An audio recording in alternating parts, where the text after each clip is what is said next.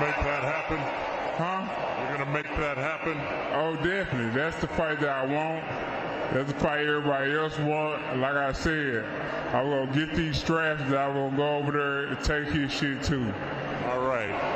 Errol, congratulations. Terrific fight this evening. Thank you, man. Now, strap season, I know what time it is, baby. Terence, I'm coming for that motherfucking belt. All right.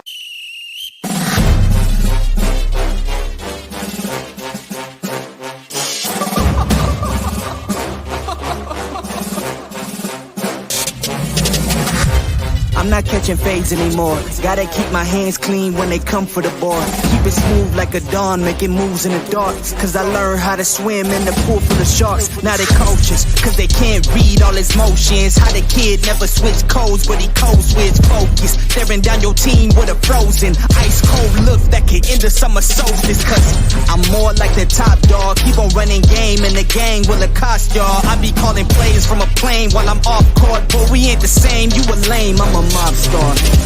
Actually, I'm a top dog on a stat sheet. Off court, but I call plays for the athletes. Laughing when the cop cars try to catch me. Cause I rolled off in a taxi. Put my feet up, I'm relaxing. Singing Figaro with no accent.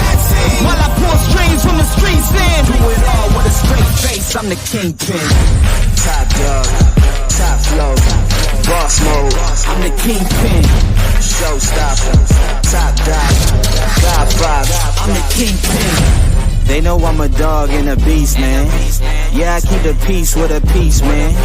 I ain't got no time for a piece, man. Why would I respond to a pawn? I'm the... Hold up. If I let my dogs off the leash, then you might want to get out of Dodge while they eat me. Honestly, think it's not the blood and the beef. If they don't leave anything behind after eating. I can see you soft, ever thought about retreating. If you never have, then they'll give you a reason. Better watch your tone, lose your bass when you speaking. Underneath the mask is the wrath of a beast. When you learn how to smile in their face, then go cutthroat. Then they want to call you a con when the blood cold. I remember starving while y'all had a truckload. Now I'm with the mob with the call and the gusto. I'm a top dog on a stat sheet. Off court, but I call plays for the athletes. Laughing when the cop cars try to catch me. Cause I rolled off in a taxi. Put my feet up, I'm relaxing. Singing Figaro with no accent. While I pour strings from the streets in. Do it all with a straight face, I'm the kingpin. Top dog, top flow, boss mode. I'm the kingpin. Showstopper, top dog, Godfather. I'm the kingpin. What's happening? Your boy trying to get back, say into the groove, trying to get back organized, But the good thing about it is that there's not much great boxing going on. So, you know what I'm saying? So, for me, this is a time to regroup.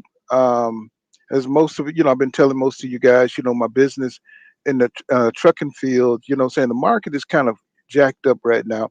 So, I had to make some moves, to go to another specialized field, which is tanking. And, so the money is lucrative over there. You don't have to depend, on a lot of indirect brokers because it's hard to get the direct brokers account, which is guaranteed money. And so, I'm going into the chemical, transport fuel industry, so I can ensure, that, your boy come up on top and don't have to worry about it.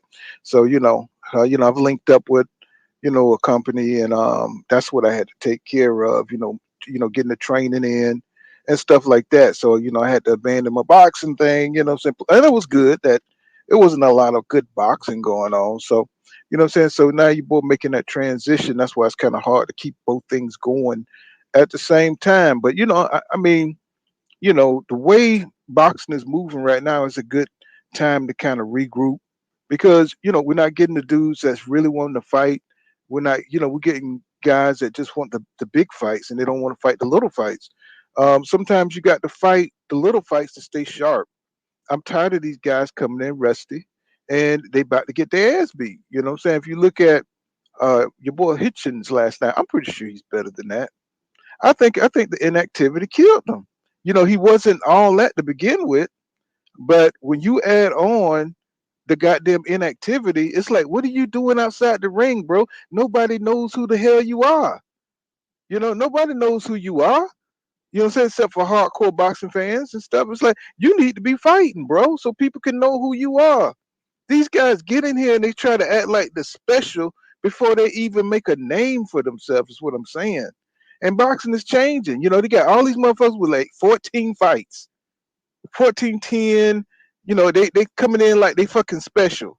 You know what I'm saying? I mean, you know what I'm saying? Nobody knows you. You still got to build a legacy, man. You got to go out there and put people on their ass, or you got to dominate. You got to show that you want to fight.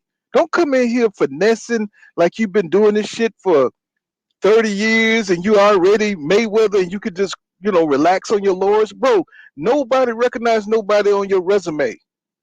I'm just tired of these dudes coming in acting like they already been there before. I'm saying you can have some kind of composure, but when you start talking about people who have been in the ring and who have faced adversity, now this was some damn adversity for Richardson. It was damn sure some damn diversity, because I mean he got knocked upside his damn head, and what I'm saying, I was just so surprised, 'cause I thought he was going to go in there and put on a master class performance, which is not a problem. It's not a problem that he's facing, adversity. The problem is that you're talking shit about Devin Haney and people who are going out there challenging the champions, right? While you getting your ass beat by some dude, some dude from a whole nother country. People don't really know like that. I know how hardcore. I don't know why the hardcore boxing fans always equate with us knowing and looking up a fighter than, what I'm saying, or seeing them on a couple of cards to what everybody else know about the fighter, right? No, the casual fans don't know you. And that's what's important to the promoters. They don't care about hardcore boxing fans recognition, because they know they got our dollar, right? They know we're gonna buy, right? What they care about is the recognition of the fighter, and then what we care about is how good and tested the fighter, that he goes through those trial fights to get better. Now this was a good fight for Richardson Hitchens, because now he ain't that dude. You know what I'm saying? Now he knows he's got to work hard. See, you get to a certain point where you get sharp. Like, sometimes you used to go out there and play basketball and you lift weights and, you're dunking, and one game you're sharp as hell. But then, you all of a sudden you just rest for 4 or 5 weeks and without playing. Then all of a sudden you come back, you're playing like shit. You can't hit nothing. You're off. You know what I'm saying? Your game don't even come back to you that day. You know what I'm saying? And that's what I'm talking about. That's what it is about, like, boxing. You got to stay fine tuned. Your name is your name, but you still got to keep up. You still got to keep up with all the fine tuning. And, say just because you are who you are, you like Mayweather, he always had to rebuild himself after every fight. You know what I'm saying? That he was so crazy in the gym with it that he was always able to, push the limits by, finding different skill sets and things, the way to outsmart you in the ring. So he had that, saying, if he couldn't knock you out, he could rope a dope you. It's different things, skill sets that he developed in the gym. And these guys are not doing that shit, man. It's like they just relax. They just relying on the few little skills that they have, thinking that they're better than the dudes that's coming in. And these dudes are hungry. That dude was hungry as hell. What is they Lemons, Gasson, whatever his name was. Shit, that dude was hungry as hell. I mean, he came in there for ass, and Hitchison came in there like he some kind of entitled rich kid or something. You know what I'm saying? No, bro, if you from the hood, I mean, he looked like he from the hood. He looked like he need a couple of sandwiches. I mean, but he don't fight like he need it, man. He don't fight like, he coming in there with that pussy punk ass. I mean, he got a nice jab. I mean, he got the nice technique, but he ain't got no power. You know what I'm saying? So work on your power. You know what I'm saying? You see Devin is I hate to use P. Diddy say, he's scraping he's scraping for it. He's trying to get it. You know what I'm saying? I mean, no homo, okay? He's trying his hardest to get that power. He don't have it, so he's working on it. And I want to see these guys, try to reach the next level, man. They just so comfortable with just using their athletic ability to get by. Not learning any other skills, so they can get out of danger, and and be comfortable on the ropes or with them going backwards and everything. So that should have never been a problem for Hitchkins, right? So well, I'm gonna show you what I'm talking about. So what's going on? I ain't even holler at my people. I just got into a rant. What's going on, Rumbling Carolyn Jones? What's happening? You know what I'm saying? He says, Pool, I didn't even buy the pay-per-view last week. He said they pulled Thurman. I know, man. I was like, bro, but let me tell you something. You already know how I get down. You already know I told y'all Keith Thurman ain't fighting that goddamn fight. And I sure didn't believe it, bro, because he's such a bullshit artist. He's kind of like, for me, he's like the 147 Ryan Garcia, right? I just never thought he was gonna make that damn fight. I said, that ain't Keith, man. Keith don't come off no layoff to fight no damn Tim Zoo. And you just couldn't pay me to believe that, bro. You just couldn't pay me to believe that. I don't give a damn. What's going on, Cash Crypto in the building? He said, Pool, you got 12,000 subscribers. You hardly be on. He says you're gonna blow up when you start doing this full time, fam. Hey, bro, when I get into this shit like I want to, we really gonna get down into it. I just got to, get the time, bro. You know what I'm saying? But I'm gonna be back on the road, and I think that's gonna even help me out. Cause I got to go full tilt, when I'm hauling these chemicals and stuff like that. And I'm gonna be in some really good places. So that's gonna give me a chance to, I got open end dates with this chemical stuff, right? And fuel and stuff. So I don't have like a deadline to get there. So that's gonna be a big deal right there to help me out to get my stuff back up. But I really don't do it for clout. So I don't really care about, I mean, I love my, I say I love my people, but I don't do this to get 50,000, none of that shit. I mean, I do it for the love of what we do here, talking and discussing this stuff. And that's really how I feel about it. Because if I went the other way, I would go crazy if I was worried about how many subscribers I got and trying to keep up with everything. I would go crazy because I got so much stuff going on in my personal life. So you know what I'm saying? So, I gotta look at it like, just for the passion of it.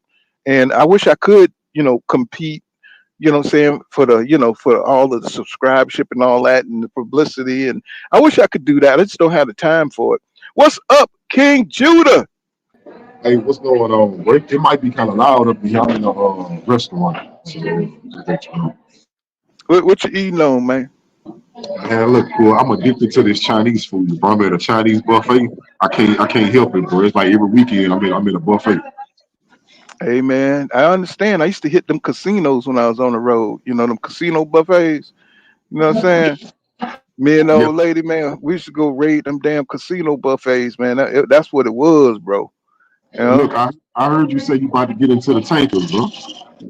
Yeah, I am. Yeah, Exactly. man. That's Yeah, what. That's. Yeah, go mhm. ahead.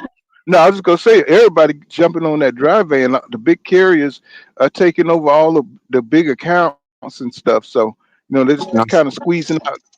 Go ahead. yeah, you know I do them tankers. I'm gonna tell you why I think it's better. I think it's a good decision, bro, because when all that other freight slow down, like they got a slow season with chemicals too. But the thing is, Paul, chemicals gonna always be ran. Like you remember when they had that shit going down at the ports where all the freight started slowing down. See, when you haul the chemicals, you ain't gotta worry about this shit. This country can't run without chemicals. You know what I'm Right. saying? Yeah. Shit gotta get made, and they gonna move them chemicals regardless. Yeah, because I'm not going to gas stations. I'm just going to terminal to terminal. So I ain't got to worry. So I ain't got to worry about no the deadlines and stuff like that. So I'm loving this. I'm loving it. Yeah, I thought about you when I said tankers because I came in the truck and wanted to do tankers, but I got sidetracked and so with the whole owner operator thing. But I mean, I'm gonna be an owner operator over here, at the carrier I'm at. But it just But took time to switch over. Just took a lot of time to switch over and shit. yeah, I had, I I heard had yeah, I heard the owner operators I know who pulling chemicals, they doing damn good, bro. So the money there. mm, well, my brother-in-law made 300,000 last year, and I was like, shit. I said I need to slide on over there. You know what I'm saying? So we've been in talks for a while, and I said shit. That's I need to make that. I need to really make that. You know what Now I'm saying? look, So I'm. Mhm. this the advice I got. Everybody I know who's coming in with the chemicals, you know what I'm saying? What they do tell you is just now you might not want to do this, but they say this is where the money is. They say Yeah. they learn chemical tanking, then they move over to putting propane. Well, They what say, I'm thinking, what I'm thinking, if I get a couple of years with this, it's the crude oil down here in Texas. You know what I'm saying? right, right. The crude oil tankers is ridiculous, bro. The money that they make, all they want you to have is a couple of years with the, hauling the fuel and stuff and hooking up. I said, shit, I do a couple of years with this company. Oh, if they doing well, I might stay with them. But it's the crude oil, man. That for me, man, I'm like, God dang, man, they making real bread, bro. They making life changing bread. It's just like you said. It's if them oil wells get shut down, it's a problem. You know what I'm saying? Right, That's right. the only. Now, That's the only thing. Hmm. we'll see. But I got this lady. She working on my authority. Like I paid her uh-huh. some. She do all this, bro. So I paid her a little fee. Man, she taking care of my authority, my MC number, my DOT number, everything I'm gonna need. So she said she's gonna be done with everything Monday, and then I'm gonna have to wait 21 days for that protest period. You know what I'm saying? Before my authority is I guess Uh-huh. active. You know what I'm saying? So I got all that in the works. I got a homeboy who got this little trucking business. That's why I'm doing all this. He got a way for me to give me a little truck, but I'm not gonna drive it myself. I'm gonna put a driver in it because I'm not gonna leave my day job. I mean, I got some plans going on, bro. I ain't gonna lie, bro. I got some shit going on, bro. That's what's up, man. Hey, happy for you, bro. You know what I'm saying? We might have to link up and see what's happening, bro. See what's going on, bro. Uh, Right. but yeah, I'm just trying to, trying to get my shit settled, man. You know what I'm saying? Because, boy, I tell you, when the business like go down, it's like that shit be. I mean, it's be everywhere, man. It's like I done crisscross this country. You know what I'm saying? Like from Oregon to Florida, from what I'm saying, New York to um, California. You know what I'm saying? Going up and down, back and forth. You know what I'm saying? Trying to make this money, and you make the money, but man, it's like look what you got to do. So just looking for the big loads and all that stuff. So it just got a little scarce, and I said, man, let me switch this here on up, bro. I got to switch it up, bro. Just working too hard. And I said, let me try this chemical. My brother-in-law showed me his settlement. I was like, okay, what I'm saying? That's what I need to do. So that's what I've been in the process of doing. Now, look, I Switching want on to up. ask you. Yeah, I heard you talk about Richardson Hitchens. Let me tell you something about. Let me tell you something what I hate about that dude. He didn't want to fight for a belt, right? But you want to talk shit about Devin Haney. Now, another thing, a lot of people compare him to Devin Haney. But what's crazy is Right. Richardson Hitchens is what they claim Devin Haney was. Richardson Hitchens is somebody that don't have power. All he do is jab and grab. He don't have an inside game for it, and he don't have a good Hmm. punch connection. You know why nobody can't do to Devin what happened to Richardson Hitchens? It's not because Devin hit so much harder than him. It's that Devin have way more tools in his arsenal. Meaning that just because you foul Devin don't mean Devin is helpless on the inside. You know what I'm saying? Right. People don't realize Devin can fight on the inside, and he's good enough to get away from you before his face. You know what I'm saying? I ain't saying Devin is the best inside fighter, but he does have that element to his game. So you can't just foul him and bully him. He's not gonna let you do that. You know what Well, I'm well, saying? one thing I noticed about Dev, he's not gonna slip to grab you.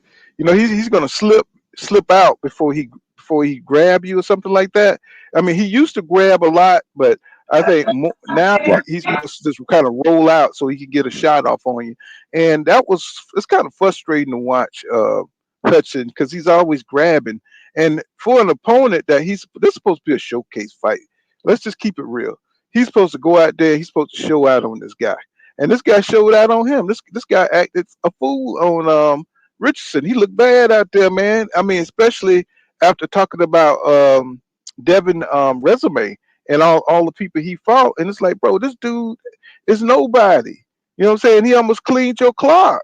So that's what I'm talking about. It's like, bro, every time you turn around, you're talking about the better guys in the league. My thing is, you better be knocking people out like Tommy Hearns was. If you're on the come up and you're about to meet this guy, you better build your name up. These guys are not building their name. They out there getting their ass knocked the hell out. They out there going out there damn near getting their ass beat Why they're talking shit about the best guys in the damn division, and it's getting on my nerve that they're not focusing on the craft first before they start talking shit. You know what I'm saying? They Right. putting the cart before the horse. It's like, bro, make your name first. Make your name first. At least Keith Thurman went out there and he was, putting people on their backside. He was knocking folks out. You know what I'm saying? One time Keith Thurman was the man at one time. So you build your legacy, then you start talking crap. You know what I'm saying? Right. These guys want to talk crap first, and they want to put down guys who like Devin Haney, who done been through championship fights. He hasn't been through the best of the best competition, but he's trying to fight the best competition, which puts him ahead of a lot of top guys. You know what I'm saying? Even champions, people they consider the best to me because they're not trying to fight the best anymore. They're just looking for little easy money fights, which is, I put Terence Crawford in that mode. He's not looking for the best fight the best. He's looking to make money fights. You know what I'm saying? He's trying to match make with people looking at the best guy he can beat at 154. And he's trying to make that fight. Who is this dude he's fighting? I've never even heard of him. You talking about Terence Crawford? Yeah, Man, look, yeah. it's hard. It's so hard for me to root for that dude. But I told you after he won that fight, but I tried. I wanted to, from now on. I wanted to give Crawford respect. I didn't want to just pick on him for no reason, right? But he keep giving me reasons not to like him. But why you not fighting Boots? What the fuck going on, bro? Oh, because he know Boots is in his prime, and you know what I'm saying, he ain't trying to fuck with Boots. Boots would be a hard ass fight, bro, for him. He don't want to challenge. And see, that's my problem. It ain't that I want to. I mean, yeah, I do want to see him get beat, but it's not the fact that I just want to see him get beat. I want to see him fight the best. I want them all to fight the best so we can claim they're the best, not just get by on one fight. You know what I'm saying? Sometimes you have to fight two fights. You know what I'm saying? I mean, if it wasn't your night, like it wasn't Errol Spence Jr. night, people think they've seen enough. I don't think so. I think my man was going through something. And if the man want to fight again, why not fight again and show everybody that, that's what champions do. You know what I'm saying? If somebody's talking shit like, nah, bro, you ain't beat me, you got to go show them that, no, that wasn't no fluke, right? And we don't have that in boxing. We don't have that competitiveness. All we got is fighters who just want to get by, and brag. And that, you know what I'm saying? It's like, bro, come on, man. It's like, what's happening to our sport? Where is the pride in these fighters? They ain't got none, bro. It's like, hey, man, I'm making my money. Fuck the haters. Fuck the fans. When did that start happening? You know what I'm saying? Screw the fans. You know what I'm saying? Like the people who are paying for your pay-per-views. The reason why your pay-per-views, you know what I'm saying, are no good because you don't respect the fans. You don't do what the fans look at. I don't even know how Canelo, I mean, the networks just give him the damn money. You know what I'm saying? And that's where they messed up the whole game by just giving these guys lump sums of money and they don't want to push themselves to go fight against a Boots, to go fight against something. That's the whole point why boxing is really the greatest sport, because guys used to go and fight the best or the next one. Larry Merchant used to set that shit up. Much as I hated Larry Merchant, but he used to push these guys to go out there and fight the next best dude. Now these dudes they're paid off to go against that narrative, to fight, to get on the same agenda as the guys who don't want to fight anybody. Like they're pushing that shit with Canelo fighting what's his name, Munguia. They pushing that shit. They know that's a bullshit fight. You know what I'm saying? They know that's a bullshit fight. And somebody like Larry Merchant, I don't know if HBO would have got him in line, but he wouldn't have respected that. And I saw Jim Lampley the other day talking about Canelo has done enough. I'm like, man, if you don't get the hell up out of here, But you know what I'm saying? Let me say this, because I do want to say this and be honest about this, bro. We all know that Canelo don't have the best fights, right? But one thing I have, with me seeing people like Tank Davis, Terence Crawford, and some of the others, but like, I got to give Canelo credit. But yeah, Canelo will go on a bum bashing tour. But when Canelo felt like he done fought enough bums, he'll step in there with an elite fighter. But we got to give him credit for this. Every now and then, bro, he'll take on a real fight. And I can't keep shitting on him, bro, and I know I done seen him do it multiple times. Wait, shit on who? Canelo. I'm just saying, bro, even though he fight bums, bro, Canelo got some elite fighters on his resume, and every now and then he'll take a tough fight, bro. Okay, tell me what tough fight is that? I mean, Well, see, not to I'm you. looking at No, hey, I'm looking at the I'm looking I'm, at I'm looking at how he's moved, bro. He's just taking a loss from Bivol, bro. He no, didn't go listen. back. Mm-hmm. No, listen, that's what I'm saying. I ain't saying I agree with him completely. I'm just saying that, bro, I'm not putting him on a level of some other, because I'm not gonna lie to you. I think the way Tank been moving and Crawford been moving way worse than the way Canelo been moving. And they I think resume show it. they're moving the same way. Just looking for big fights that they could win. I mean, come on now. But look, So, go ahead. if you look at his resume though, bro, I'm going way back. I'm talking about the whole body of his work. He fought Floyd Mayweather. You know what I'm saying? He didn't win it, but he got in there with Floyd Mayweather. After that, Yeah, bro, he fought Triple G. Triple G wasn't at his best in the last two, but the but first one he waited to fight Triple G. He waited till he got a couple of years older before he even got in the ring. That's the thing I'm saying, man. These dudes are not solid, bro. They be waiting. They be strategically playing in the fight. It's like, no, bro. It's like, let get in the ring when you're in your prime, bro. When Triple G got it, he came in old. He came in old. He could have fought Triple G way before he did. You know what I'm saying? But he's always looking for the advantage, and I don't like that. I don't. That's why I don't like Canelo. I no, don't like I agree. You know I'm not the biggest Canelo fan, but at the end yeah, of the day, bro, like I seen him. I'm I don't. psychotic when it comes. Yeah, now I don't like again. Even a B-ball fight, right? Yeah, he got whooped, and yeah, he didn't take the rematch. But I have to respect him for getting in there because I ain't gonna lie, I didn't know who B-ball was. I thought that was another bum.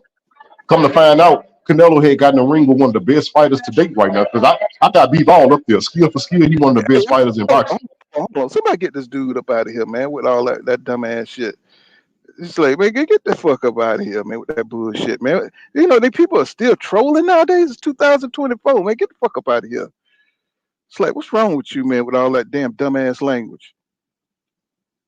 Like, get up out of here, man. You like people, what the fuck?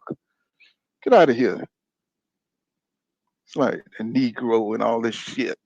It's like, man, people get on your nerves. It's like, man, how old are you? Fucking dumbass. Get out of here. Yeah, I had been seeing him, bro. He racist. That dude, I was listening to. I was reading what he was saying. He I don't racist. care if he's racist. I don't care if he's racist or not. Take his racist ass on somewhere else. We talking boxing, man. Take that shit on somewhere else. It's like, man, what the hell wrong with this world, man? You got too many miserable ass piece of shits out here.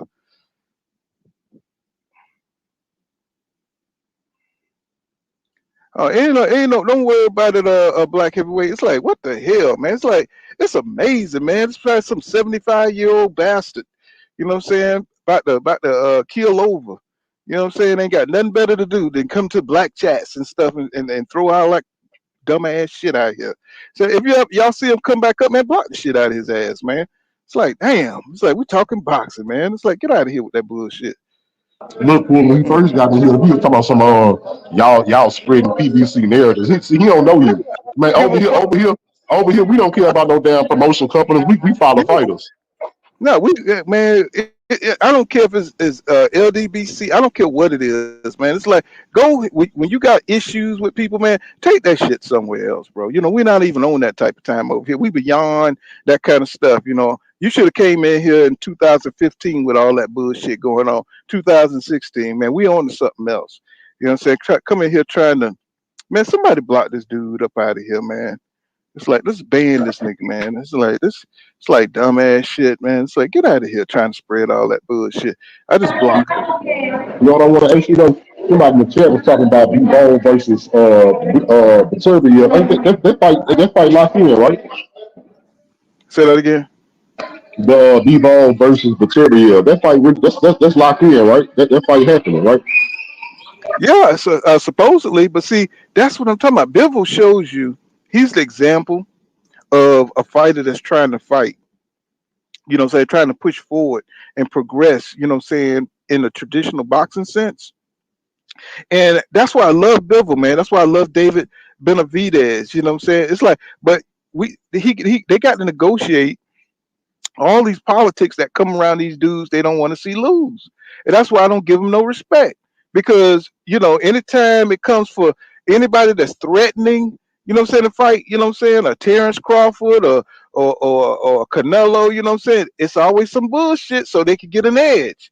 It's always some bullshit. So Tyson Fury, you know what I'm saying, he get the haul ass to England. It's always some bullshit so they could get an edge in the fight. You know what I'm saying? It's like, no, nigga. It's like, whatever happened to both sides having an even opportunity to come in 100%.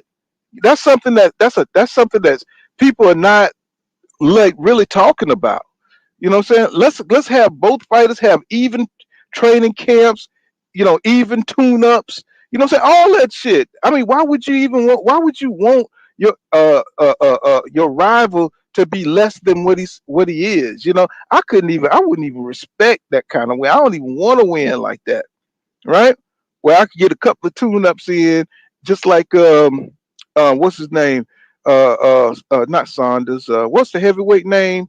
That he got 3 fights in. The fight against Deontay Wilder. What's the dude that beat Deontay Wilder? Come on, Shit.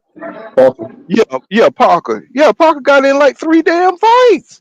So they're gonna this dishonest shit. This man been fighting. He done fought 3 times, got 3 wins, got his confidence up, got his timing. Yeah, he gonna go in there and beat Wilder, who's been out the damn ring. Yeah, I don't like that. I don't like. That's what them setup fights, man. That's what boxing has come down to. And I know it's been a lot of that in the past. But they be looking for it. They be looking for this kind of shit. So they plan on this kind of shit. Making sure that the guy's not prepared, all this kind of shit. And I know that's been a part of boxing, but it just done got too bad, man. It's like now the champions, that's all they look for. That's all they look for. They don't want no hard fight. You know what I'm saying? They don't want no dude that's been training as long as they've been training and they up for the fight. They want you to be down for the fight. It's like, I don't like that, man. This shit is uninteresting.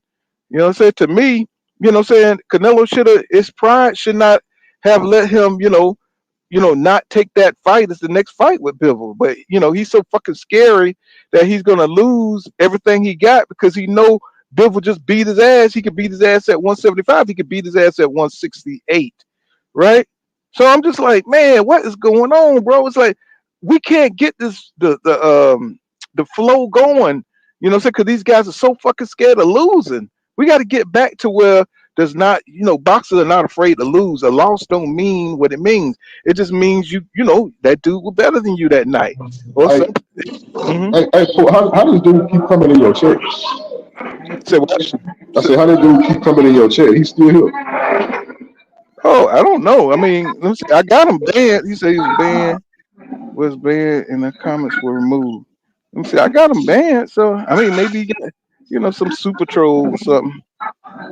He probably got a couple of accounts or something. Yeah, all y'all wrenches. Y'all need to block him as soon as he come in. Everybody with a wrench. Yeah, he probably got a couple of accounts or something. You know what I'm saying? He probably got a couple of accounts. You know how these dudes. I don't really understand the mentality of a troll. I mean, I understand trolling sometimes, but to be psychotic with the shit, bro, it's like these dudes are something really mentally retarded about these guys. You know what I'm saying? Because I don't. They got trolled. Like this is what I consider a troll. Like let's say everybody know I'm a Devin Haney fan, right? So let's say I went live. A troll is somebody there to come in talking shit to me because they know I like Devin Haney. But this dude's different. You know what I'm saying? This dude wants some racism. So it's a difference. Oh yeah, I mean, that it'd be that too, But I'm just saying, how do you get behind that? How can that be a thing that a grown man do? It's too much shit you got to do in real life, man. That to take your attention to get online and like troll all day. I don't get it, man. I mean, I don't even have time for that shit, man. I be thinking about, how to make this money. I be thinking about, my daughters, college, tuition. I don't understand how these dudes have time to fucking. I guess, they don't have no kids. They ain't got no wife. They ain't got no girl or nothing, man. So I guess all they do is, troll. You know what I'm saying? You don't have no life. You know what I'm saying? Yeah. These dudes be like having 3, 4, 5, 6 accounts just so they could troll, bro. It's like, I don't even know. Nobody's even attached, to this whole thing like that for them to even be able to get off like that. So who's going to be worried about a fucking troll? The thing is, he assumed that because we black, that we must be LDBC and we pro PBC. Man, I don't. How I'm gonna say it? I don't represent no promotional company. I care about fighters. You know what I'm saying? I don't give a fuck when these fighters fight. I just want to see them fight. But what it is PBC. Headed by Al Heyman. So he's a black guy, And they, anything black people build that becomes excellent, they want to destroy it. They want to destroy the reputation of it. Just like what they call that place. Damn, bro, my memory is toe up this day. About What Black was Wall that? Street, Black Wall Street. Yeah, yeah, Black Wall Street. Anything we start building, they want to shit on it. I don't care if it's a champion. I don't care if it's a race. I don't care. I mean, when I say race, I mean like a track and field. I don't give a damn what it is. They want to introduce, their narrative on it, and they got to shit on it because it's survivalism, right? They know if we get a foothold of the narrative, then that, it's over for them. So, I mean, anything spark up, they got to destroy it. They got to stomp on it. I'm not saying all white people are like this, but they know what they be doing. They be hating, what I'm saying, for their own survival because they know we're pretty much dominant, right? So they Yeah, that's whatever how the, whatever fields they control to control the narrative. That's why they try to keep their foot on our necks all the time. But nobody ain't thinking about their ass, man. It's like they always been dirty. The game, they always try to keep the game tilted in that direction so we don't have a foothold. So that's why all the propaganda going on social media. Say for the next generation, to poison the well for the next generation. So I mean, we already know what time it is because we were raised right along with them, so we know how they think. So we know how it go. hmm So it said Benavidez might actually lose his next fight. Who Benavidez? Oh, he fighting at 175, right? I think he moved up. Uh, I don't know exactly who has Benavidez fighting. King Judah. Let me Oh, see. I don't even know. I really Let don't. me see.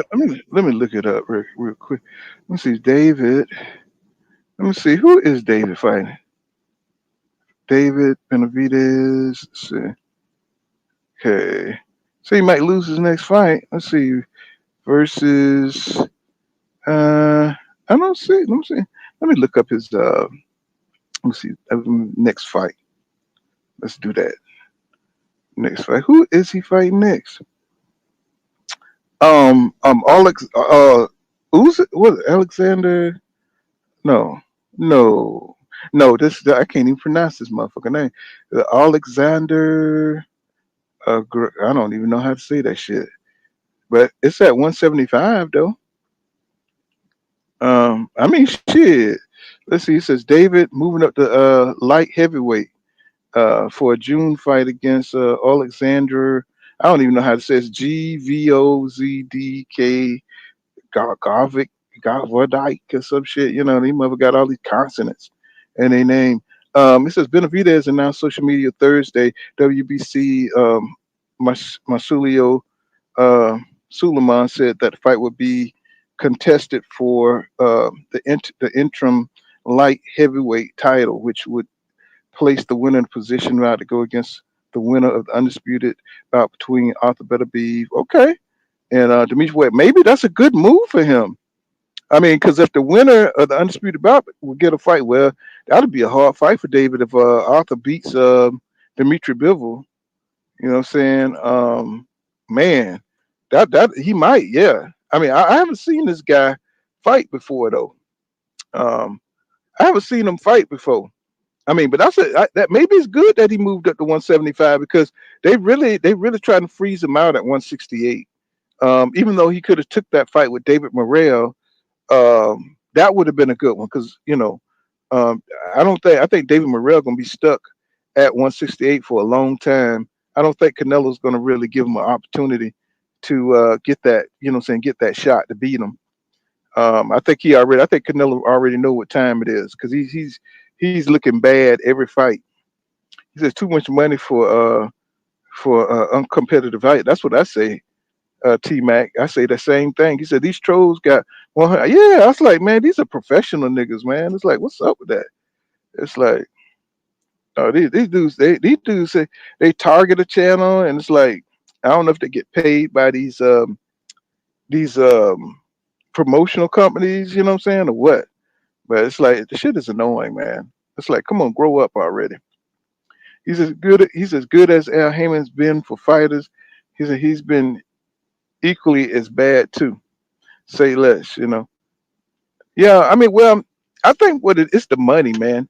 And I hate to say it, I want to see fighters get paid, but if they're going to get paid and take all these extended vacations, it's the fights, it's you got to stay in the ring to stay good, and they're not giving us 3 fights a year. So I guess the PBC coming in giving these fighters this money, so they could fall back. They're not really doubling down on their training. It's like they relaxing, and I know the body needs rest, but at the same time, it's like they're losing the motivation. They're going too long outside the ring, and it's affecting their competitiveness. And that's what I'm looking at. I'm like, man, it's like every time we see a fight, they're not getting better, man. It's like they're getting worse because they're always off on a damn tune-up. They're always off on it's a get back fight, and I'm tired of that shit. I want to see them get stronger. You know what I'm saying? Like Dragon Ball Z, man. I want to see these motherfuckers, like Floyd. Look like Floyd always had a new wrinkle, or his pull counter got better, or what I'm saying? It's like something was always improving. When he lost something, what I'm saying? He picked up something mentally that he could do better. You know what I'm saying? So have that kind of drive to get better every day. And I think Boots has that same kind of drive. So I think that's something that's gonna keep him beating dudes. What I'm saying? He's gonna be undefeated for a long time because these other guys don't have that. I think Tim Tszyu had that until he had this cut on his forehead. You could see it in certain fighters. You could see that shit in certain fighters. They got it. What I'm saying? Like Devin Haney, they just got that hunger, man, where they want to be the best, and that's what it's gonna take. That's what it's really gonna take. Matisse, he's got that drive. I see that in Pitbull Cruz. He's got that hunger, and that's what I'm talking about. A lot of these guys don't have that. Once they start, getting that check, and it's like they start checking out. They start wanting to floss, and I hope Devin Haney keep the whole. I hope that's just him trying to being bored with the rings and all just trying to get this hood look. What do you think about that, King Judah? I mean, honestly, I think it's all about promotions. To be honest with you, because I don't think Devin, Uh-huh. I don't think his natural state is to look like that or act like that. I think he's trying to connect with a younger fan base because a lot of people don't realize, but Devin got an old soul. Like if you look at the way Devin Haney think, he don't think like a 25-year-old. Devin Haney moving like he's 33. Right. So I think he's trying to create an image to make young people feel more connected to him because, like I say, that's the first thing I noticed about Devin Haney when I first started following him is that he was like 19, 18, 19, but I related to him as somebody in my 20s, my late 20s. You know what I'm saying? So I just think he got an old soul. Yeah, Robin and Carolyn Jones said these trolls worse than Crawford cousins. Boy, you crazy as hell, boy. You of course, you know. But yeah, man. I mean, yeah, I think like you said, it seemed like it's more promotional because even though he's acting hood, you don't see him being disrespectful. He's still professional. He's still the same Devin. You know what I'm saying? It's just that he's trying to, he's trying to, he's trying to, like, um, he's trying to just show off, what he got. So, the man is making money. He's a young man. So, I mean, I ain't got no problem with it because he's still pushing. He's talking about fighting Pitbull next. Yeah, I He's heard talking about that. fight. I Yeah. heard Oh, that. let me see. Um, Let me see. Yeah, I kind of want to get into this, a little bit. I don't know if they'll shut me down for this shit, but let me see. I want to kind of show. No, not that. Let's see. Hold on. Yeah, cause Errol Spence Jr. He came in after the Tim Tszyu fight. That shit was kind of cool, but I was just like, man, where the fuck you been, bro? It's like, what the hell going on, man? You got the 20 million and showing it like that, a lot of times you have to stop it in between. I think it's like 7 seconds, something like that. You'll have to stop it, then give some commentary, and then play it again. hmm y'all still do it. Seem like I'm still on the air or whatever. You know what I'm saying? Because sometimes they just click your ass off. He said sometimes they just knock your ass off. You know what I'm saying? And it is what it is. But yeah, man, I mean, like I said, he got skills. It's just that, like you say, he's missing a lot of elements to his game. Um, which is sad. But I want him to concentrate on that instead of the trash talking. And I think he'll be okay. You know what I'm saying?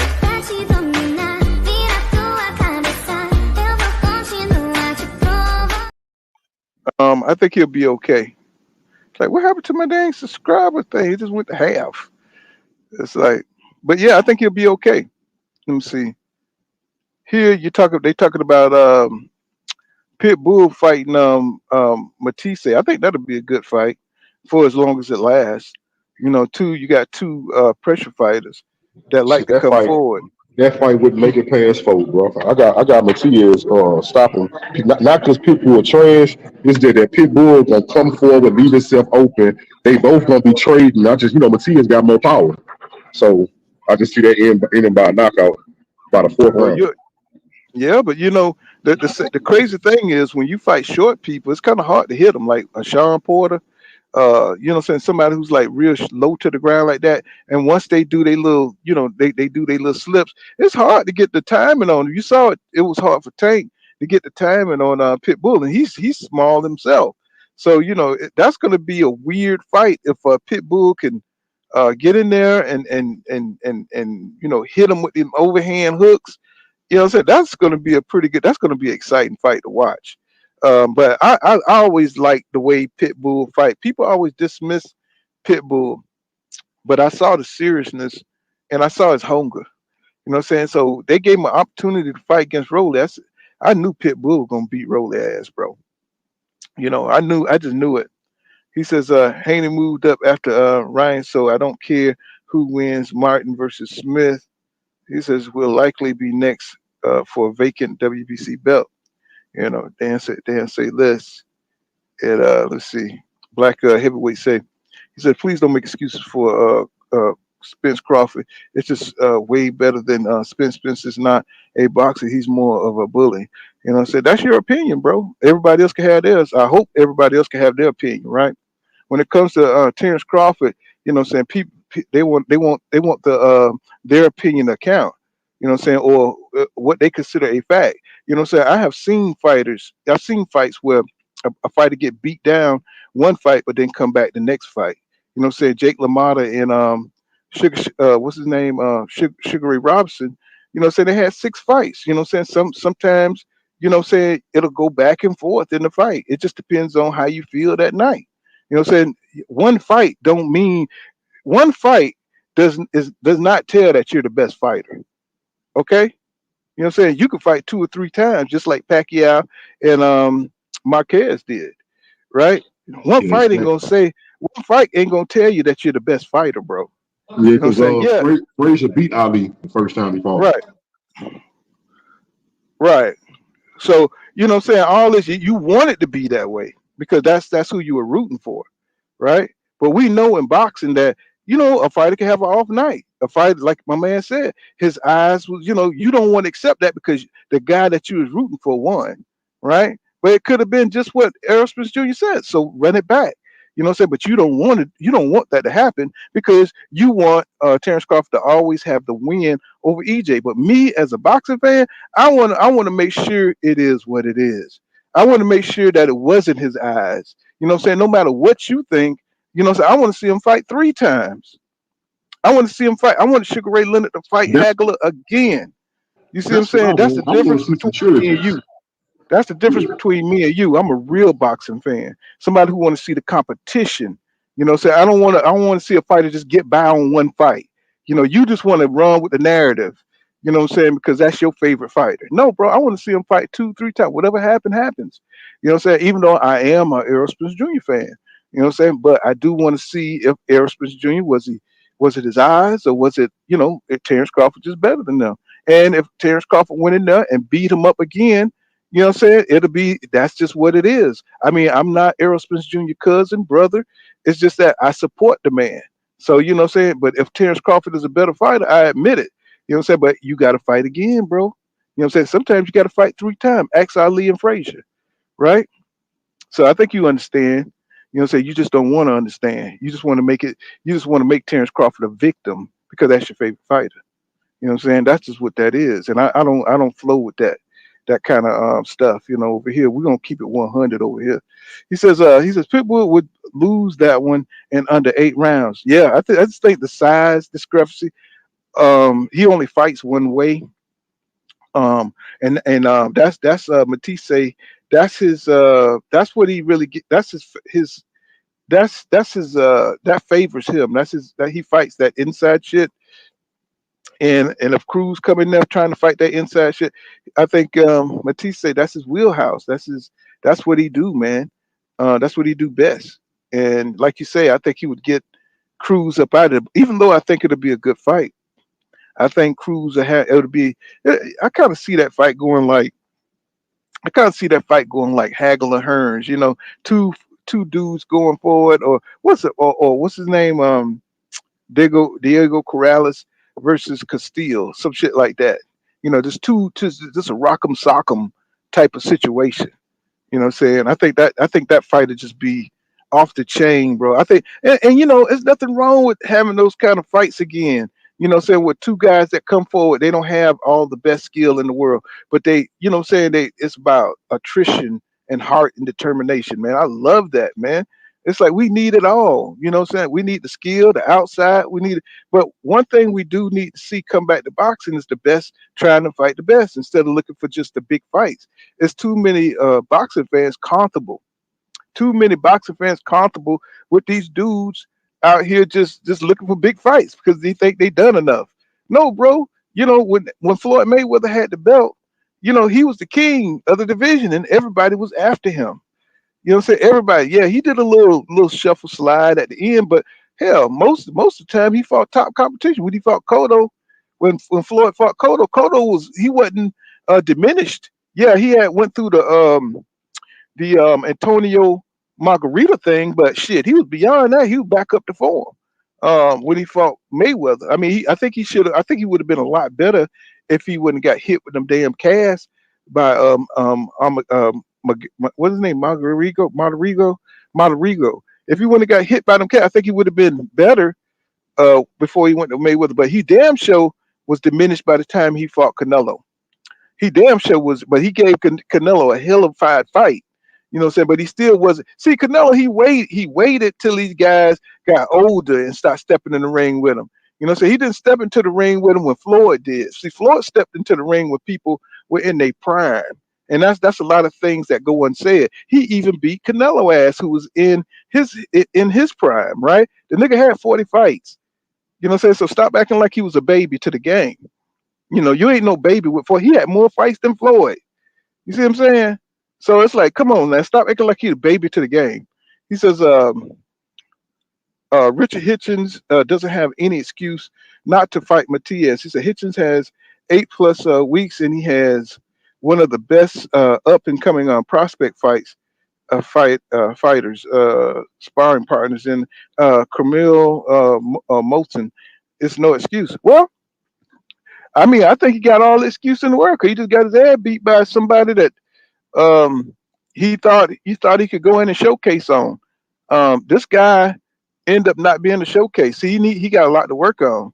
Now, I want to see the fight. I gave him big ups when he first mentioned he'll fight Sabril Matias, right? I gave him a lot of credit for that. You know what I'm saying? But if he's gonna stick to that, he's gonna have to improve. He's gonna have to show me something because I think Matias would knock his ass out in a couple of rounds. I mean, what you think, King? He already cool. That's why I say I lost respect for Hitchens because he already backtracked on it. He was calling out Matias, but then he later on told us, but you know what? I'm not gonna fight him because I don't want to fight somebody that rehydrate to 160 something pounds. That's why if you keep up with it, that's why Devin was throwing shots at him. Devin was like, yeah, man, you got these dudes calling out champions or trying to be on the level with champions, but you saying what you making demands to champions. He said, Devin said, you ain't even got a belt. He was talking about Hitchens.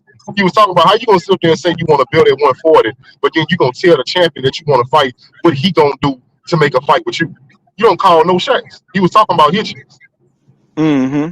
Right. I mean, and you're right. And, you going to recognize anybody on his resume. You know what I'm saying? Like, there's nobody. He hasn't even had a step-up fight said, well, this was a step up fight for him, a step up fight that nobody really, recognizes a step up fight, except for maybe, people who are aware of what's his name, Lemon's his reputation and where he stands in the division. And I just thought, like, damn, dude, is this a step up fight? Because the way he got clocked and the way he was reacting and the way his corner was reacting, I was just like, oh shit. I was like, man, we're about to see my man get knocked out. And I just couldn't believe it. Because these guys they're not putting in the work, bro. You got 14, 15 fights, 16, 17 fights, bro. You should you should be stepping up the competition. And you should be able to, if you got that talent to separate you from everybody else, it should show. This didn't show. And this showed me that your ass gonna get your ass beat by Matisse. And hopefully Matisse is keeping it together. You know what I'm saying? Because he had hand surgery or whatever. I hope he's still keeping that fire going because this division is very competitive. Go ahead. Yeah, I was saying that somebody in the chat, I was looking at it, was saying that if Hitchens didn't want to fight under the IBF 10-pound rehydration. But to me, that's still a weak move because this thing about it, right? I respect people that want to get a belt. I respect people that want to unify, and I respect people that want to be undisputed. So if you don't want to fight under IBF rules, you're telling me you don't want to be undisputed either. That's what you're telling me. You're telling me that even if you had the chance to be, even if you had every belt but the IBF, you wouldn't do it because of that hydration rule. And I can't respect you for that. Fight anybody, fuck that, because the thing about it is, if you fought under that hydration rule, you wouldn't be the first nigga in the world that did it, and you won't be the last. So you telling me you're not built like the other people who was willing to do it. That's what you're telling me. Mm-mm. That's why I say, bro, a lot of people, a lot of the reasons I like fighters, bro, is past their skill. You know what I'm saying? I do like, the skill fighters, but I like fighters with heart. Don't tell me that you're not gonna do something that I've seen somebody else do. Because right then and there, I'm gonna say they more manly than you. Yeah, I understand, Shit, I understand that, man. It's like, so let me ask the question. Let me ask the question, y'all. Do y'all think, because now, y'all, we saw Tim Tszyu get his ass beat, you know what I'm saying, because of the cut over his eye. Now, I'm not going to say that. I'm not going to act like that damn cut over his eye had a lot to do with him getting beat. But I think it had everything to do with it. Him getting beat. I think if they ran it back, I think Tim Tszyu would destroy Fundora, even though it might be a little bit of a psychological edge because it was a fight of attrition at the end. And I think that would be in the back of Tim Tszyu mind. So he would probably try to come out there and overcompensate and tire himself out trying to knock out Fundora. And that could be detrimental to him because he's embarrassed and he wants to erase that loss and he wants to come back and get that separation. He want to get that get back, right? And that, when you go in there looking to knock out somebody, saying that'll get yourself knocked out, right? But with that being said, Errol Spence Jr. came in at the end of the fight, calling out Fundora, right? What do you think about this? Errol Spence Jr. just popping out of the blue, at the end of a top fight at 154. What do you think? We know about the fight. We know about him and Derek James, having words. We'll talk about that. But what do you think about this here, Errol Spence Jr. coming in at the end of the fight, calling out Fundora? What do you think about that? I think that fight gonna be way more interesting than I thought it would have been a couple months ago. Because I always said that Errol Spence would dominate Fundora because Fundora is so tall and Errol gonna be able to get on the inside. And we know that's his specialty going to the body. But that's before I saw the fact that Fundora will use his height. This dude was 6'6" or 6'5". If he gonna fight tall like that for the rest of his career, it's gonna be hard for anybody to beat Fundora. But with that being said, bro, like I said, it just make the fight interesting to me because, I still favor Errol Spence, but it's going to be interesting to see Errol Spence trying to work. It's going to be interesting to see anybody trying to work their way in on Fundora if he going to use his height. Because you got to understand the weight class that he fight in, most of these dudes not even 6 feet, boy. That's a small weight class. Most of them dudes like 5'8", 5'9". This nigga Fundora is the same height as heavyweight. I think he's the same height as Deontay Wilder. That shit gonna be, you know what I'm saying? Like Fundora not an easy dude to beat at that weight class because I told you. Right. Let me like I see. I'm said, trying to bro, at pull up the 5'8", rankings. at five, what I know about boxing, bro, is like if even at 5'8", even if Spence way better than Fundora, bro. If Fundora really get real adept and he may fight tall his new normal, but that's a hard fight to win for anybody who 5'8". That's true. That is true. Let me see. I think Errol Spence Jr. man. I mean, I think everybody's just interested to see where he at physically. You know what I'm saying, and mentally. You know what I'm saying. Um, I think this fighter tell a lot. Cause Fundora ain't no bad fighter. You know what I'm saying. He's a damn pretty good fighter. You know what I'm saying. But I don't think he's on the level on of Errol Spence Jr. or nothing like that. You know what I'm saying. But it's going to be interesting to see him get a fight like that. Now I know that your boy had an injury, Fundora. I think he had an injury, right? I think so. So they're talking about bringing Tim Zoo in. Now Terence Crawford, he wanted Tim Zoo, so he thought he was going to get that fight. I don't understand Terence Crawford. I really don't, because a lot of these fights are out of his reach. He's not with the PBC anymore, right? He's not with the PBC anymore. Um, so I don't understand how you think he's going to get that fight without the PBC. You know what I'm saying? It's like I just don't understand his thinking. It's like I don't know if he's just trying to mislead the public or what's going on with that. It's like so the PBC is not going to give him that fight. Well, Crawford, bro. A lot of Crawford fans don't want to admit it, bro. But Crawford is opportunistic, bro. He gonna go for like, bro. I don't care what nobody say, bro. He gonna go for the low hanging fruit. Like Crawford, that nigga, when you was little and you wanted to go to his house to go play the video game, he gonna give you the broke controller, pull. He gonna make sure you playing with the one that's broke. See Right. that nigga? That's fucked up. That's That's who fucked he up. is, though. Oh man, that's crazy. Ooh, ooh, mm. And yeah, but is the PBC disrespecting him? I mean, he's got to re-sign with them to get that fight, right? Yeah, Wouldn't you yeah, yeah, yeah. imagine? Yeah, I would imagine that if you're gonna be dealing with the PBC, they're gonna want to keep that money in house. But I think at the end of this one thing I want to put out here for if everybody want to talk about I'm with this promotional company and I hate that one, which is weird to me to begin with. But if that's the way we going as boxing fans, we all need to be pushing all these promotional companies to work with each other regardless. That's how we make these fights. Stop trying to keep everything in house. Split that money with each other. Y'all do business with each other. Break bread with each other. That way you wouldn't have dumbass fans arguing about what promotion company they like. Shit.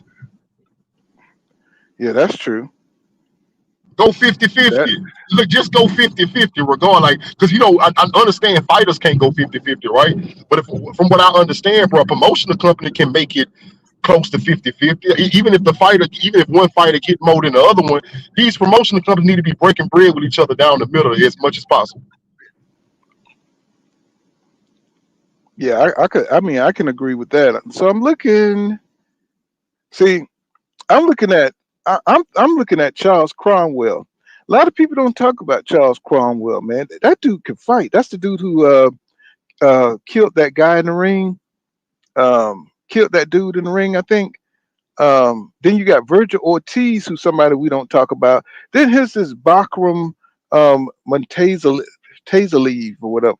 Um, have you had a chance to see him fight this Russian dude, Bakram Montazalev? Have you seen him fight? He Nah, fought I this ain't never. weekend.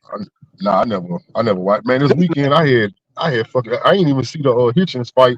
I ain't feel good. I got a cold right now. I don't know if y'all can tell, bro, but I was feeling bad last night, bro. I was knocked out. Ooh, well, I mean, yeah, sometimes that be Buckingham. My, I'm trying to see who he is, man. It's like I heard him. I know he's the guy that took step aside money for what's his name? They could fight. He took step aside money for Jamel. You know what I'm saying? So, well, I haven't really had time to look into who he really is. You know what I'm saying? So just trying to look him up a little bit because you know I don't know why Jamel. He could have made a lot of money, bro. fighting these dudes. You know, I mean, he was the undisputed champion. So why didn't he? This motherfucker looked like a damn. He looked like a damn Peterviev or some shit. Let's see. That's T Street. I ain't finna fuck with this shit because you know he all about that drama. Let's see. Okay, this why he didn't want to fight this dude. Hold on, y'all. So we can see who this motherfucker, see who he is. Let's see. Okay.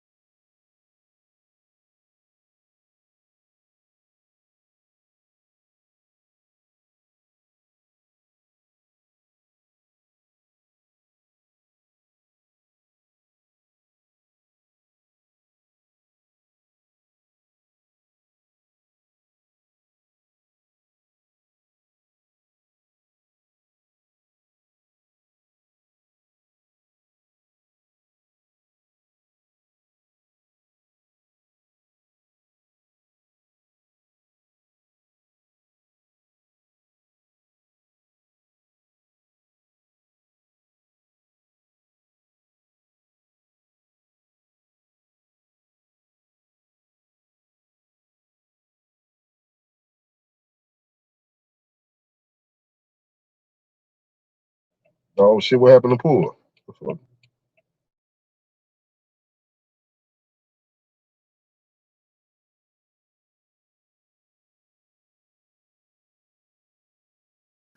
My bag had unclicked myself out. So here we go.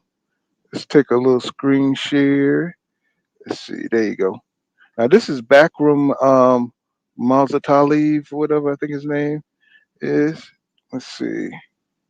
Okay, you know what I'm saying? This is for educational purposes. I know I'm saying the shit wrong. It's been so long since I've done this. Let's see. Man, where's the okay. Let me see. Let me get rid of some of these screens.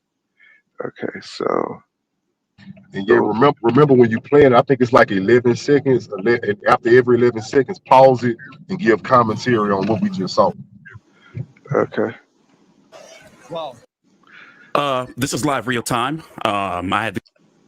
Let's see. Okay, so we're just gonna see what this guy could do a little bit, cause you know this is my really first time just looking at him. Let's see. What is it, 6? So I'm going to explain to you before. Let's see. Let's see. The second half of the fight. So let me tell you who Murtazaliev is. He's a pressure fighter, power puncher. He's been. Okay, I'll cut that sound out.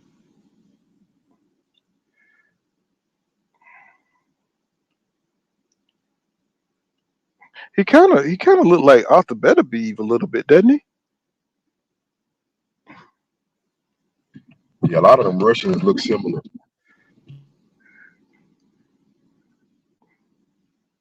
Kind of look like Arthur Beterbiev. Let me see. I don't know why he got it flashing like this. Maybe that's just something you got to do to keep the. I don't see. There we go.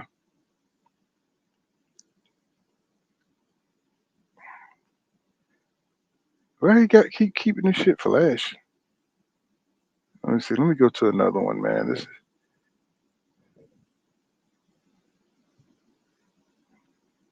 I don't know. He just seemed like a really tough, hard dude, you know? So I got to see more on him. I don't see why everybody's scared yet. You know, I don't see why so many people are afraid of him. I don't see why so many people are, you know, they don't want to fight him. You know, but I think Errol Spence Jr. I think he'll do well at 154.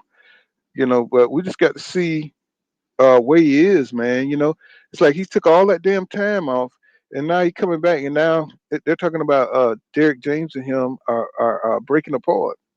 What do you think about that? You think that's because he lost to Terence Crawford?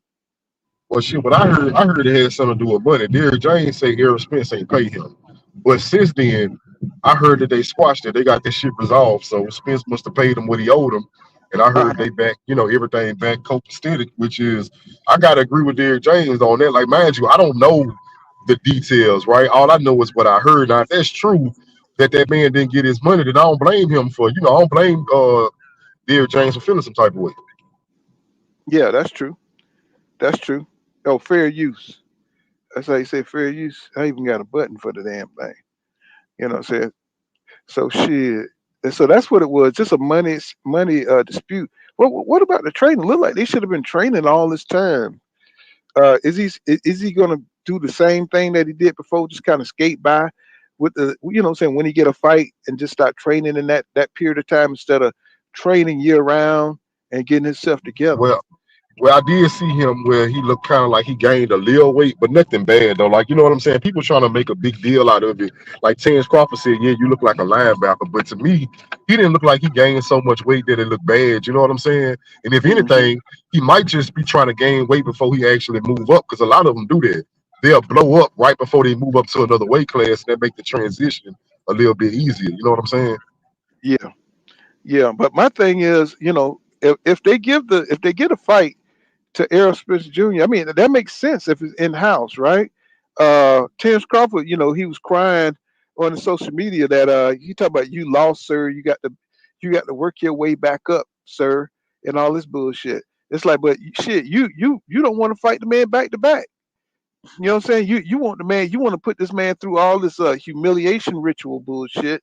And now, what I'm saying, you trying to stand on your laurels, you looking bad because you ain't fighting boots, you ain't moving the sport forward. You just trying to sit on your victory and you trying to style on this man. You won't fight the man, you won't fight boots.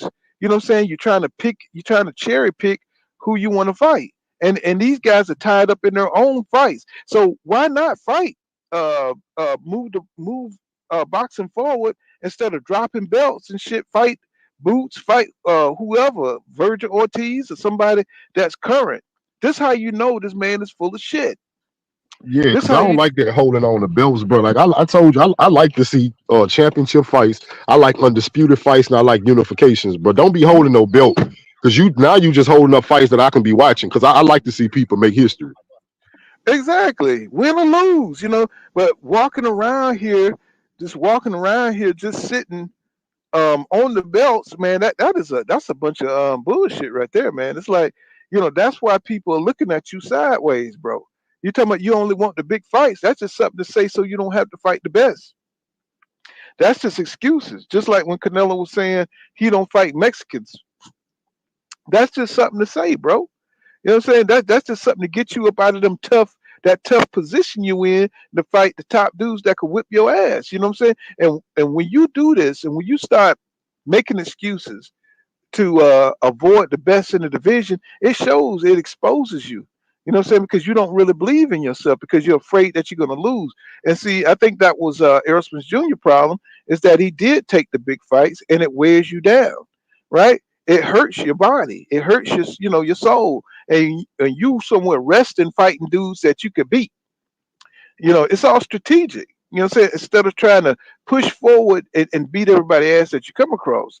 These guys are more cherry pickers, you know what I'm saying? And taking less abuse and just being strategic and stuff. I don't like that kind of shit in boxing.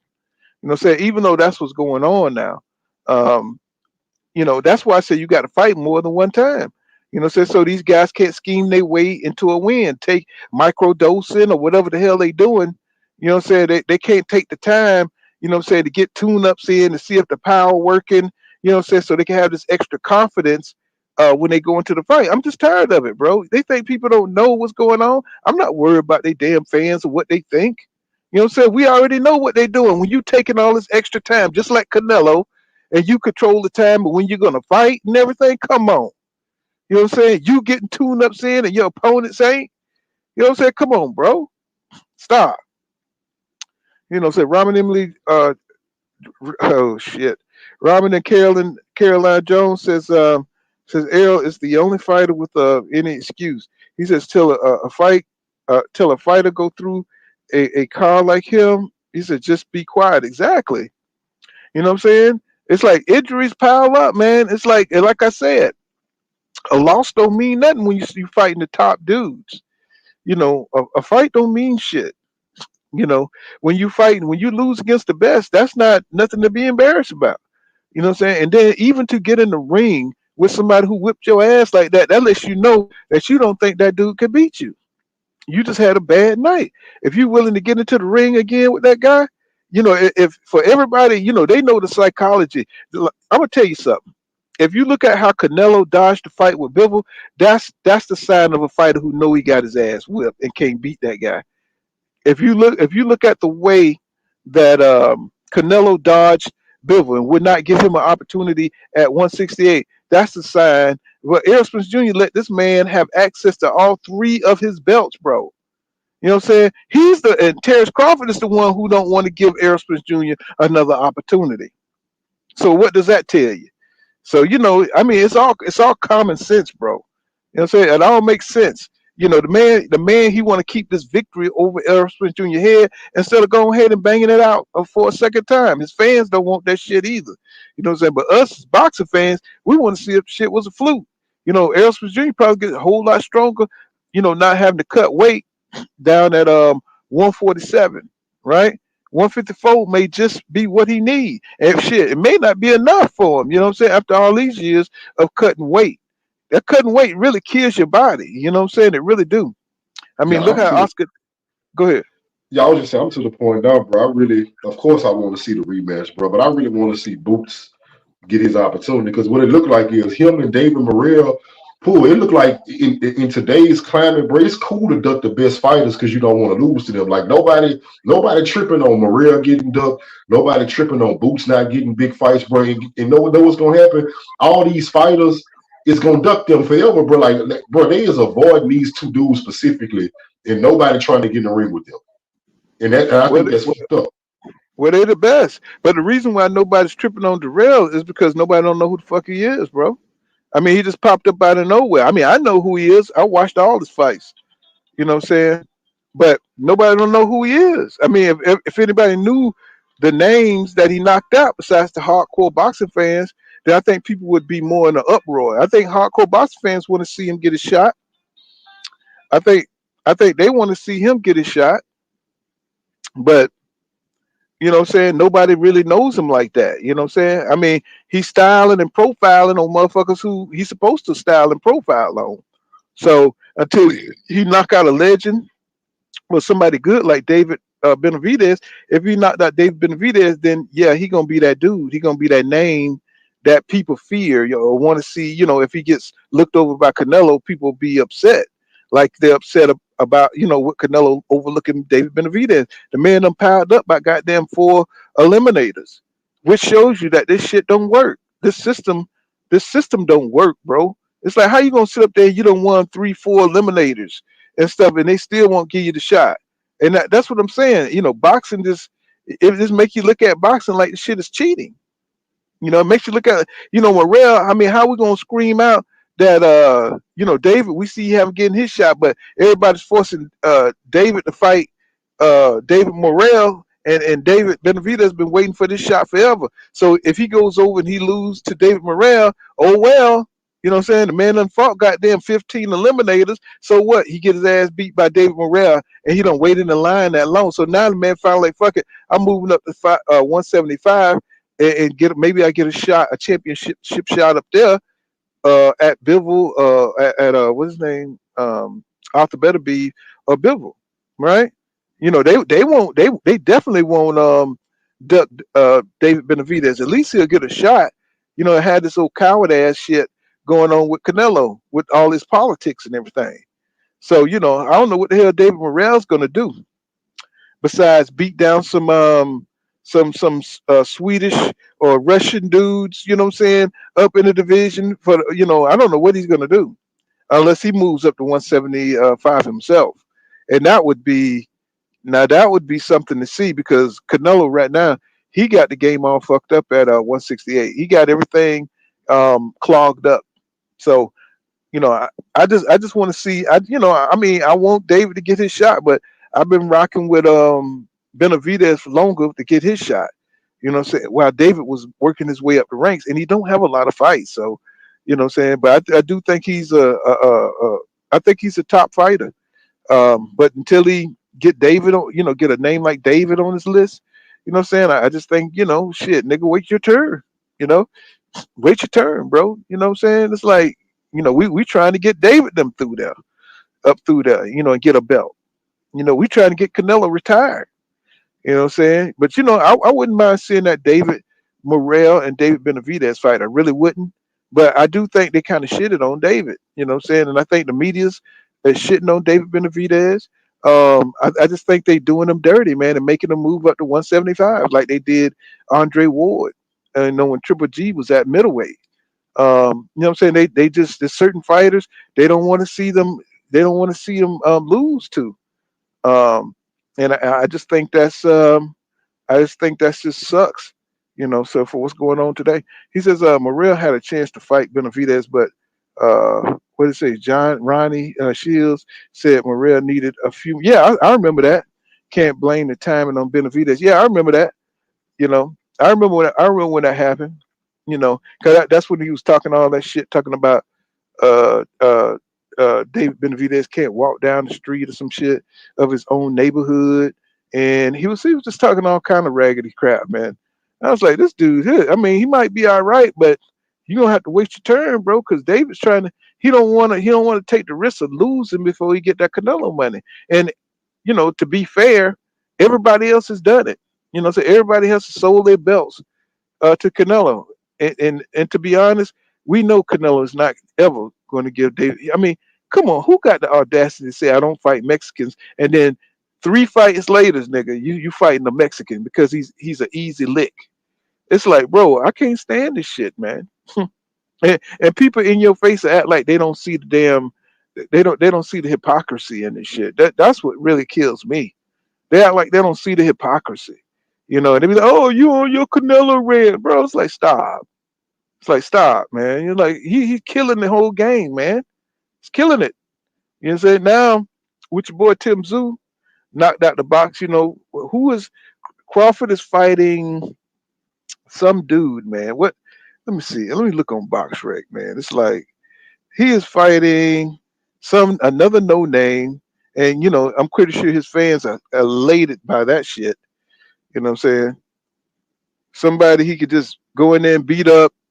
You know what I'm saying? They'd be happy with that shit. Let me see. Who is this dude? Crawford's fighting next. I think he got it.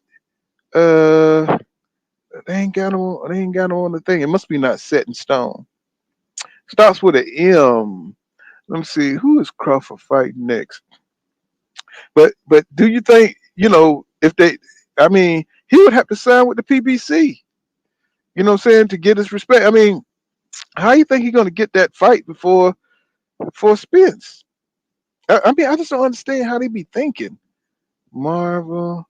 Trying to see next fight. Okay, I'm trying to see who Crawford's fighting next. Some no-name dude. Let's see. And they always talking about him fighting Canelo. And Canelo already said that he's not going to fight that guy. He already said that. So let me see. I don't see. What's that guy name? I can't. I'm like looking for it, but I can't. If somebody find that, let me know who that dude that Crawford's supposed to be fighting next. Some sorry ass dude, but a fight that I won't be watching. Definitely a damn fight I won't be watching. So I ain't even worried about it. Instead of fighting instead of fighting somebody who can move the sport forward, what I'm saying, somebody who's at the top of the list, you know what I'm saying? It's like they always take these little easy licks, man. That's why I don't Josh Kelly. It's like, come on, bro. Man, Josh Kelly. Oh my God, bro. It's like hell no. Hell to the no. It's gotta they need to go ahead and make a tournament so we could clean out a lot of this mess they got going on, man. But these guys, they don't want to fight it. They don't want to make the fights. You know what I'm saying? They want to hold on to their little spot long as possible. And it's killing the sport. You know, look at Tim Zoo. He don't went down. He's supposed to be one of the top dudes. Now it's looking all the way different. Let me see. Yeah, I'm pulling up the rankings. Yeah, now the shit looking all the way different now. Let me see. Let's look at the rankings. So I hope y'all can see that. Let's see. Cruiser heavyweight. Let's see. And somehow Magia is number one. And yet you can't name five of his damn opponents. Oh my God, bro. It's like except for Derby and Chinko. Let's see, Carlos Adamas. Let's see, that's 60. That's 160. 160. Okay. So that's who I want to see. Let me see, y'all can see that, yeah. So it's gonna be interesting because we got Virgil Ortiz in there. We got, and I keep saying Charles Cromwell. Nobody talks about Charles Cromwell, bro. He's number one. He's number one in the WBC. Well, how the hell Brian Mendoza? Didn't he just lose? Didn't Brian Mendoza just lose? Let's see. Tim Zoo. Okay, Yeah, I this is think so. old. They got to update this shit. Because Charles Cromwell is that dude, man. I want to see him fight either Errol Spence Jr. or I want to see Virgil Ortiz fight or this Brockham guy fight Earl Spence Jr. That's who I want to see. I think he'll beat shit out of Fedora. Sebastian was number 3 here, but he knocked out Tim Zoo. You know what I'm saying? So let's see. Josh Kelly's number 1 WBO. Let's see. I don't know who is this ass bad. I gotta see this ass bad Barrow guy. I gotta see him. I'm gonna check his fights out. And it's Jack Kuke or whatever. Kuke. Him. I gotta check out some of their fights. You know what I'm saying? And this other dude. I mean, who is these goddamn dudes, these jacked up names? You know what I'm saying? I hope they could fight. You know? It's like what are they looking at? It's like they looking at me talking and shit to myself. They're like, let's see. So yeah, I want to see James Cromwell get into the game. Well, who did he fight for? Who do James Cromwell fight for? Because I never hear nothing about him. Has he been out or something? Because I never seen none. I don't see none of his fights. I never see none of his fights, man. It's like Charles Conwell. When was his last fight? It's like I don't remember seeing him box in a long time. I'm sorry, I gotta look him up, man. It's just ridiculous. It's like these guys will fight and then they haul ass and then you never hear from them again. So Charles Cromwell, let's see, boxing rec. Box rec. Let me see. John Cromwell, let's see. 5'9". Okay, looked like his last fight was Carlos Abria. Oh, that dude. Didn't Boots knock him out? Boots knocked his ass out. Let me see. Let me click on this shit.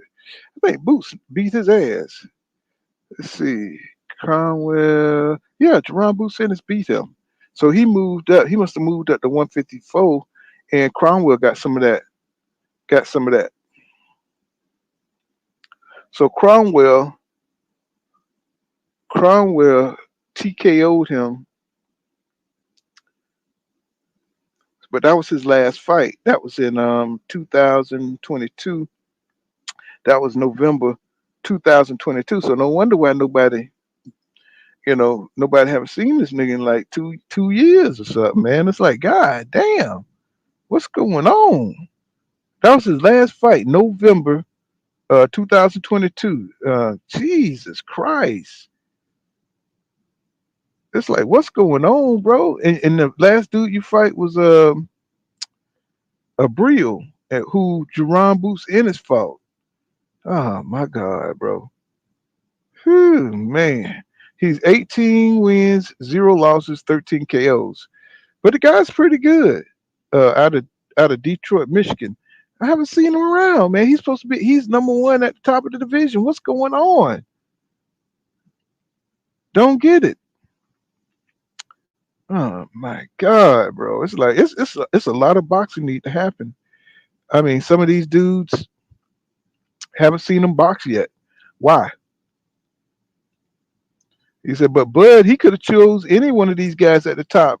I don't even see the dude that they talk about he's fighting even on this list.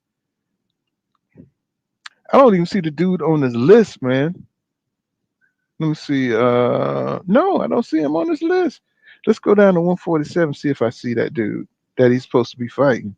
It's like, where does he even get these guys that he's supposed to be? Where do you get these guys from? Like, I don't see him, man. I don't see the dude that what he's like. He's not even in the top 20. No, I don't see him. It's something that start with an M. Like, I don't see him.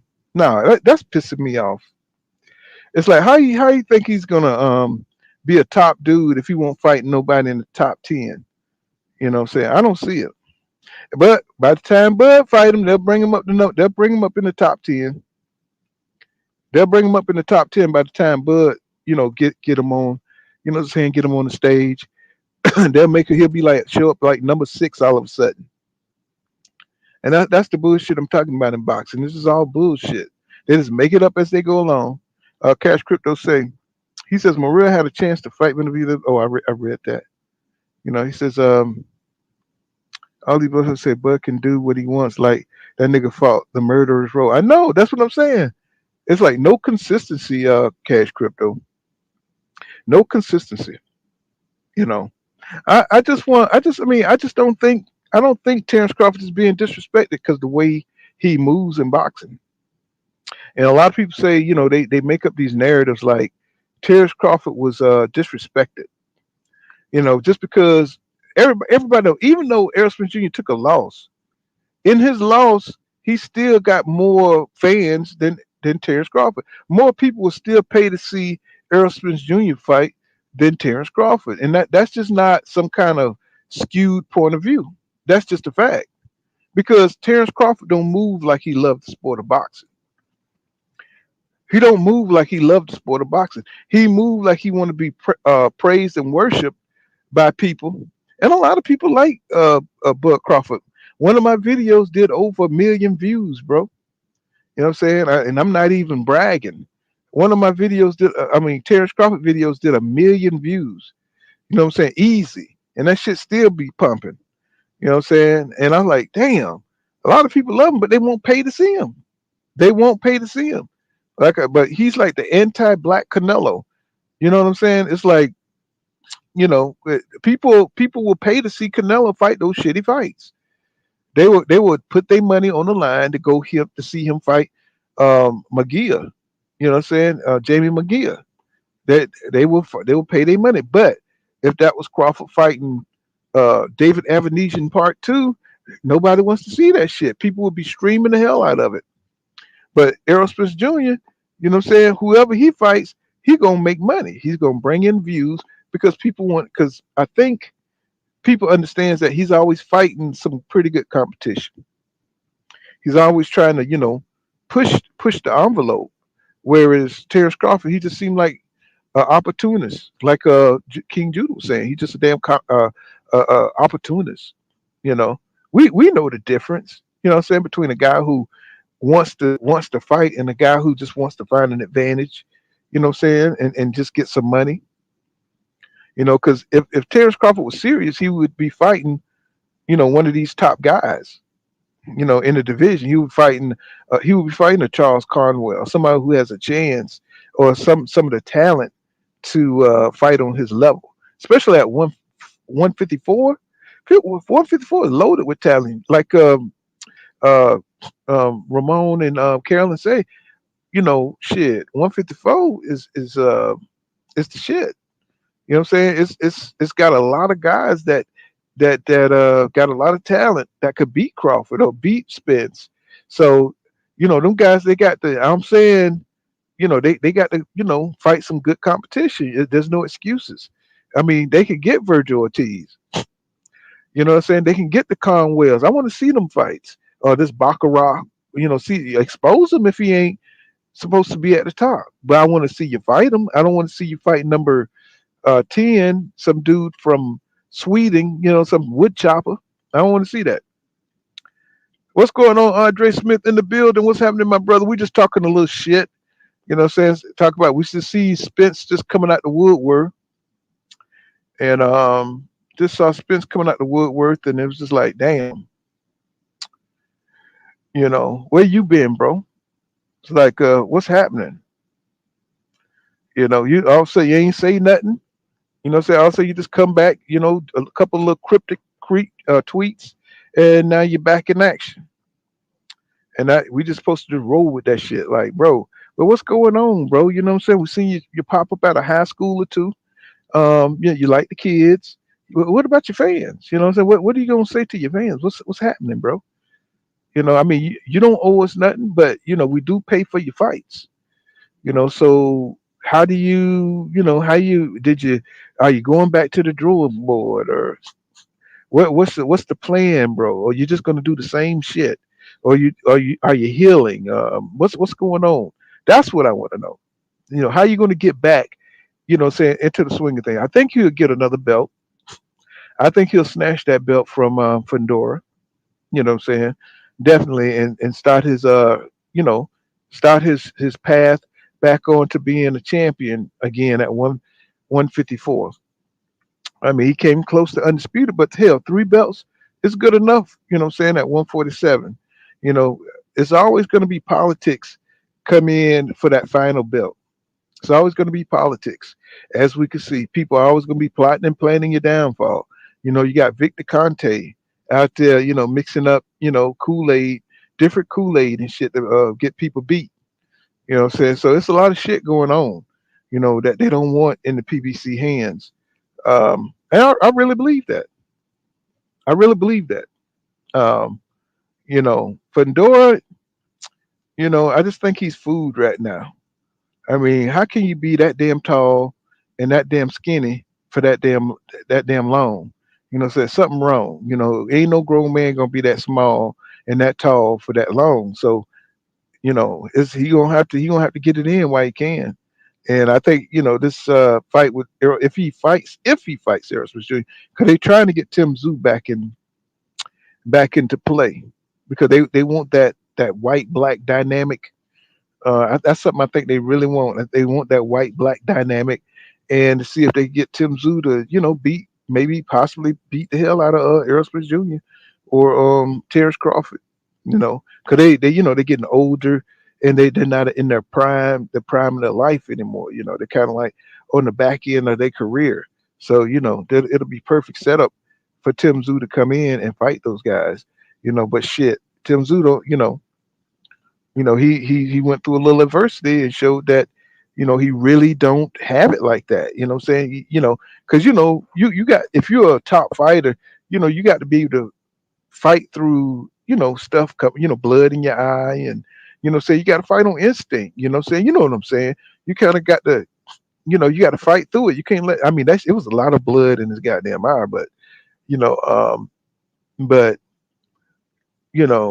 I mean, he did the best he could. He didn't do too bad, but it's just that he was fighting a long, lanky guy that could punch from the outside, and he kept punching him in his damn eye and blurring his vision. I think that just was too much for Tim. But I think when he come back, if you don't get cut or nothing like that, I think he'll beat Fandora if they give him the opportunity before Errol Spence Jr. Right? Because it depends on if they want to let Errol Spence Jr.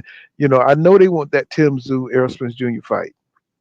I know they want that. So if that's what it is, then they're gonna let Tim Zoo fight Fandora. And Fandora camp has already said that they are willing to give Tim Zoo a shot before anybody else, a back-to-back shot. So since they gave Fandora opportunity, they're willing to give Tim Zoo an opportunity. So we're just trying to see how it's going to play out.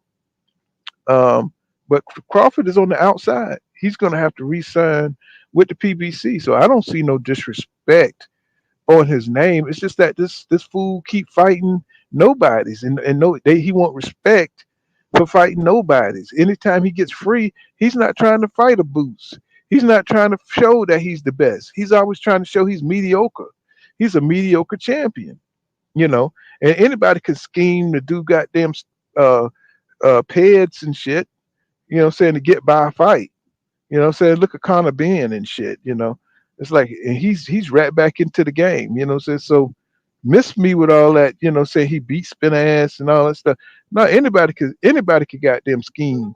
What's going on? Oh goddamn, my damn battery low. Damn. Let me see, I'm out in my truck. So let me see. It says Bud has 39 easy touches on his resume. That nigga needs to fight the best. Period. That's what I'm saying. And it's every time they get loose, you know what I'm saying, where they could make the fights on their own, it's just like kind of like, damn, my nigga. It's like you always going for the bottom of the barrel, bro.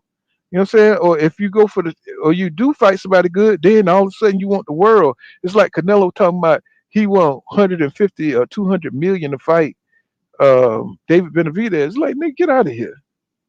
Let me see. Like, nigga, get the hell up out of here. Shit. Yeah, I'm gonna have to take this damn computer inside to plug up if I'm gonna continue. This damn battery about to go out. If it go out, it's because my computer went out.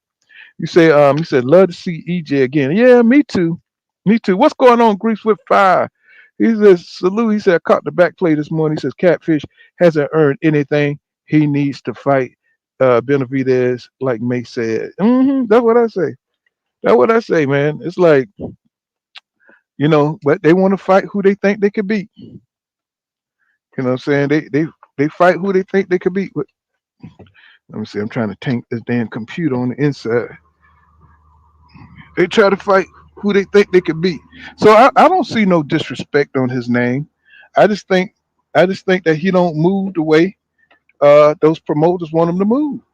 You know, he's always trying to stay safe. So, you know, a safe boxer don't get no recognition. You know, if you're trying to stay safe, you don't get no recognition. Y'all excuse me because I'm gonna have to trying to get back on the inside here. Let's see. Okay.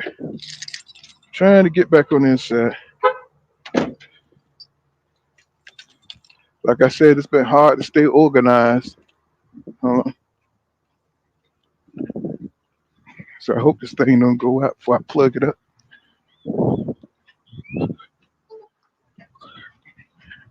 Trying to rush it.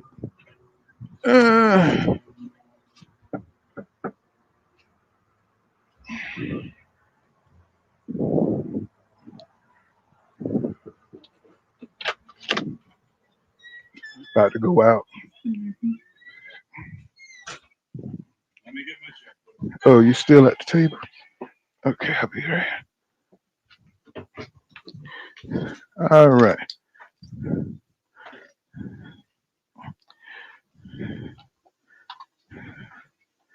Let's see. Get this plug.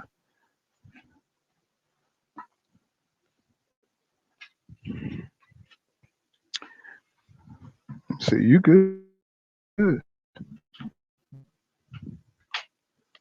All right. Got some power.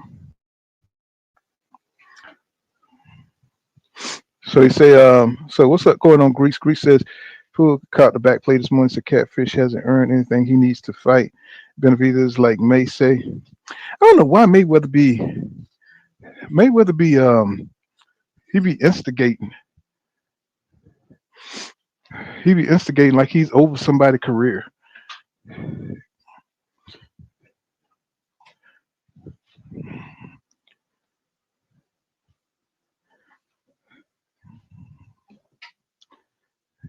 He be instigating like he's in control of these guys' career. Let me see. So Andre Smith says Bud wanted 15 million for that fight. Just imagine what he wanted for EJ rematch. You know what I'm saying? I understand he's a prize fighter, but come on, bro. You know what I'm saying? Don't price yourself out. It's like when does it come about? When does it when does it comes down to legacy? And that's my problem with liking Terence Crawford. The legacy is it's all calculated. You know what I'm saying? It's no heart in it. You know what I'm saying? It's just it's just him trying to find the right time, trying to find the right money. You know what I'm saying? It's like causing as much problems as possible instead of being easy and make the fight. It says one day Terence Crawford will lose.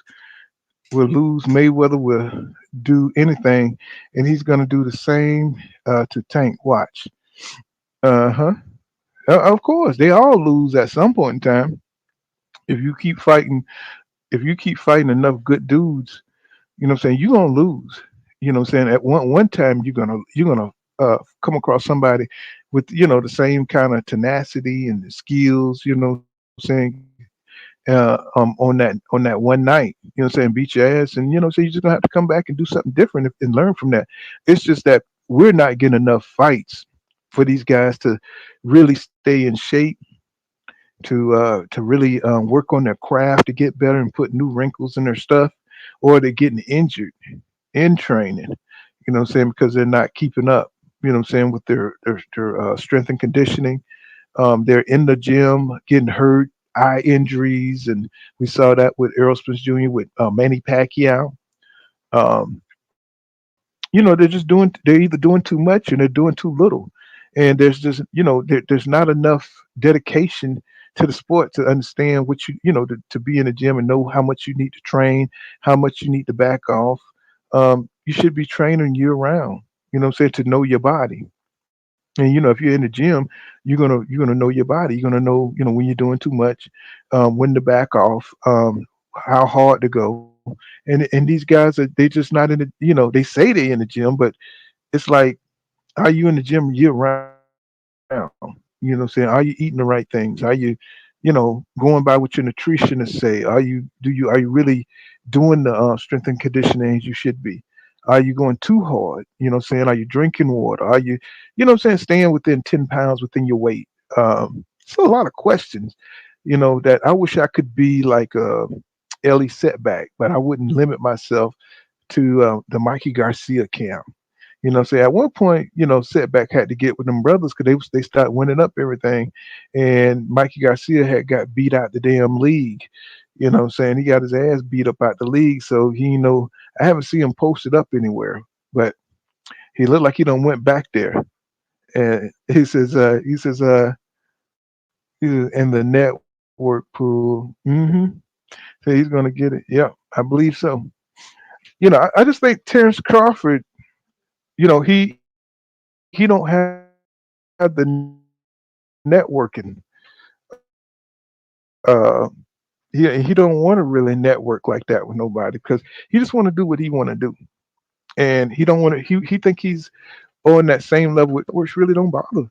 They just don't fuck with him like that, And they fuck with Errol Spence Jr. It's people hate that.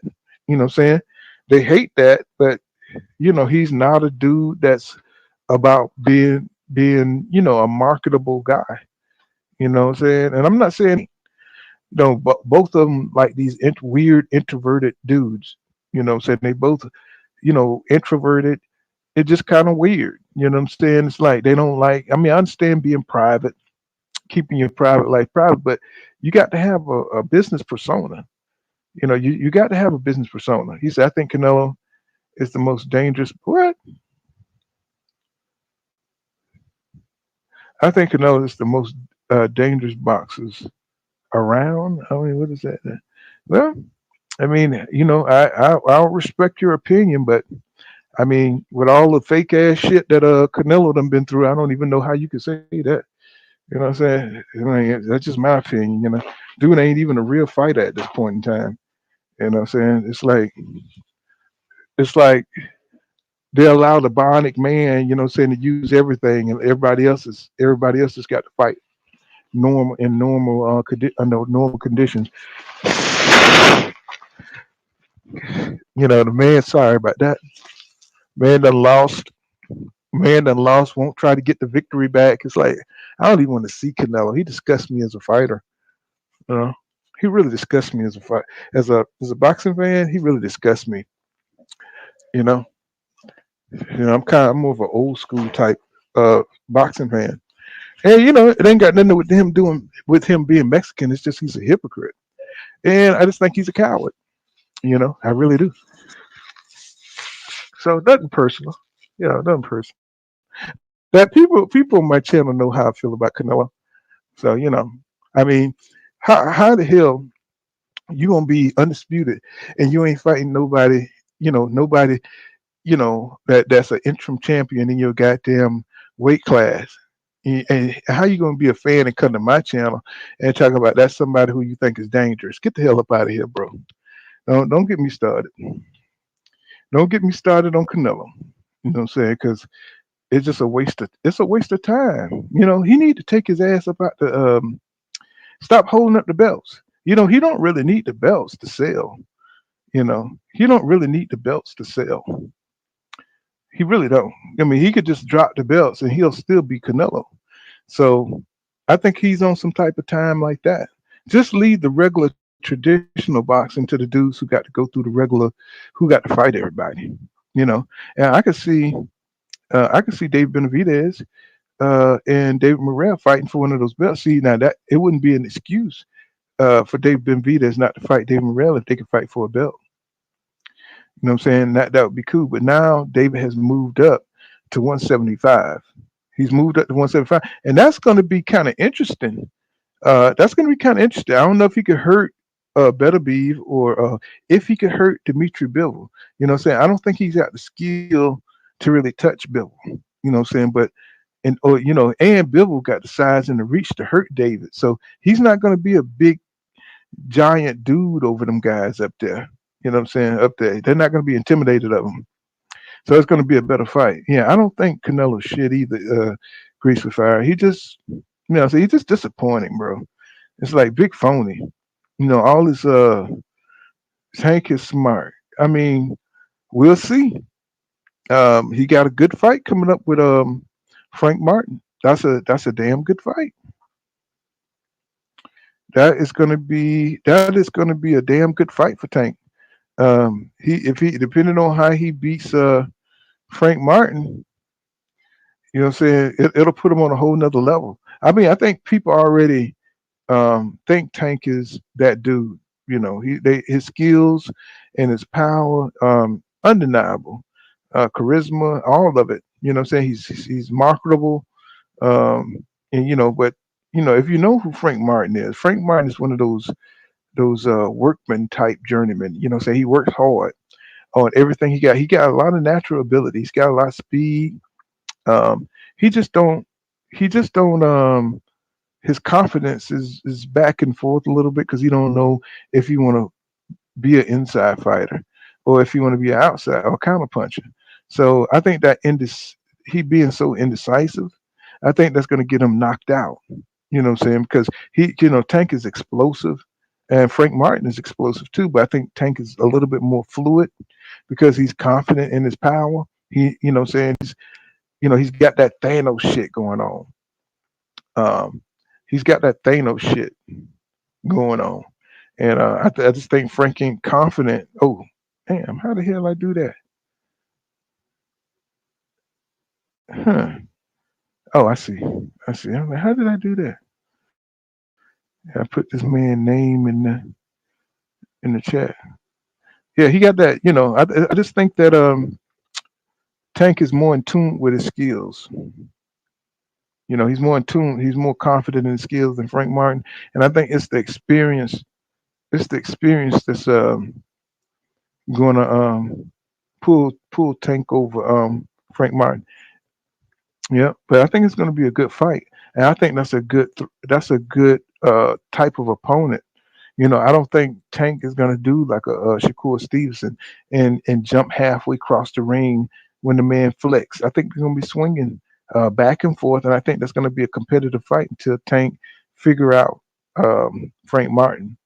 Now it could be if Frank Martin really pays attention and really goes in there with confidence. It might not be a knockout. It might be a point type situation. Might be a point type situation, but for some reason they allowed this fight to go through. So they must have vetted uh vetted Frank Martin. You know, he said Tank live in the ring. Oh, you think he live in the ring? Yeah. I mean, at this point, I mean, all out of the times when Tank wasn't taking boxing as seriously, and he come in losing his titles, on the scale. You know what I'm saying? Now this Tank here looks like he's really focused, especially when he's going into the real prime of his career.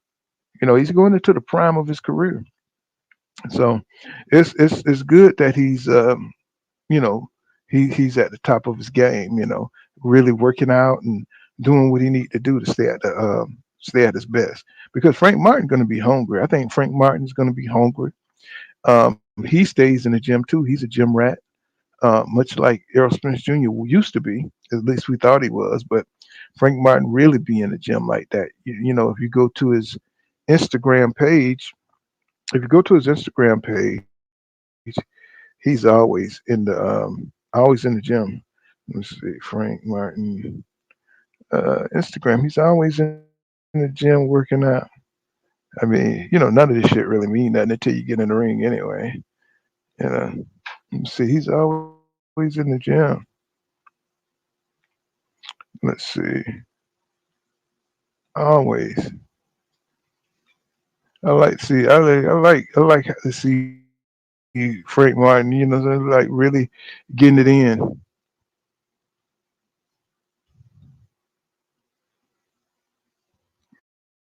Really getting it, man.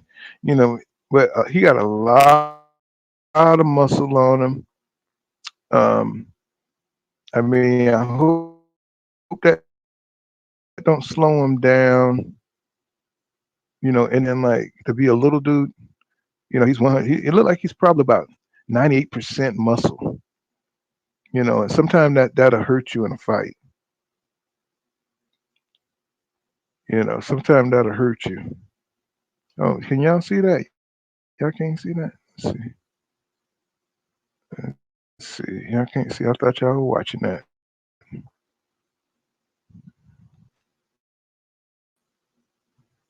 There we go. Let me see. I hope y'all can see that. Huh. Wonder why it's not showing.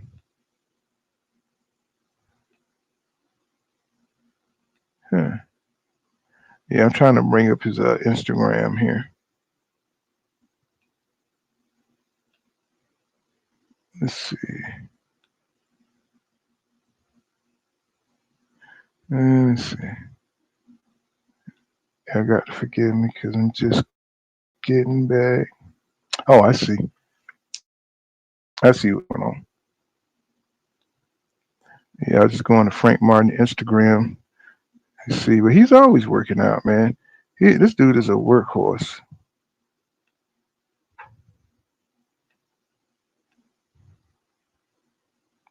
This dude is a workhorse. Let me see.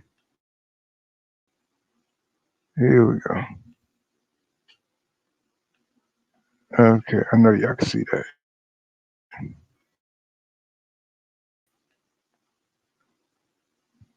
Going out. Let's see. Yeah, I got time. All right. So yeah, look at him, man. This dude, to me, I mean, he's got a good chance of giving Tank some serious problems. Now, will he beat him? I think the longer it go, I think he would have to beat Tank early in the fight. I think we have to beat Tank early, man, because you know Tank, once he figure you out, he's going for that knockout. This dude here is very athletic. Frank Martin is very athletic. Look at Georgia Peach. Georgia Peach got that fire. She be watching.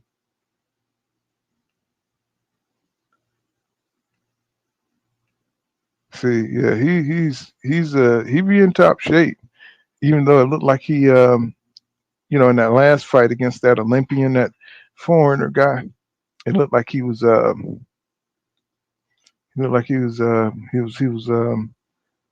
really struggling. and everything. You know, Frank Martin a bad boy now. He ain't nothing to be fucked up with now. You know, he's a bad boy. Got good footwork too, good hand speed. You know, I think he'll give Tank some couple of issues. You know, but I'm just kind of interested in why they decided to let him in. I mean, do they know something? You know, why did they decide to let Frank into the door? They must have really scouted him and seen some holes in his game. I don't know. No, but yeah, Frank a bad boy. You know, I think that's going to be a good fight. Definitely looking forward to seeing it. Definitely looking forward to seeing that. Says Jermaine Wood says Frank's like a little robot like AJ. You think so? Man, that man be pivoting. I mean, I don't get it. I mean, say a robot. Let's see. I don't know if you're a little robot. I think that's going a little far because I'm just thinking about his fights. I don't think he's a robot. It's those muscles. I think he's a little stiff. Those muscles because he got so many muscles, and you know when you lift weights and stuff like that, it makes you a little stiff. He said, Pool, you see Tank already on weight. He said in phenomenal shape. Said it's going to be a good fight, but Tank will show he's on a different level. That all the great ones, you know, when what I'm saying when they get stuck, you know, they show that they got another level. You know, Sugar Ray Leonard used to do that a lot. You know, when he fought, like Tommy Hearns was a better boxer. He found out that Tommy Hearns was a better boxer than he was. You know, so Sugar Ray Leonard turned into the slugger and knocked him out. You know what I'm saying? Even though it was Tommy Hearns that was knocking everybody out. He was supposed to be the slugger, but when he found out that Sugar Ray Leonard had a chin, you know what I'm saying, he had to back up and found out that Tommy Hearns didn't have a chin. So, you know, the great ones always find a way. He just proved, yep, that's what I meant. He said, Jermaine said, the problem is, he says, James trying to make him into a full fighter. Yeah. He said, Frank's really a counterpuncher. And that's what I was talking about. Like, you know, that ambivalent, you know, he don't know when or where. Tank is already fluid with what he's gonna, his style and everything. And I think that not having that identity and not being able to not being fluid like that is going to hurt him, just like it did against that foreign dude. You know, because he could have just went forward and destroyed that last guy he fought, and it's just difficult for him because he got that counterpuncher mindset. He said a lot of Tank haters run around calling Frank a prospect and shit, but he said we all know that ain't real. You know, well, you know he ain't no superstar, but he's got a good coach. He got a good pedigree. And, you know, you can make up your mind if you're a prospect because you haven't fought really. Frank Martin, well, besides McKeel, what was that guy? McKeel, what was that guy named that he beat 2 fights ago? I can't remember his name, but he was Dominican Republican, right? Even though I think he was weight drained, that was probably the best fighter that Frank Martin fought. Um, so, but he's been a few rounds with some good fighters. You know, what's his name? Jackson. They got Jackson. He fought. That was a good test for him. But I don't think none of them are on the level of. So you know, nobody has prepared him to fight Tank. Nobody has prepared him to fight Tank. Tank is on another level. So, you know, he's going to have to like really raise his bring his A game to beat Tank because Tank is a thinker, and he's got the physical attributes, speed, explosiveness. You know what I'm saying? So they both great athletes, but I just think Frank is just. I think Tank is a little bit more seasoned than Frank. I think he's got a little bit more explosiveness and power, and he knows what he can and can't do. He knows the style inside and out, and I think Frank, that's what it's going to take for him to be able to beat Tank is to get that counter punching and to balance it between his being a counter puncher and being an inside fighter. He's gonna have to balance that shit. Say because Tank already know what he's gonna do. He says Frank got real good skills for coming in the game as late as he did. Yeah, because he's like what? He's like what? 29, 28, somewhere up in there. What up, Pud? What's going on, bro? What's going on? What's his name? Oliver Perry and Amino Perry. He says, "What up, Pud?" He said, "We got to see Frank boxing." Yep, in this one because Tank got a deep. Yeah. So he can't let that psych him out either. He can't let that psych him out because that other guy, he was so good. He was kind of psyching Frank out. And if he's going in there against, that big fight experience, that big fight energy, he's gonna have to block out all that to be able to beat Tank. And he got that big fight, experience. So if he could block that out, man, he got a lot to overcome. He's got a lot to overcome. You know what I'm saying? What's going on? What's going on, Cat? What's his the Benevier, I'm sorry, I can't read this more than podcast. What's going on, bro? It's like he says, damn, he said they stole my wrench. What? Oh, hold on.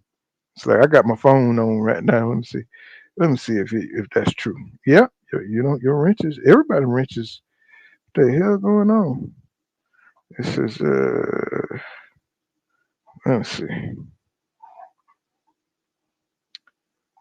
So I'm gonna add this moderator.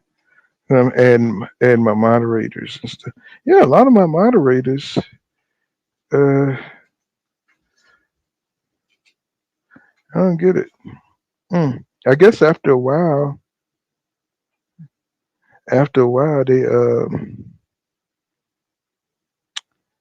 they take you off or whatever. I don't know because I haven't been on in a while. Let's see. Everybody else on though. Okay. Another one light. Let's see. Everybody else is on. Wood, Cash, I got you. Yeah. Says Tank got deep bag, man. He says he's gonna expose Frank. Probably. You're probably right. It's almost like Tank, Kevin Ford, and them boys in that gym. They just got a nice boxing culture in there. That boxing culture, just like when Errol Spence Jr. and Derrick James and Frank, you know what I'm saying, was all vibing. That boxing culture in that gym was just on a whole nother level. It was just on a whole. What's going on? All things. What's happening, bro? He says it was just on a whole nother level. Now it's like the boxing culture in the gym. You know what I'm saying? Just the energy in the gym. It's just on a whole nother level with Tank. So you just feel like they got that thing to push Tank. Say always bring the best out of him when it's time for him to fight. And it's going to be hard to break that mindset because them boys are cooking with gas over there. So anybody that's fighting against, Derrick James, he's got to get his head out his ass when it comes to these AJs and Ryan Garcia. Ryan Garcia about to take a L, bro. How is that going to hit Frank psychologically? You know what I'm saying? To see Ryan Garcia, who's training with Derrick James, get his ass beat. Errol Spence Jr. just got his ass beat. It's almost like it's an omen. You know what I'm saying? You see, you know what I'm saying? It's almost like it's an omen. It's like, bro, you next. You know what I'm saying? So it's like Derrick James gonna have to do some. He's gonna have to do some shit, man. To get the confidence of these guys back up because it look like the more fighters he take, the worse it is in this camp. The worse, you know what I mean? Like it's the worst for him. Because if I'm looking at Frank, if I'm Frank, I'm like, man, he's spending all this time with all these foreign dudes, with AJ. He's spending all this time with Ryan, and Ryan ain't even dedicated to the game. Look like Ryan done got bigger too. Look like he done kind of rocked up a little bit in the shoulders and the chest. So he working. You know what I'm saying? But he's starting to look like a wood chopper now. He's starting to get big. It look like he's going to be a big dude. But I think Devin Haney, is going to go in there and try to like really put on a show. I think he's going to put on a show. He says, Frank became a contender after he fought, Mikael Riviera. Yeah. And Mikael Riviera, he really wasn't his best that fight because he was really killing himself to make 135. The man was fainting before because, he went on and cried on somebody's podcast talking about how he could barely make the weight. And he came in there drained. And you could tell he was drained by the way he was moving in there, even though that's not Frank Martin's fault. It's really not his fault. You know, it's like this dude is back, man. It's like, what is up with these dudes, man? This is a troll ass dude. He says, Coach Kevin gonna show EJ why he needs to come over there. Yeah, I mean, some of these guys. I mean, I think either Bozy Ennis, some of these old school trainers that kind of got that, got that Rocky coach vibe. You know what I'm saying? They the coach's coach. You know what I'm saying? That people that really love showing you how to throw and defend and giving you, a different way of looking at it. Now, and you don't necessarily can change. You can't necessarily change a fighter style at this point in their career, but what you can do is add on. You know what I'm saying? Because once you've been fighting a certain way your entire career, the only thing you can do is just add on some stuff. You can't fight a completely different way. We saw Wilder try to go in there and box. So we've seen fighters in the past, try to go in there and box. Gotti, we saw Gotti try to box, you know what I'm saying? And we saw them get their ass tore out the frame. Okay. He says that troll been spamming. I know. Yeah, I'm just like, I don't know what's up with them, man. Cash Crypto. These dudes, they be like on some weird psychological bullshit going on with them. I mean, I don't even understand trolling. I tell you the truth, I don't even have the energy. I guess because I'm a working man, a blue collar working man. It's like I just don't understand bullshit like that. And plus, I'm my older guy, so I don't really get it. You know what I'm saying? He says I find hilarious about racist Mexicans. I mean, they got a lot to be embarrassed about. When Juan Marquez, when he retired, that was the last honorable. Yeah, I ain't gonna say the last because I like David Benavidez. I like David Morale. So I can't really see. It's almost like you can't brush it. You can't brush them all. Because you do have some honorable fighters left. Say in boxing. So it's just you got to hold your tongue on it. But I love Mexican fighters. It's just that every now and then you get a Canelo Alvarez. And they're gonna continue to bullshit his name. It's like, bro, get your ass up. I wish I wish they made me the damn commissioner of boxing, man. I would be a brutal asshole. I would be brutal, man. I'd be like, man, you did not win that shit. You know what I'm saying? That belt, you won't be getting that belt. No, nigga. You know what I'm saying? I'd be brutal. I'd be the king of telling folks, I don't care if you're white, black, whatever. You know what I'm saying? If you cheating, you know what I'm saying? I'll be testing motherfuckers on the same day. I'll be testing your ass. Soon as they announce the fight, you taking tests. You're gonna take a test every week up until the damn day of the fight.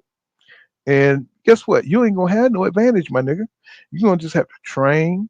And you have to bring your ass in there. Ain't gonna be no Victor Conte. You can't even train with. Victor Conte wouldn't have no place in my boxing league. Victor Conte's none of these these what you call them, these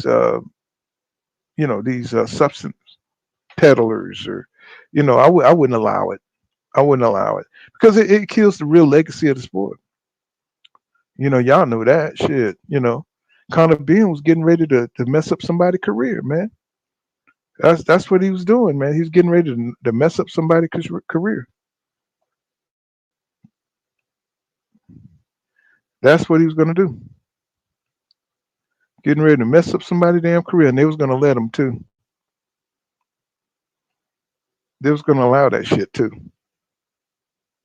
He was gonna go in there and beat the brakes off somebody. You know, uh, and he looked like his target was Chris Eubanks, but Chris Eubanks looked like he went and did what your boy did. You know what I'm saying, when he got him something, because he looked like a totally different fighter. Um, he looked like a totally different fighter, man, in his last fight.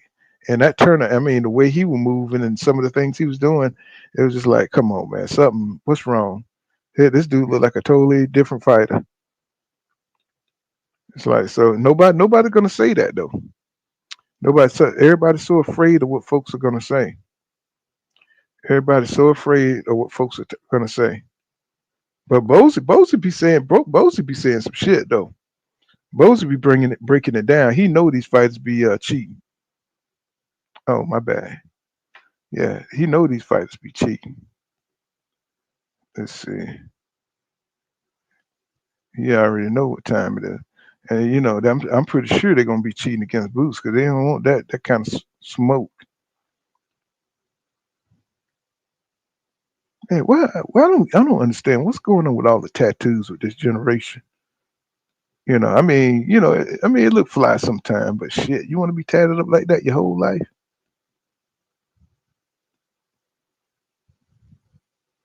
Like Tank be putting in that work, bro. He definitely be putting in that work. I mean, he understands. I think he understands. How hard you got to work to stay on top. I mean, this kid, I'm really proud of him, man. You seen him grow a lot from where he was, and coming from that part of DC. What I'm saying, there's a lot of distractions, and he went from being poor to being a multimillionaire almost overnight. That's a big adjustment, man. I'm so proud of Tank. What I'm saying, that he's able. He's still be in a little trouble with the hit and run situation, but wasn't too bad. I mean, he's still making dumb decisions, but who don't? He's still going through it. But man, I'm proud of him, man. Look like he's starting to settle in to becoming a grown man, taking care of his kids and his responsibilities, and getting away from the floss bullshit. He still got it a little bit, but he's still a young man. I like it. I like how he's living, and so I like how he's working.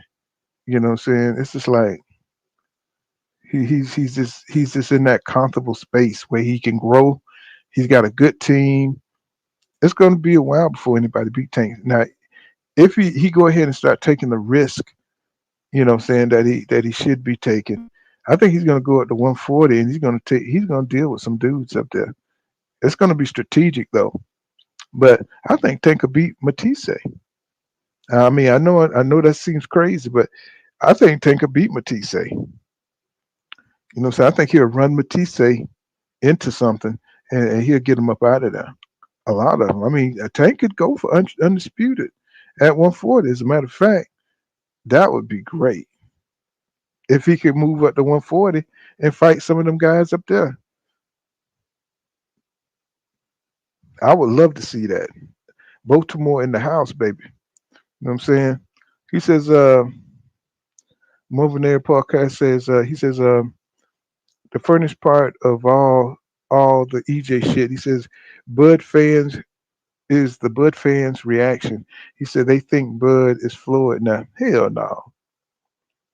They see a lot of people didn't get to see Floyd.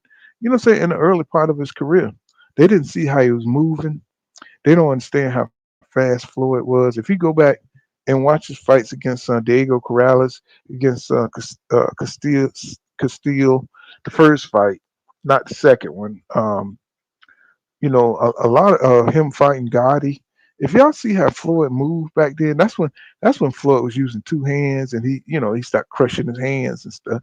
His fight against Emmanuel Augustus, If you see what kind of fight, y'all could see it was going to be some years before anybody could fuck with Floyd. It's going to be some years because he was just too fast, had too many gifts, reflexes was just too good. And it was the same with like Lomachenko when he kind of like first started out. You know what I'm saying? He just too athletic. Or Roy Jones Jr. It's like it's going to be some years before anybody could. And it wasn't just the athletic ability; it was his skills too. So he had more skills than Roy Jones Jr. Floyd Mayweather at the time, and at the time they were beating ass side by side at the same time as they was moving up. And you know, they keep comparing Canelo to what Floyd did. He never dominated. Canelo never dominated the way Floyd did ever. I mean, if you watch their fight side by side, it'll be a laughing matter. That's why Mayweather beat Canelo ass. You know what I'm saying? Because he was never on. I mean, if you can't beat an old 36-year-old Mayweather, what the hell? How are they comparing Canelo to Mayweather? And Mayweather beat Canelo. You know what I'm saying? How are they? I mean, the man had 40 fights when he fought Mayweather. Come on now. I mean, some guys don't even make it to 40 fights. You know what I'm saying? So for them to be talking about he was green and shit, nigga, 40 fights, nigga, you a veteran. You know what I'm saying? You're a double veteran. You're a double OG. But you want to make excuses for this you know, this cheater. You know what I'm saying? You want to make excuses, for this dude who fought somebody with, done lost 17, done fought somebody with a terrible record over and over. Say to pad your record. Come on, man. This too much with that dude, man. It's like they just be like gaslighting the public when it comes to him. Cash says he says year round random testing at least for everyone in the top 10. Every ranking is needed because this Vada shit is just a facade. You already know Cash Crypto. I mean, you've been watching Manager Marty channel, and he's an expert when it comes to, what day and who's really doing Vada. And so it's almost like this top secret shit when it comes to who's cheating in boxing. But we can see the performances. I mean, you don't have to tell me nothing, bro. I look at the size of your head and I can see, if you're 38 and shit and you jumping up over the top ring rope, you know what I'm saying, from the ground, bro, come on. Come on, bro. Your performances, we can see. I mean, I don't care how good a damn athlete you are. We know when you microdosing, bro. You looking like you 23 years old out there.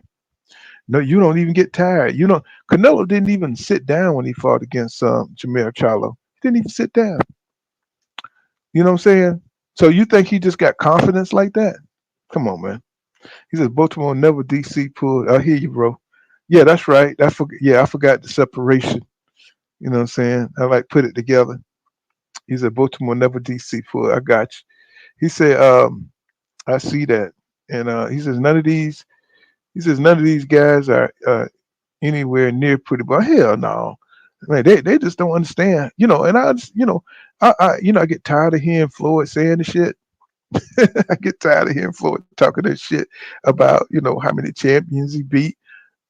I get tired of that, man. I mean, he's, Muhammad Ali was, you used to love to hear Muhammad Ali, but Floyd saying that shit, we've been hearing that shit for about 30 years. Floyd, I beat the most champions. And I'm like, bro, if you don't shut up, but you the man now, don't get me wrong. I can't take it from you now. Can't tell you. I'm just tired of hearing the shit. Because now you're not really competing. You got Pacquiao wanting to come back. Got Pacquiao wanting to come back and fight somebody. I'm like, bro, what these dudes won't just disappear.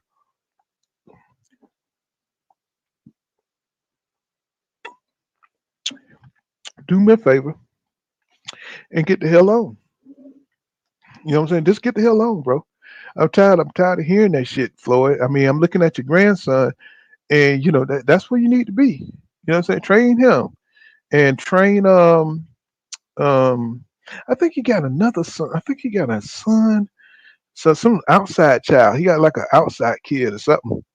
Or his daddy got an outside kid, his brother or something. Something like that. And he's competing too, but he ain't getting no shine.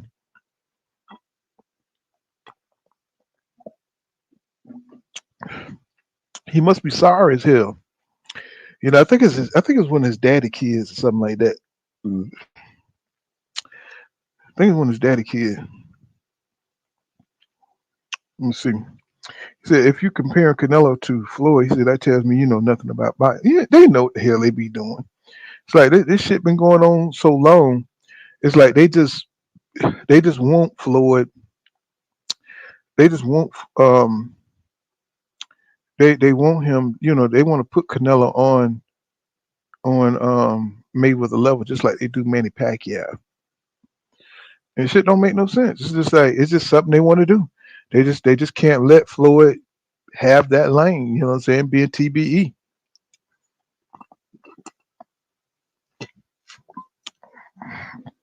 It's like anytime they could throw dirt on Mayweather name, it's like they do it. And it's just like anytime they throw dirt, they could throw dirt on Deontay Wilder name. You know, they don't respect black fighters until they lose. You know, until they get humbled in the ring. That's the only time you start hearing praise from the public. You know what I'm saying? For black fighters, you know, it's when they finally lose. hmm He says, Cash Crypto says, Marty definitely pulling the skirt off Vada. Yeah, but they try to make it sound like you don't know what you're talking about, like you're crazy. No, Marty know what the hell he's talking about. You know, I mean, he got the mastermind. He got the mastermind. You know, coming on his show. Come on now, why in the hell would Victor Conte come to your show? You know what I'm saying? If you don't know what the hell you talking about, you know they out here doing damage control. He said Sad Jamil Charlo had the opportunity to become a legend with that Canelo fight, undisputed in two divisions at the time. And you know what's going on, 2 Cents? What's happening? I'm just trying to figure out, did EJ fight have something to do with why Jamil Charlo did what he did in the Canelo fight? That's what I'm trying to figure out. Because, you know, when EJ lost, it just looked like that whole Dallas, Texas, you know, saying that whole area code thing, that whole momentum that they had just kind of disintegrated. Because I would have thought that Jamel would have came back and at least defended his titles. You know, I mean, when he fought that Canelo fight, he was done. I don't know if the injury was worse than what we thought it was, or I just don't understand what happened. It's like his whole something going on in them boys' personal life. Them twins, I don't know exactly what it is, but it's something ain't adding up. I mean, because he just fell off real fast. Because we saw what he could do. We saw what Jamil could do against Castano. We saw what he could do. So we know he's still good, right? But what happened between that point and him fighting Canelo? Now I know 2 weights is a lot. Don't get me wrong. I know he may not be Superman, but just follow me. The man was going home doing training, playing with his kids. So somewhere he decided this was going to be his last fight. I think. I think he decided that this was going to be his last damn fight, and we just didn't know about it. We wasn't invited. You know, I think without him and Errol Spence Jr., you know, having a close tie, I don't think the competitiveness. It's kind of like when the best player leave the court and you left there with all the B players and shit that you know you could just dunk on and shit, and you could just hit threes on and shit, and the best player go home. It's kind of like that. You know, when they lose and you don't want to play against the team with that dude on it because you want to, you want to test your skills against him. You know, so long as there was an Errol Spence Jr. that was winning in boxing, you know what I'm saying? It's like it motivated him to push to the next level. Sometimes it be like that when you're close, you know, when you're close in sports, you know, you want to stay active, you know, you want to stay competitive. You want to make sure that you get more accolades than, you know, your rival, your true rival, you know, even if he's in your camp.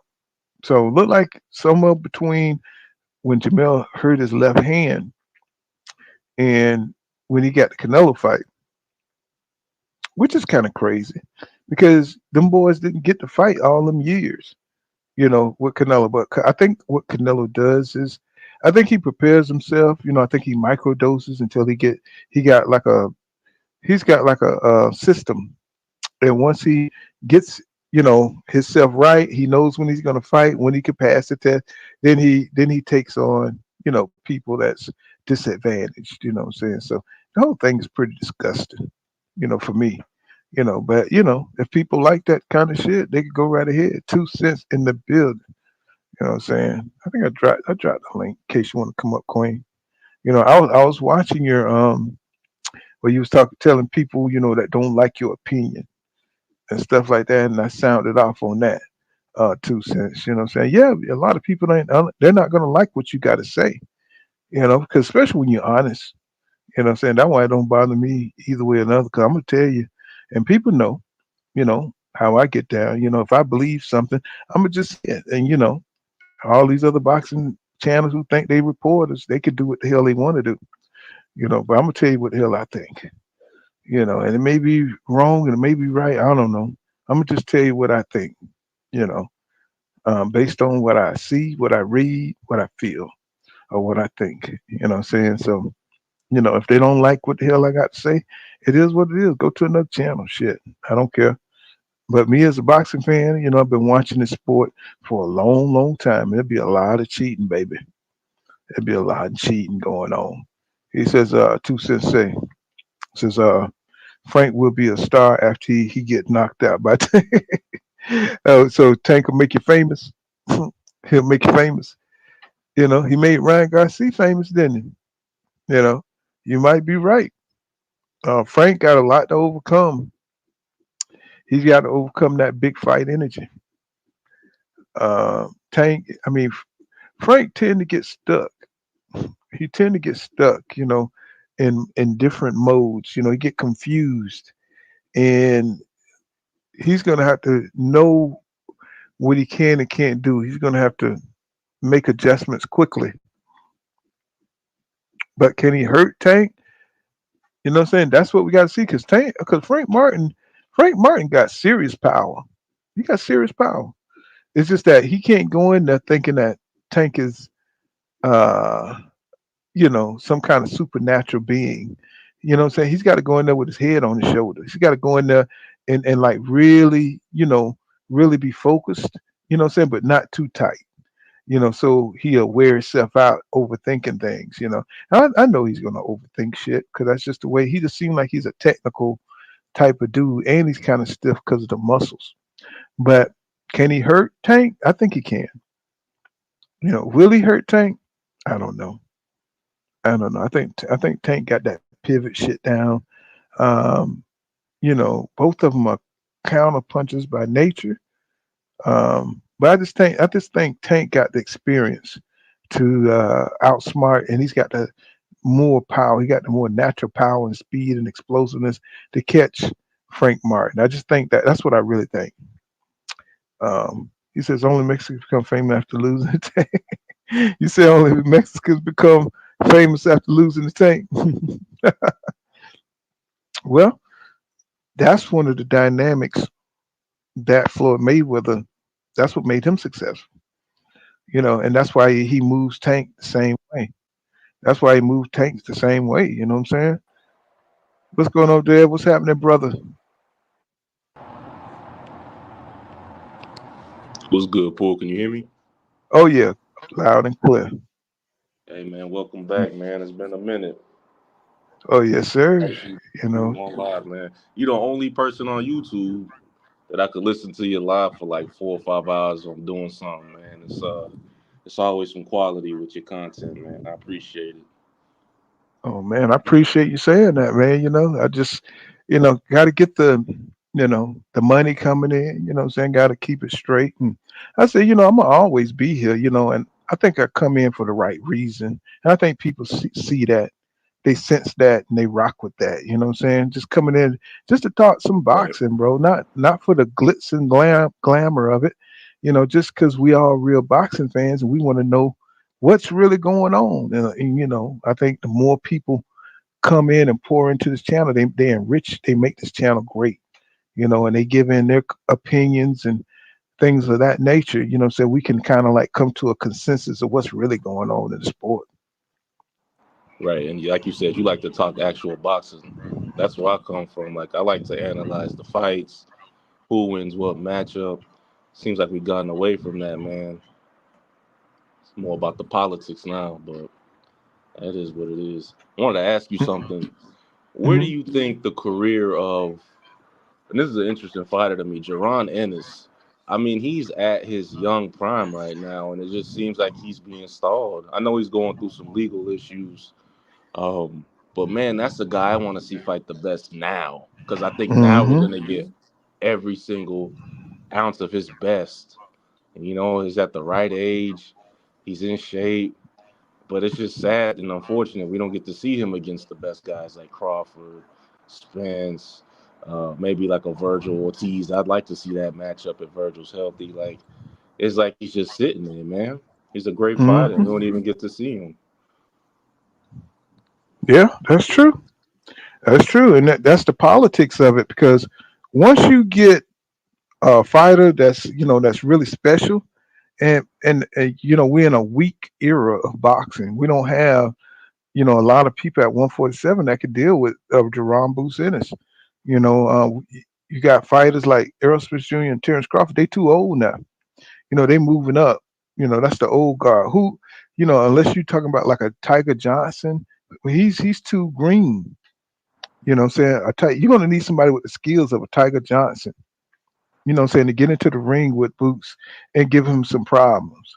But Boots is too seasoned at 147 right now. Right now, he's really the undisputed, the unofficial undisputed champion at that weight class. Because can you see anybody? I mean, Virgil Ortiz was there, but now he can't make the weight. Not that he would have gave Jerron Boots any trouble. I think Stanionis is a target, is a sitting target, punching bag. Saying for Jerron Right. Boots Ennis. You I know mean, I'm what, just Pool? trying If he was smart, oh, I'm sorry. Go ahead. no, I was just gonna say, like, it's nobody at 140. He's too good. He's too good for He is. anybody at 147. He just beat And the hell out of Roma Villa. You know what I'm saying? he Hard beat the hitting, shit out of him. He was showing some tools in that fight. His defense in that fight was, man, that was impressive. next The full level, wasn't it? counters he was doing, man, shit. He And was and, just and, having and his Villa way. is a hard guy. You know what I'm He's saying? You from could that tell. Argentinian pool. Yep, I was just talking about that earlier about them Argentinians, man. It's something about them. You Man, know, they keep Boots. coming. I mean, let's look at this guy, man. Who can compete? Say who is left at 147 is gonna give him any issues. I mean, look Nobody. at That's what him. I'm saying, This Pool. If he was smart, him and his team should move up to 54, like right well, now. I mean, I agree with that. I agree with that. He has the That IBF belt, and he can. I don't know if he can probably get into the IBF rankings when he moves up, fighting the IBF contenders, because Jamel, he still has the IBF belt, I believe, so he can go sanction within that hmm body and just start knocking dudes off. Like that, I think that's the best bet because we're gonna get some good fights at 54 on the PBC with Boots. There's so many hmm versus what's the guy's name? Mendoza. Was that Mendoza he fought? He was on Tank's undercard. Yeah, Mendoza didn't Mendoza just lose? Didn't Yeah, he just Mendoza just lost to lose? who did he lose to, man? Let's see. Let's see. Brian Mendoza. Let's see. Yeah, Brian Mendoza. Brian. Let me see. Brian Mendoza. Let's see. Box Ray. Okay. Trying to. Let's see. He just lost to. Let me see. He lost to. Oh my goodness. Who is this? Let me see. Oh, god damn, he did lose to him. Oh, oh, is that the right Brian Mendoza? That ain't. Well, it says Brian Mendoza. Let me see. 22. He's at. Let me see. Let me make sure this is the right guy. He's 30 years old, 5'10". Let me see. Let me see height. Look for the weight. Let me see. Let me look at the weight. Well, Tim Zoo. He lost to Tim Zoo. Huh. They did fight. Tim Zoo and Brian Mendoza fought, right? Let me see. Is that right? Let me see. Look at that. Now it's gonna make me sign in. Some bullshit. He fought Sirhi Bahachu. I didn't see that fight. You saw? Did you see that fight? Can you hear me? Can you hear me?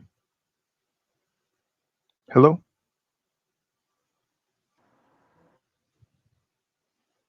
Let's see. Tell me what style. He says, Cash Crypto says, because haters like Bud won't give Boots a shot. Exactly. He bought some guy named some Bahichu or something. I didn't catch that fight. Let me see. I Yeah, didn't that was catch that probably fight. recently. Yeah, he lost though by UD. He lost by UD. So I mean, but Brian Mazzo, though he's just he's just a hard punching, power. He just got power. So if he come across somebody, like somebody with some skill or something like that, he's gonna lose. I don't think he's gonna be somebody. I can see Errol Spence Jr. coming in and beating somebody like that just to get his feet wet. Because but I know Spence want to fight for the belts. I mean, I know he won him a belt, so I don't know what's gonna happen. I don't know what's gonna happen with Boots. I don't think there's a lot there left for him at 147. Um, but the way these guys move, it's hard to get to them. It's hard. It's hard to get them in the ring. So years go by, and hoping they hope they hold up the boxing, letting years go by, hoping these guys slip. You know what I'm saying? And it's just that it's a big waste if you're not fighting 3-4 times a year, bro. It's like what are you doing? You're not going to get them years back. Yeah. If you don't if you don't stay active, and that's the biggest thing. Look at Richardson Hitchens. He looked terrible out there, bro. Inactivity.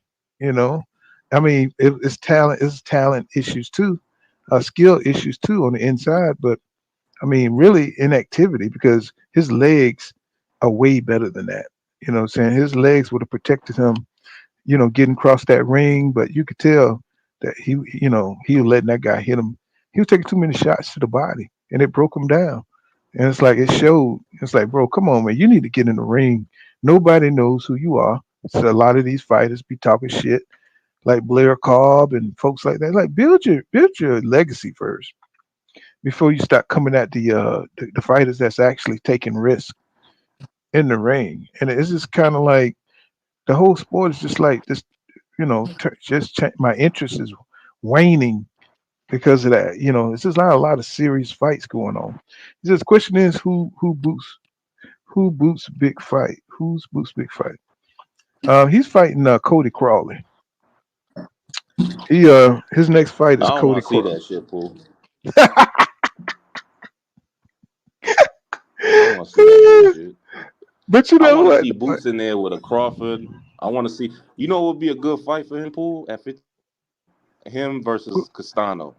That'd be a great fight. Oh wow, man, what you talking about, bro? That would be yes, sir. Yes, sir. But see, they don't want to take no risks. This is why I don't like your fighter. For any Bud Crawford fans, this is why I don't like him. He's not going to take no risks. You know what I'm saying? EJ, he would fight.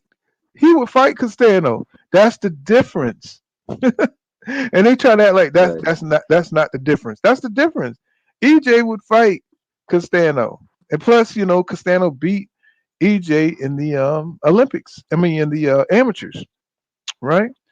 So that would be a good little back history. You know, I don't know what Castano. We haven't been fighting, so well, at least no card that I know of. He hasn't fought in a while. I think since the Charlo fight. That's what I'm saying. So what's going on with these fighters? We got enough top fighters to have nothing but an all-star cast, every month. But we don't. They don't fight. What the hell? What the hell is Castano? They make this money and they go sit on their ass and they go chill. When you're not gonna get any younger, bro. We need you to use that youth. You know what I'm saying? To get in the ring and show what you can do. You know what I'm saying? When you stay out the ring, we're not seeing the best. You know. These guys are looking for a way out. And once they get that And you know payday, what's crazy about that, Paul? It's like the way you make the best. Yeah, mm-hmm, right. Yeah, what I was gonna say is what these fighters don't understand. If you fight the best, you'll make the money. The money comes with the best fights. It's all about taking risks. mm-hmm, I agree. If you fight Go the ahead. best fighters and win, that's how you make your money. That's how you become a star. Yeah, I agree with you.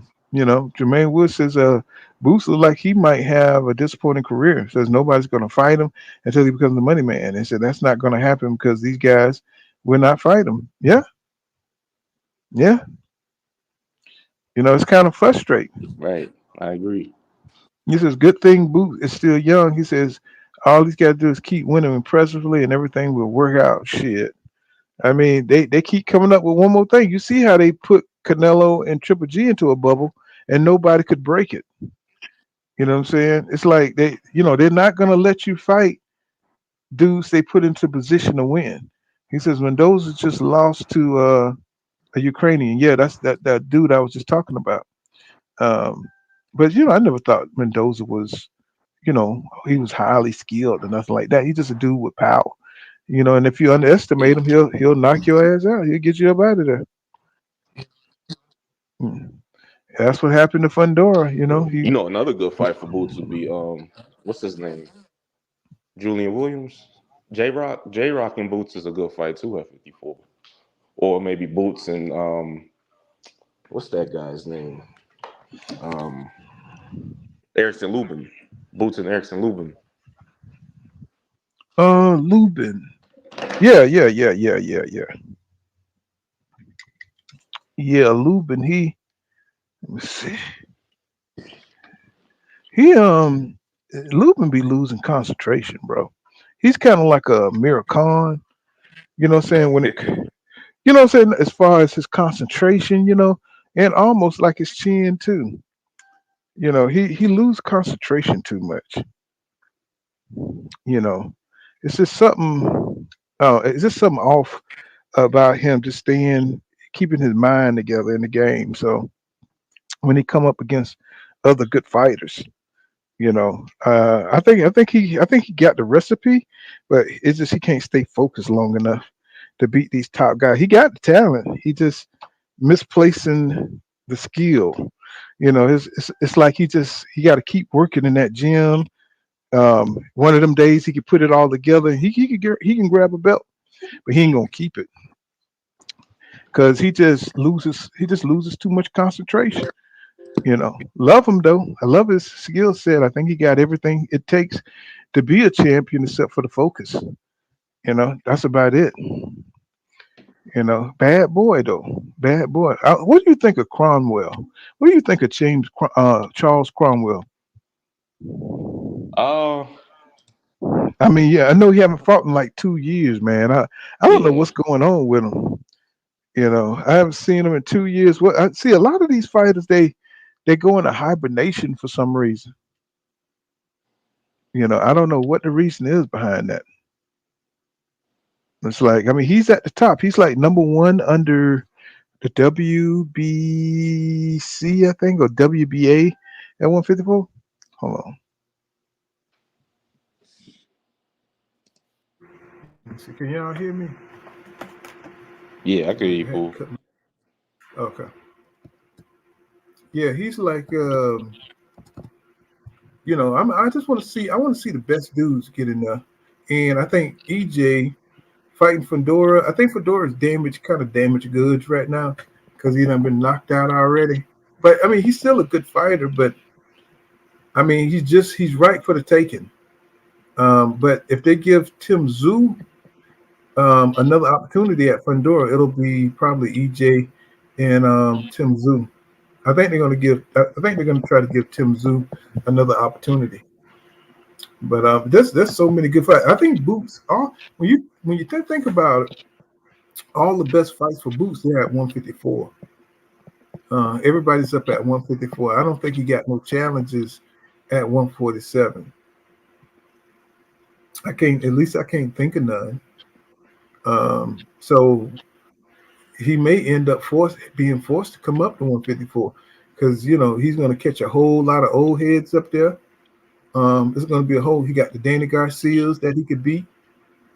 He got a whole Paul, you just brought up they could make a Philly card, Danny and Boots on the same card representing Philly, and Philly will show out for that. Yeah, but that'll be a great card. But goddamn well, Danny Garcia ain't going nowhere near Boots. Danny Garcia, he ain't going. He just like Sean Porter. Sean Porter said, I ain't afraid of that dude. Man, that'd be a good fight though. I think that'd be a good fight while it lasts. 54. Oh yeah, you're right. Because Danny's still a good. He's a great fighter. He's just aging. He's not as fast as he used to be. He's getting a little more one-dimensional. But Danny, he always has a chance. Well, I think Danny, he's gonna fight. I think a lot of these guys just didn't move up when they should have. Like EJ, I'm saying? A lot of these guys just stayed at the weight too long. Didn't move up when they should have. They stayed at the weight too long. And I think they would have. You would have seen another gear out of them. We're looking at he's looking at Virgil Ortiz. I think we're gonna see a better version of Virgil Ortiz at 154. I think he's gonna be a whole lot stronger. I mean, you're gonna see another level out of all these guys. You see what Danny Garcia looked like when he fought Jose. Yeah, I mean he looked fast and shit. It's like he looked like he had more skills, more boxing skills, because he's fighting a bigger dude, and he used to fight coming from the smaller weight. So he had the speed advantage, and the skill advantage. So these guys, when you're moving up to another, you're a better pedigree, and you fought better competition. It's going to show. That's why it's going to be good to see this whole weed out at 154. Everybody is converging at 154. Everybody.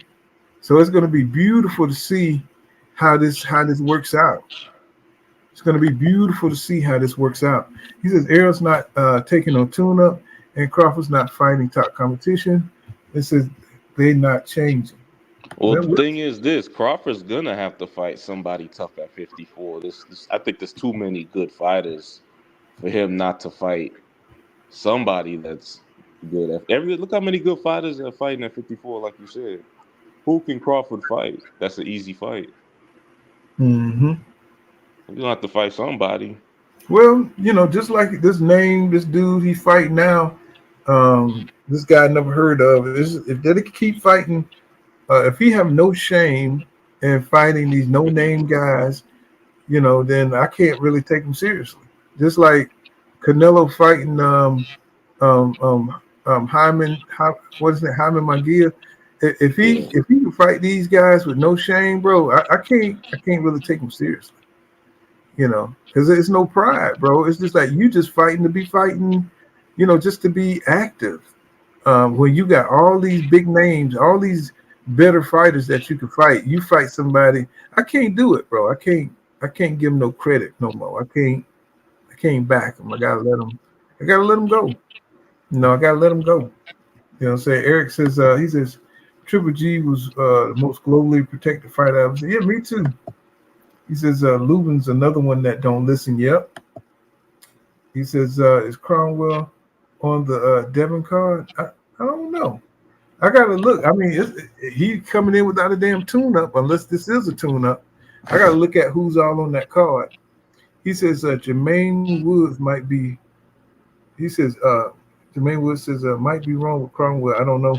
He said he's with top rank, the Zone or Golden Boy.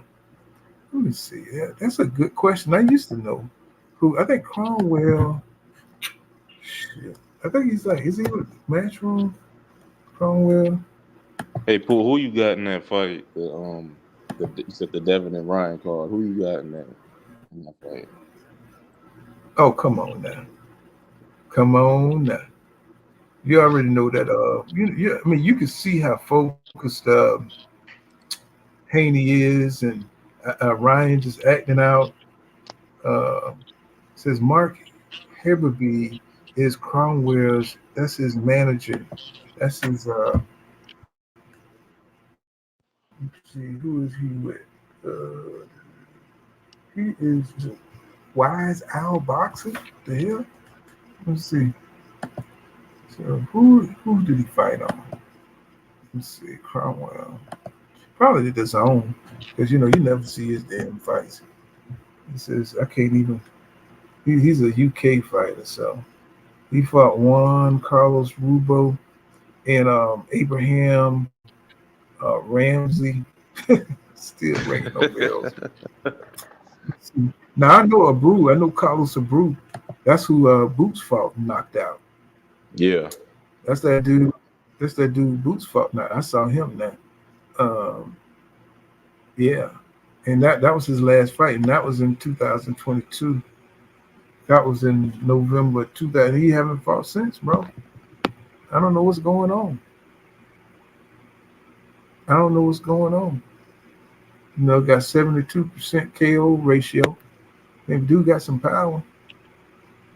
He needs to be, if he's number one, what I'm saying, he's number one right now. I think it's either the WBA or WBC, something like that. He's like number one. He needs to get back active, so we can see some good boxing. He says He says Danny been out too long. Yep. He said Boots do. I don't understand why they take it so long to fight. We got too many good fighters that could be fighting. I just don't understand it. It's just they don't want to get in the ring like that. He says Lubin would be a great fight for Boots to begin 154 against. Yeah. He said, but after he would get avoided like the play.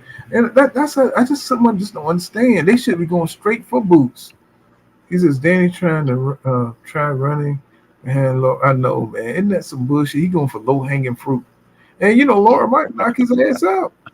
Laura might not. Laura is more dangerous now that he's sitting on his punches because he don't have all the speed anymore. He don't have his legs like that no more. So he's more dangerous sitting on his punches. He's knocking motherfuckers out like he's a knockout artist now. So he says Danny is on the record saying he ain't fight. Danny's on the record saying he ain't fight Boots. He ain't fighting. Yeah. That's crazy because they make a lot of money with that fight. Two Philly fighters, it's like kind of like passing the torch in a sense. That'd be a great fight call. I don't think Danny Ego can handle it. He look what he had to do. Look at all the lengths he had to go to say, why he lost to EJ, right? So, I mean, shit. He get beat by Boots, man, he'll be destroyed mentally, man. It's like that dude there, he got such a big ego, it's ridiculous. He says, Laura 160 think, he says, Danny still 154. He still want that fight because he think that's somebody he could beat. He think that's somebody that's shot, that's past his prime. But you just don't know. Laura knocked his ass out. I mean, I know he got a steel chin, but shit, Laura got that power, man. He definitely got power. And he's using it too. He just knocked out I think it was the last week or something, he knocked the dude out, cold. Boom. And I was like, man, Laura, he's still up in there. He says, what's going on Naughty Crash? He says, no, Crawford is not. He said he's a diva and is not following the blueprint that was laid out there by the greats. And that's what I'm saying. You know, I don't want to see a dude walking around with twisties in his head and won't fight the top guys. I just don't. I don't want to see, you know, these dudes, you know, they just too used to putting plaits in their heads. You know, it used to be when you put plaits in your head, you were standing on business. You know what I'm saying? You were standing on business. That meant you ready to go in. These guys now, they just look girly. You know what I'm saying? They just look real cute. You know what I'm saying? With the fucking braids. You know what I'm saying? I want to see dudes come in, you know, if you're gonna look different or weird, you know what I'm saying, go for the big fights. You know what I'm saying? Go fight hard. You know, don't just come in looking like a girl. You know what I'm saying? I mean, I hate that shit. You know, with the bonds and you know what I'm saying, with the two braids up front and man, I'd be like, what is happening? What is happening? Yeah. You know what I'm saying? Yeah. Pick a fight, man. And a lot of these fighters nowadays, they a lot of them are more athletes than boxers if you pay attention. I mean, a good athlete can always get by, but you could tell who's working on their skills and who's just, you know, just pure athleticism. You can tell easy in these fighters. But yeah, you know, the fight I really want to see is the Benavidez fight. Benavidez said he'll move up to what's that, 175, and fight the winner of Beterbiev and Bivol. Talking about David Benavidez. Yeah, I'd like to see that shit. I know, man. You know, it's almost like the Lord worked in his favor. You know what I'm saying, for Canelo holding up the division, because he gets a championship shot. You know, right after the Bivol and Beterbiev, you know, go ahead and squash it out. You know, squabble it out. He gets a shot. He gets the winner of those two, and you know they're not going to duck him. You know, them two, they're confident champions, so they're definitely not going to duck no Benavidez moving up.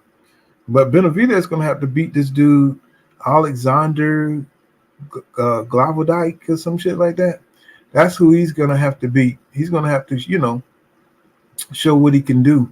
And, you know, I'm pretty sure all the Canelo fans are going to be rooting for his downfall in that fight because, you know, if he lose, they could say, see, Canelo would have beat him, you know, which don't make no damn sense because that's a whole nother weight class, you know. Oh, he's not worth Canelo time, you know, even though they ducked the man into 174, 75. You know, I remember when Ward went to 175 and he fought that Cuban guy. And he used a move on that Cuban guy where he blocked his punch, and I think they have it on YouTube somewhere where he blocked it with one hand and he countered him where he stopped the punch with one hand and stuff. I was just like, and this was when Ward was going. That's when they was keeping him from Triple G. It's just, you know, as you move out through boxing, you see the same shit. The same duck stuff going on and on and on. And you just hate the fact that these people don't admit it. You know what I'm saying? They don't admit when their favorite fighter is, you know what I'm saying, is on some bullshit or being protected or not taking the best fights. So I don't, you know, I have no sympathy for Terence Crawford. Never have, never will. Never be a fan of his. You know, I used to be a fan of him. I ain't gonna lie, I used to be, but I don't like how you try to move. I don't like the way these fighters, they don't move with the heart of champions. You know what I'm saying? They move with the heart of cowards. There's a 2-cent said Cuban can still fight at older age for some reason. That's because they boxed for most of their career. You know what I'm saying? They box. They use the sweet science, you know, most of their career. So, you know, they have enough, they don't just fight by, you know, attrition, win by attrition or lose by attrition. You know, they box. So, you know, at the end of their career, you know, they got enough they can, you know, when they legs go, you know, they can bang it out at the end. He says, that's what that is. That's why Floyd was telling EJ that he can't fight every fight the way he do. You know what I'm saying? He gonna have to finesse some boxing in there. He's going to put some boxing in some of those fights because, you know, you're going to tear yourself down by trying to bulldoze everybody. And that's what he was telling EJ, you know, early in his career. You know, that version of Spence, I think when he fought, what's that guy's name who boxes? The white dude he done knocked out. Hit him in the back of the ropes. Who are we talking about? That guy's name. The dude EJ fought. I think it was right before he fought Kell Brook. Oh, you talking about the white dude? The white dude. What was that guy's name? You know, he was a kickboxer. Chris Algieri. From Algieri all the way to, I'd even say like Porter. I think that version of Spence, man. I don't know if we're gonna see that version, man, because that's when he was able to move his feet. You know what I'm saying? Move his feet vertically, and it's like you see the difference. He's a little more stationary now. But I like him at 54. I can't wait to see him in the ring. I think he can win a couple titles up there. And if he's more healthy, if the weight helps, he could be a dangerous fighter at 54. Just depends on how he's taking care of himself. Yeah, it's just as a fan, you know, you just hate to see when fighters start to diminish. You know, he started late, and looked like we're missing about 6 or 7 fights we're missing out of his career that he could have been fighting, you know, because too many layoffs, too many injuries. And so it seemed like it's kind of short. Looked like it's kind of incomplete. You know, this leaves an incompleteness, you know, because, you know, he could have been fighting so many more fights. And but I guess you just got to, you know, you got to take what you got, you know. You know, the man is only here. We are only here for a short time. So, you know, just like we had Sweet Pea, Pernell Whitaker, nobody was like him. And then, of course, we thought that was going to be it. And then we got Roger Mayweather. And then we got Floyd. Then we got RJ. So it's always going to be, you know, I'm here to tell you, there's always going to be another great boxer around the corner. You know what I'm saying, that comes up. Look at, you know, we got Jerron Boots Ennis. Even though he don't have the competition, I think that's going to be his problem. He don't have the competition to shine on. These guys are not as hungry as them guys back then in the 60s and 70s and 80s and 90s, you know. Not as hungry as those guys were. Them guys was coming from the slums and crack dilapidated areas. And, you know, they wanted to get out of those spots. Now everybody's, you know, nobody's like really living like that, you know, too much in America. The way it was back in the 80s, you know what I'm saying? People, you know, surrounded by crackheads and all that kind of. Now everybody's on Molly's and designer drugs now. It's almost like, you know, the hood is tamer. You know, even though it's some wild people there, but it's not as, you don't have people that's trying to get out of the battle, you know, using boxing as an avenue to get up out of that. So they're not as hungry. People are getting into other things, podcasts and technology. You know, they got other things they can do instead of boxing. So we don't have the same crop of, you know, guys that's going into the field of boxing. So they're not as you know, motivated. You know, they get punched in the face. You know, these dudes are soft. You know what I'm saying? And not you know, you got to be a little crazy to get in the ring too. If you ever notice, a lot of boxers, their background is really tragic. You know, just like strippers. You know what I'm saying? You ever talk to a stripper and her background is horrendous? Hell yeah. You know, be horrendous as hell and shit. You know, it's like, you're like, damn, you know, tell me something about yourself. No, don't tell me nothing about yourself. God damn it. God damn. You know what I'm saying? You know, it's like one of them Boondocks episodes and shit. You know, it's like everything happened to you. You know, it's like you only, you only 30, 28? It's like, holy shit. No wonder why you hate people. And it was kind of like that with them boxers, like like Mike Tyson. The more you find out of Mike Tyson, the more scary his life seemed. Because it seemed like he dealt with a lot of, you know what I mean. A lot of the LTBG thing. You know what I'm saying? But back then it was more of that prison type stuff. And the more you see come out with P. Diddy, and it's like Mike Tyson look like he kind of, I don't want to say it, but it is what it is. It's just, them guys dealt with a lot back then, and it's like it made them hard.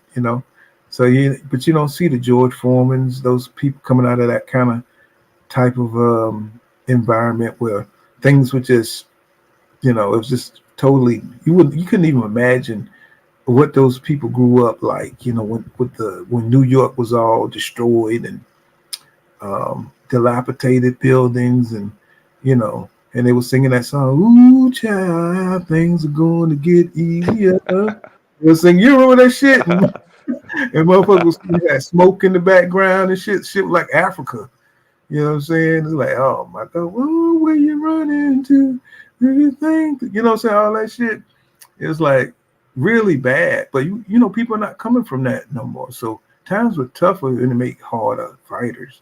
I just think we're coming out of a soft era where we got welfare still there, and people just not as desperate.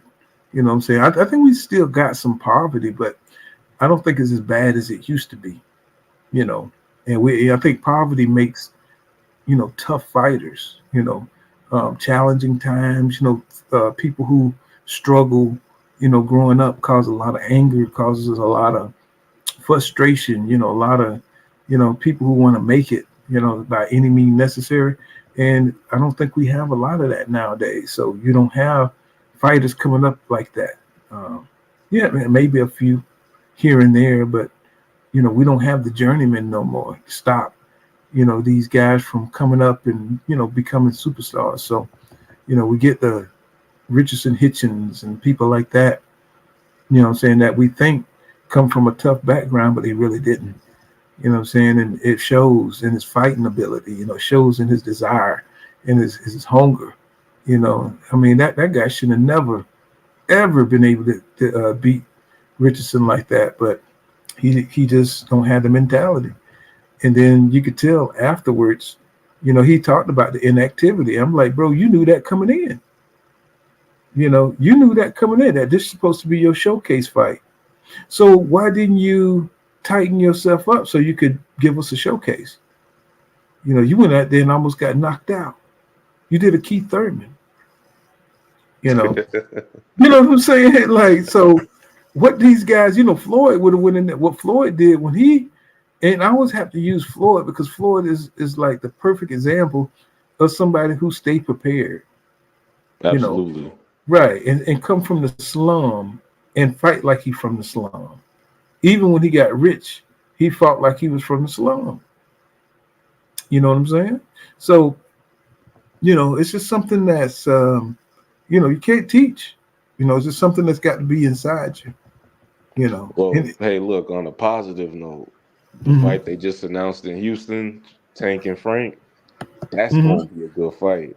Because even if whoever wins that fight, you're going to see both sides get off, I think. It's going to be a little technical at first, but both guys possess the skill set to hit the other, which I like, and they both can fight on the front foot.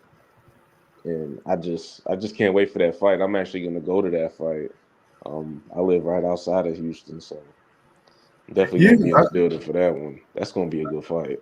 Yeah, I'll be down in Houston because, the company I'll be working under,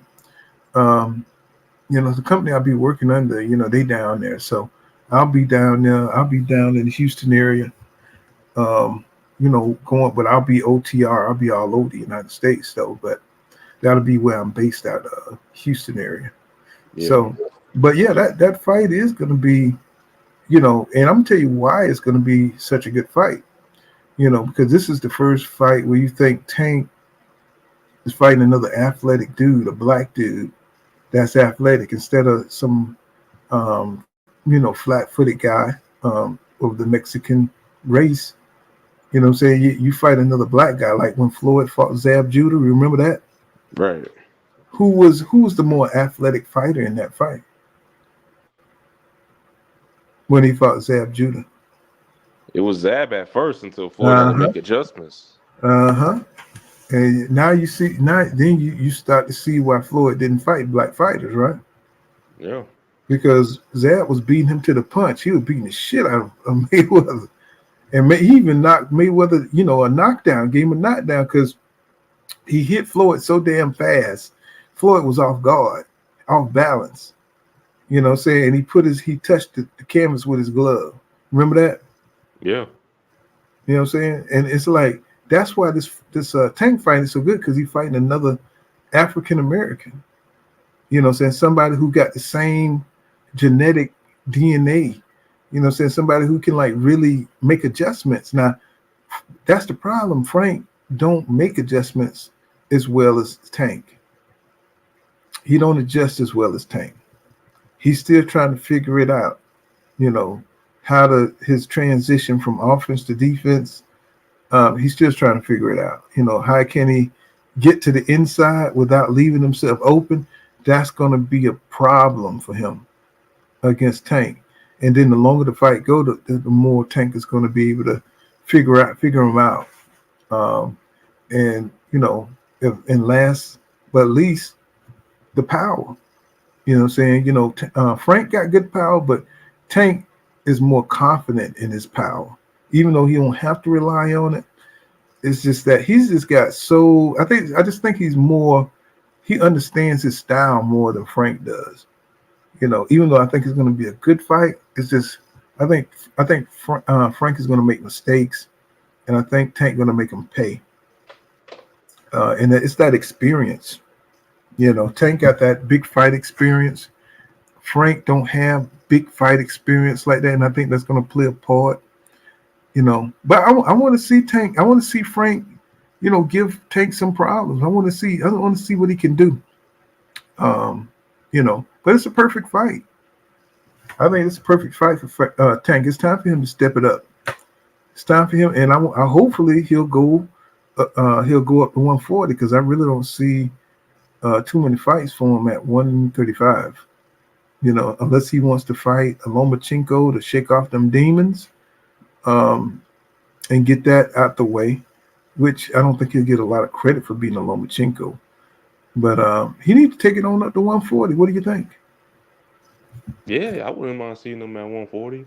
Yeah, I think he needs to take it up. Pitbull, he could rematch Pitbull at 140. He could fight Devin Haney at 140. Tiafimo's a good fight at 140. He got some options at 140. Me personally, this Frank fight, I'm looking forward to with Tank. And I agree. I want him to move up, or he could fight Shakur Stevenson at 135 if they want to make that fight. But it's just too many politics, man. Yeah. Too many politics. Like, I would love to see Shakur and Tank fight. I think Tank will win. But just like you said, the athletic fighter versus the athletic fighter, we don't get much of those nowadays. Mm-hmm. It's always somebody who got slower feet, slower hands. You know what I mean? Same punches thrown. So, but we do have a lot of talent in boxing. Oh yeah, to get them matched up. Yeah, it's just a lot of fighters that's not active right now. Where the hell is Sheedy? What is his name? Sheedy used to work for Golden Boy. Oh, Sheedy Ellis. Sheedy Ellis. Yeah. Where he at? Where all these fighters at? You know what I'm saying? It's like we're not seeing these guys in the ring. Why? Some of these guys can hold down their own cards. But where the hell is Estanionis? Where is he? Virgil Ortiz. Just big names that that should be fighting on a regular basis. We just don't see it. It says Team Combat League. What's going on, B-Dog in the building? We don't see them in the ring. I mean, just like Cromwell, he's one of the top guys. Don't see him. Don't even remember his name. Forgot that he was fighting. I want to see Carlos Adames. I thought he's supposed to be having a good fight here. Carlos Adames. Let's see. Carlos Adames. Let's see. He should be fighting somebody. Let's see. Who is his next fight? Let me see. Carlos Adames. Let me see. Do they got him signed up? Okay, his last fight was Julian Williams. That was a good ass fight. Oh yeah, he beat his ass. Julian Williams, man, has taken a lot of ass whoopings in his career. Hey, I'm trying to tell you, man. I like J Rock, man. I was rocking with him. He was one of my favorite fighters to watch. Hey, he took some real punishment in his last 3 or 4 fights ever since he fought ever since he beat Jarrett Hurd. But after that, he just went on a series of ass whoopings, man. And he just takes a lot of punishment. His defense isn't like it used to be. I don't know what happened with his defense. This is chin. Up no more, man. This is chin, man. He can't take it. He can't. His punch resistance is horrible. Man, you know, lost to Rosario, lost to Hernandez, and what Carlos. The hell happened to Rosario? I haven't heard of him in a minute either.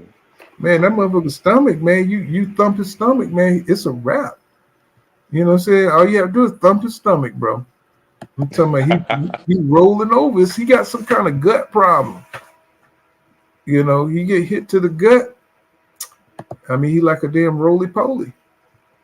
You know, I don't know what it is. You know, and what the hell happened to Regis, man? He fell off too. His performance with Haney and the performance he had before Haney. I'm like, damn, man, these fighters are just falling off. Regis is too young to me to lose. I mean, he's 34, bro. He's 34. In that damn Haney fight. He's 34. But remember, 34 wasn't so old back then. Now it is now. Like 34. Well, you got to be active. You know, for some reason, Regis been on the fringe. You know, he's been on the fringe. You know, he's like, I mean, he was just one of them dudes that he was in his own lane. You know, he's like he was out there in the swamp when everybody else was in the regular, you know, in the regular league. You know, Regis, you just never knew when he was going to fight, who he was going to fight. You know, he always was talking shit, but you know, you never seen him like really get in there. Ever since Josh Taylor was like a curse on his career. You know, ever since he had that close fight with Josh Taylor, he's never been the same. You know, that was the best I've seen Regis fight. And then he just kind of fell off from there.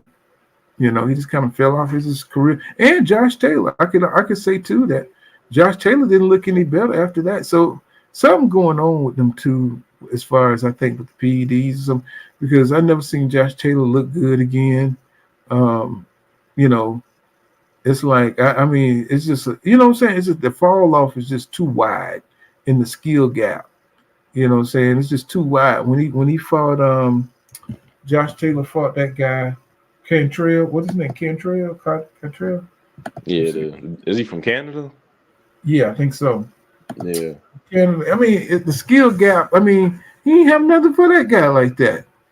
And then he fought T.O. and look how he looked, man. It's like, bro, what's going on? Yeah, T.O. put hands on Taylor. Right. But he look how he just wilted, man, like he was a shot fighter. You know, he looked like a shot fighter. He didn't look like the same. That's exactly what happened with Errol Spence. I thought he looked like a shot fighter in that fight with Crawford. Like, sure did. He shouldn't have been in that ring. I mean, he looked like he was blind, deaf, and dumb. Yeah. You know, it's like, man, you forgot how to fight. He says, Frank made a bad business decision. He says, Duck Shakur be outboxed, but chose Tank and get knocked out for more money. I mean, I think Frank beat Shakur. I ain't gonna lie to you. Did you see Shakur's performance? Well, you got to catch him first. You know, they're gonna, you know, he's gonna fight that amateur shit. And you can already see anybody that got power he's gonna fight him just like that. You know, he's gonna fight him with that ticky tack shit and jump across the ring. And that's anybody who got power. That's the disappointing thing about Shakur Stevenson. You know, he's gonna use those feet. He's gonna use those reflexes. He's not gonna stand and fight at no point in the fight. And I mean, he's so uncomfortable with power punches. You know, I mean, especially if you get caught a couple of times, you might as well forget about that shit, man. That nigga is not gonna stand in place and let you hit him. That shit is not gonna happen. You know, I like Stevenson, but he need to add some, you know, some stationary to his game and some offense. You know, he's gonna have to sit down and throw a little bit better than he's doing. I mean, he looks worse than Hitchens here, going backwards, and he be stepping to you like he be stepping in your face like he gonna stand up and fight and shit, and then jump back. I was like, man, if you don't stop. He's a like Tank, seeing a guy like Tank will just walk Shakur down. Tank will make Shakur fight. He'll make him fight. But the thing is, he has that style. But you know, he gonna hold on. That's that hold on shit. You know, look who's teaching him. Look at, you know, he got Terence Crawford teaching him, so he gonna be holding like a motherfucker. You know what I'm saying? He's like, you know, they learning from each other how to hold. He said Shakur about to fight. Shakur about to fight Art. Oh yeah, Artem, that guy Frank last fought. Yeah, man. It's like I hope he knock his ass out too.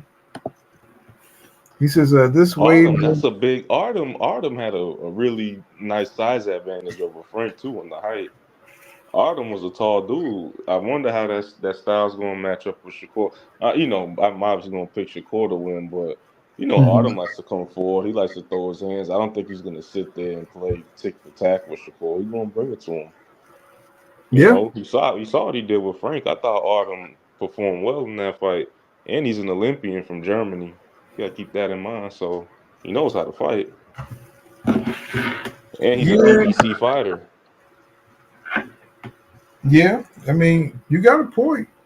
I mean, but at this point in their careers, you know, we need to be seeing better the top dudes fighting. Yeah.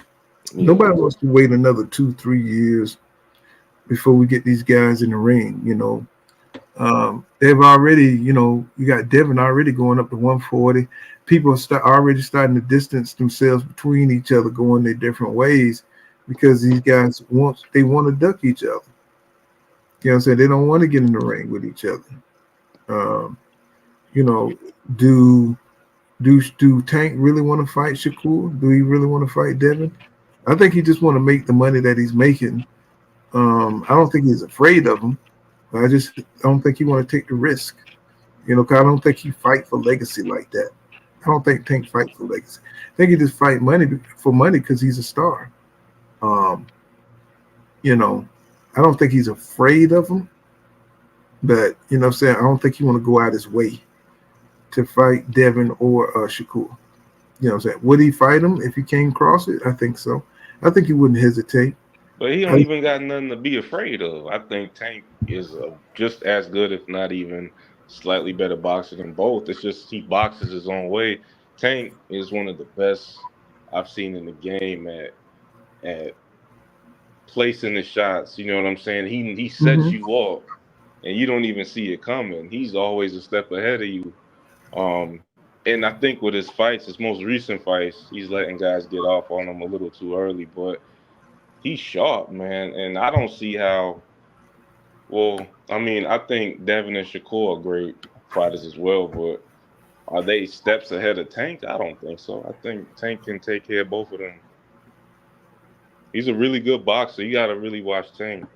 You know what I'm saying? If you're saying that the athleticism is the difference, I think Tank is just as athletic as both of them dudes. You ever seen Tank run in his training camps? You're right about that.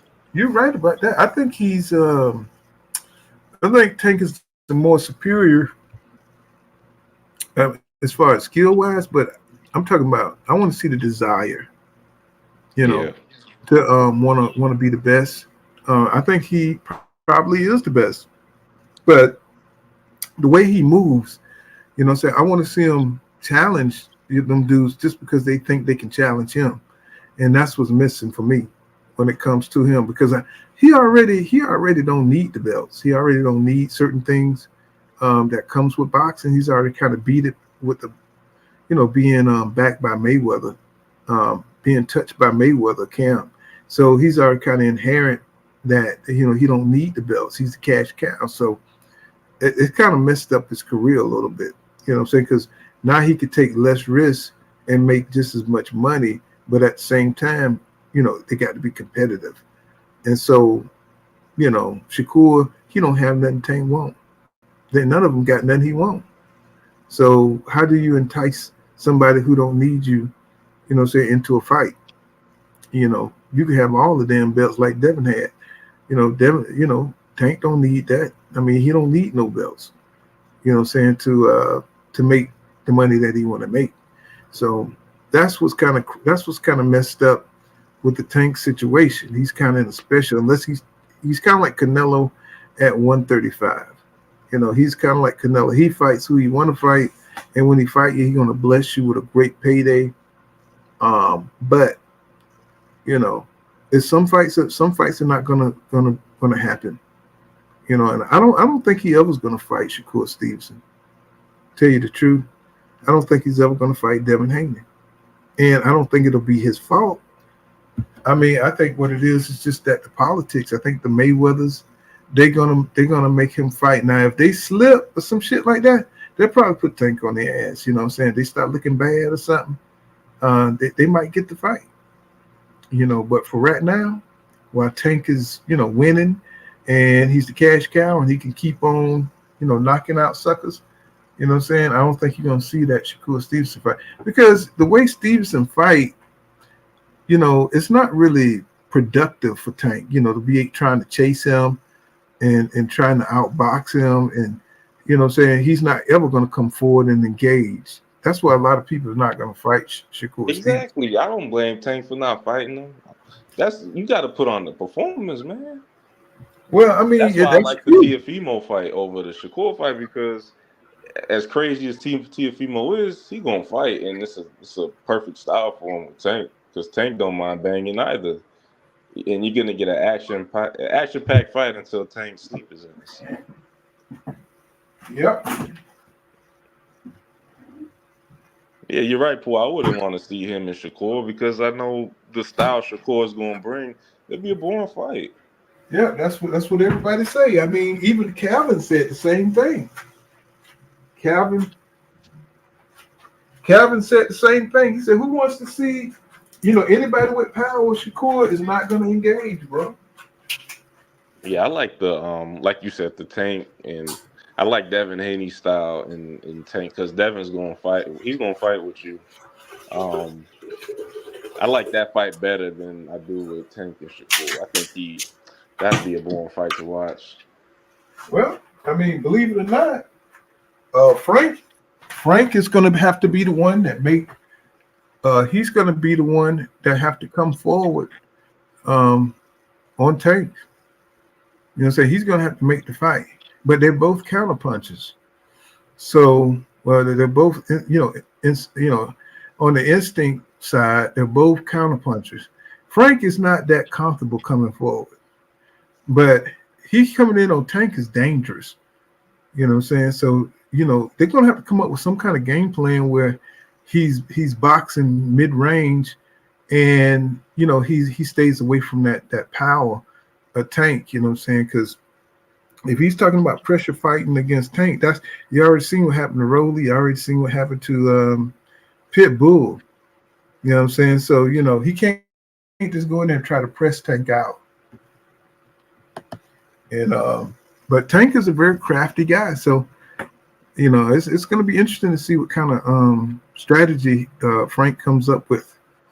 To fight Tank. Even though that's a good ass fight, bro. I don't know what. Fight. That's a really good fight.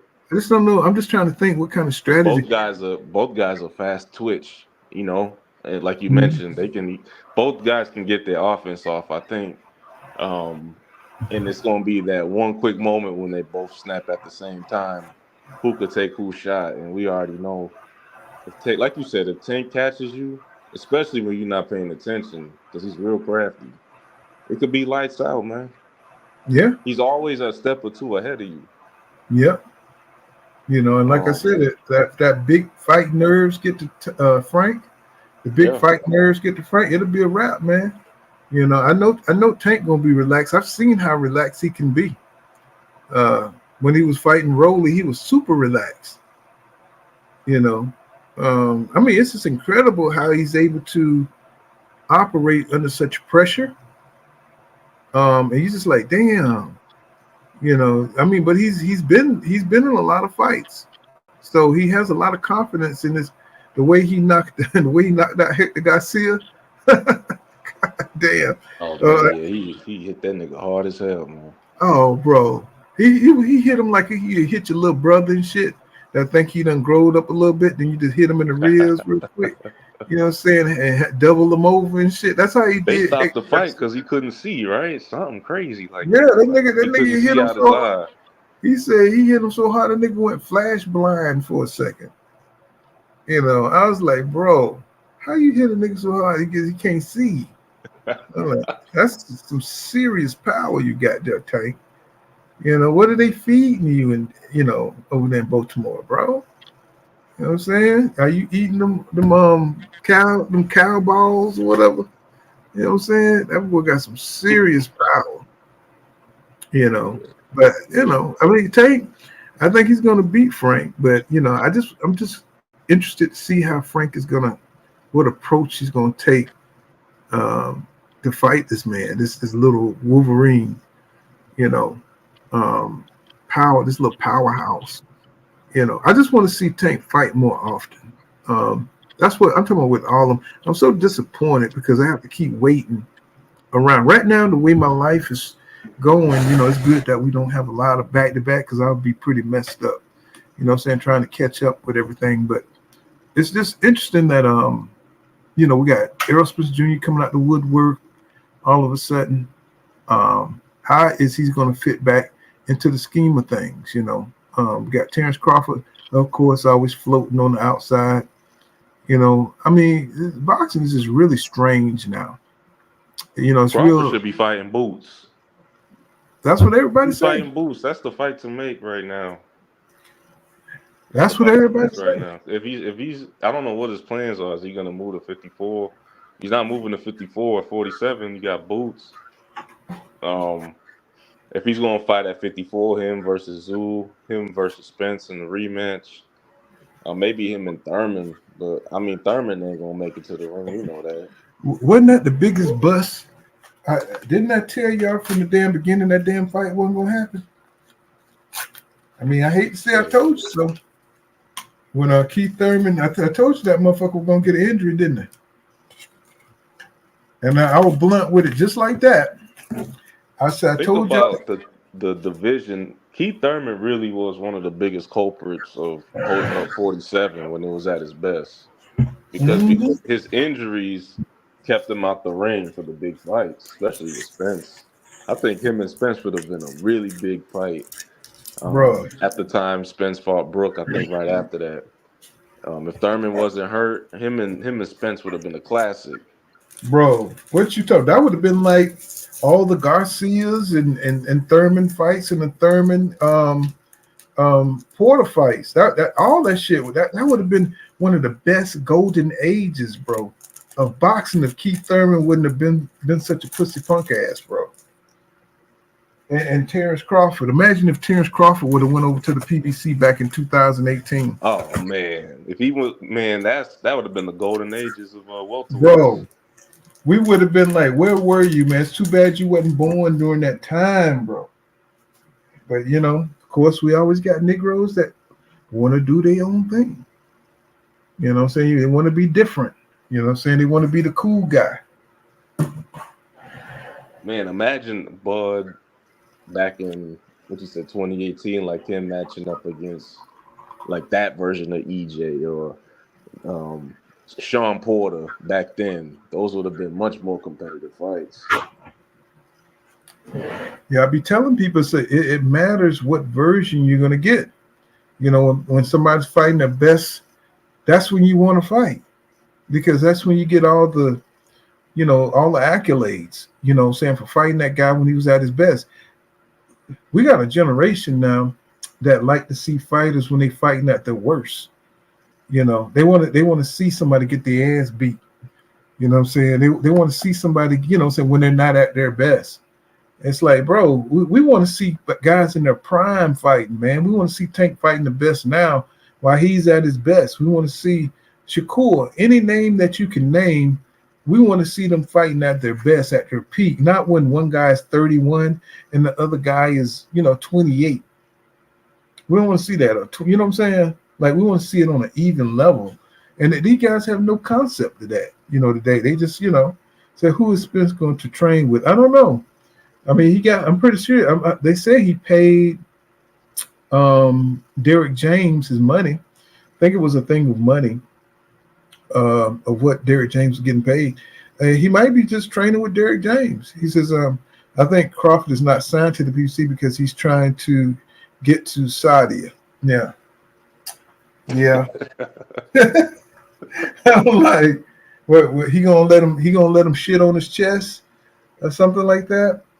I mean, what is he gonna do for that big money? Who is he gonna fight? What fight is the Saudis gonna put together for Crawford? I'm trying to tell you, some dude they trying to set him up. What? But I mean, I ain't gonna hate on him if he if that's how he want to run his career. You know what I'm saying? Really, if you can make more money, like, I mean, if you look at Jake Paul, you know what I'm saying? He's not really in no real boxing. He's making more money than all these guys. So in a way, it kind of sucks to say it, but Jake Paul is making way more money than the guys who fighting real fighters. In that something? You want Jake Paul fight? I just can't get with the gimmicks. You know what I'm saying? I mean, I'd rather watch. I'm a big UFC fan too. I watch boxing and UFC. I just like combat sports. But that gimmick, Jake Paul bullshit, man. Yeah. I can't deal with that, man. I mean, it's just a shame, man. That what them Saudis be doing. Y'all know what them Saudis be doing to them damn ladies over there. You know what I'm saying? Y'all trying to go make a bag. You know what I'm saying? Y'all know what shit. They be lined up. Them towels don't be on their head for nothing. You know what I'm saying? This is what it is. Hey, you do what you got to do to get that bag, baby. Crawford, if you want to get that bag, boy, you got to get that stinky sand. Get the stinky sand, boy. You know what I'm saying? You can make it happen, boy. But let me ask you this: that last version of Crawford you saw, right? I thought he put on a great performance. How do you think he matches up against like Boots at 47 if that version of Crawford comes in? Like, how does that style clash up? I think a lot of things came together for Crawford that made him fight his best performance. I don't think his next performance would be like that. That's why he's not going to fight. That's why he's not going to fight a Boost, because that was like lightning in a bottle.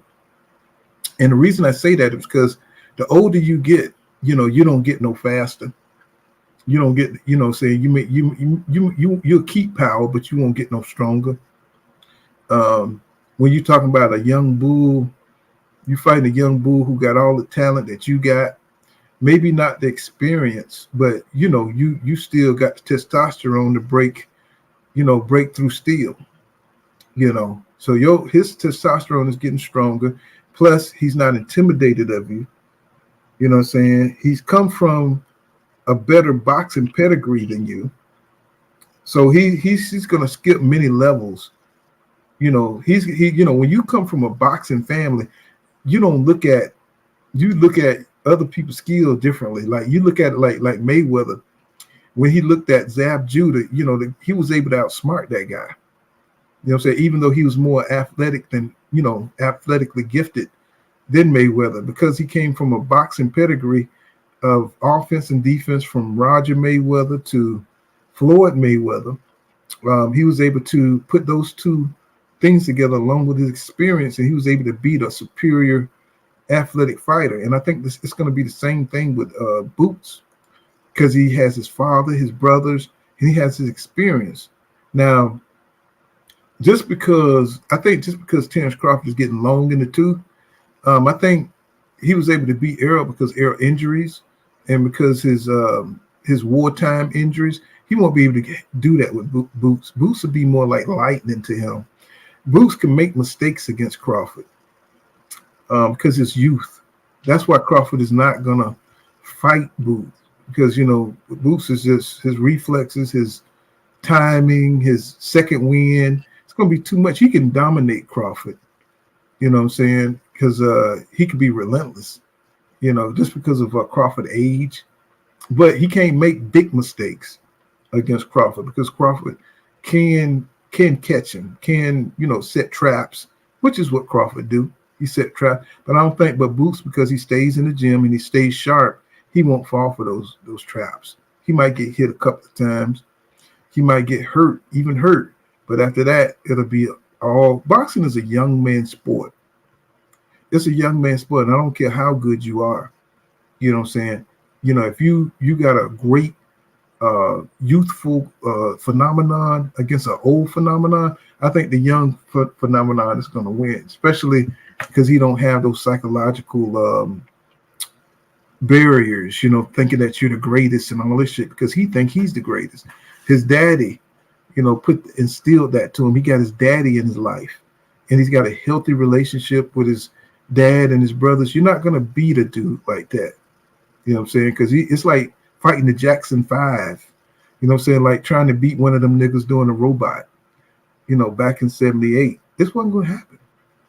You go out there and do the frog and everything. You're not going to beat the Jackson 5, bro. Got too much confidence, too much pedigree. I think he's always in the gym, man. Every time I see a video about Boots, he's just in the gym. And if he's not on the bag, he's helping somebody who's on the bag. I know he trains some of the younger fighters out there in the Philly area. He's like you say, a gym rat just like his pops and his brothers. But it's the pedigree, though. It's the mentality. He's, it's like, you remember those Spartan societies where they raised warriors, you know what I'm saying? And all he did was teach them about, getting them a mindset of dying in battle and stuff like that. When you come from a boxing pedigree like that, it's something like that. Like where you stay training, you stay in train mode, you stay in top shape, and you're just on the edge of, being the best. And I think that's Boots. His family is like that. Like this nigga probably wake up in the morning and run 5 miles, 6 miles, whatever. And he may run 2 more miles when he get in the evening. You know what I'm saying? He's one of those type of people. And he'll continually work out during the day. He just kind of reminds me of somebody who, like Bruce Lee, like stay on top of it, because he wants to be the best, because he still got the hunger. And I don't think Terence Crawford got that kind of hunger. I mean, he looked like that against people who are burnt out, you know what I'm saying? But against a spark plug like Boots, that's why he's not going to give Boots the opportunity. He's not going to give him that because he know how hard he's going to have to train to even stick with Boots in the ring. And Boots is a big ass dude. Boots a big dude, man. He's bigger than Crawford. I don't think he wants to match Boots' hunger. Say in the ring, going hunger for who's going to be the hungriest? It's probably going to be Boots, because Crawford already told you he don't even like boxing like that. He thought he'd be retired by now. He said, I think Crawford's not signing to the PBC because he's going to, Saudi. He says, B-Dog says the timing could not have been more fortuitous for Bud for all his biggest fights. Yeah. He says, who you wrong for that? Oh, you told that Saudi thing? He's laughing. He says, Naughty Cash says, he says, do your research on the snack program. Say it makes the playing field uneven, and I can't respect it or nobody on the supplements. Yeah. Well, we already know what time it is. I mean, we already know what time it is. I just can't wait to see Errol and Crawford get back in the ring.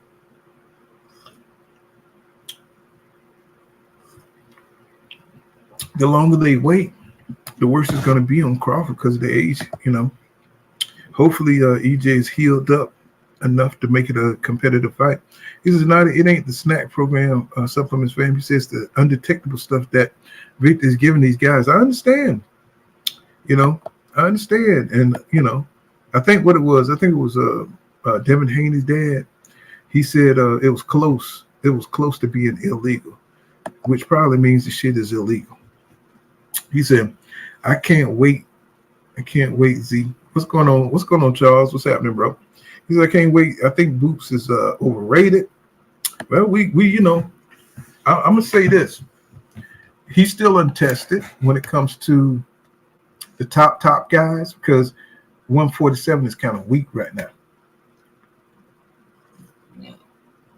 But you know how we could tell if he is one of the best? If Terence Crawford to give him a shot. I mean, I don't understand why Terence Crawford. I mean, I don't think Terence has to fight him because of his position. You know what I'm saying? But it would be nice if Terence Crawford would go ahead and fight top competition, something he has never done. You know what I'm saying? Go ahead and do what's expected of him. You know what I'm saying? Instead of just doing what's easy. You know what I'm saying? That we don't like champions like that. We don't like champions that take the easy way out. That's why nobody liked Crawford. That's nobody like his ass. He says Errol looked healthy in the ring. Didn't he though? Yeah, I mean, he looked like a healthy deer. He looked like a damn deer. That's healthy and strong.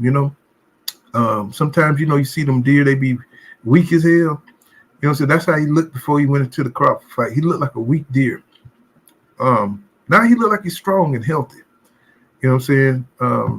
You don't see no ominous spirit around him. He seemed like he was happy. And sometimes I guess, sometimes a break will do you good, just depending on what the hell you went through. Sometimes when you get them red bones like that, you get them pretty ass red bones and shit, that put you through a lot. Those red bones will put you through a lot. You never know what's popping behind the scene. Sometimes a female just stress your ass out. You know what I'm saying? It's like you gotta have everything's got to come together when you're talking about a good fight. You get them. If you just got to have the princess, you might be barking up the wrong tree. You might, because that princess will make you lose 3 straight. Make you lose 3 straight, especially if she fine as hell. Make you lose 3 straight. I'm just telling you. If you just got to have the princess, sometimes you might need to get your little ugly in your life. You know what I'm saying? Get your little ugly in your life. That you can keep winning. Get your ugly chick. He said Boost is underrated because there's a damn good chance he's pound for pound number 1. You know what I'm saying?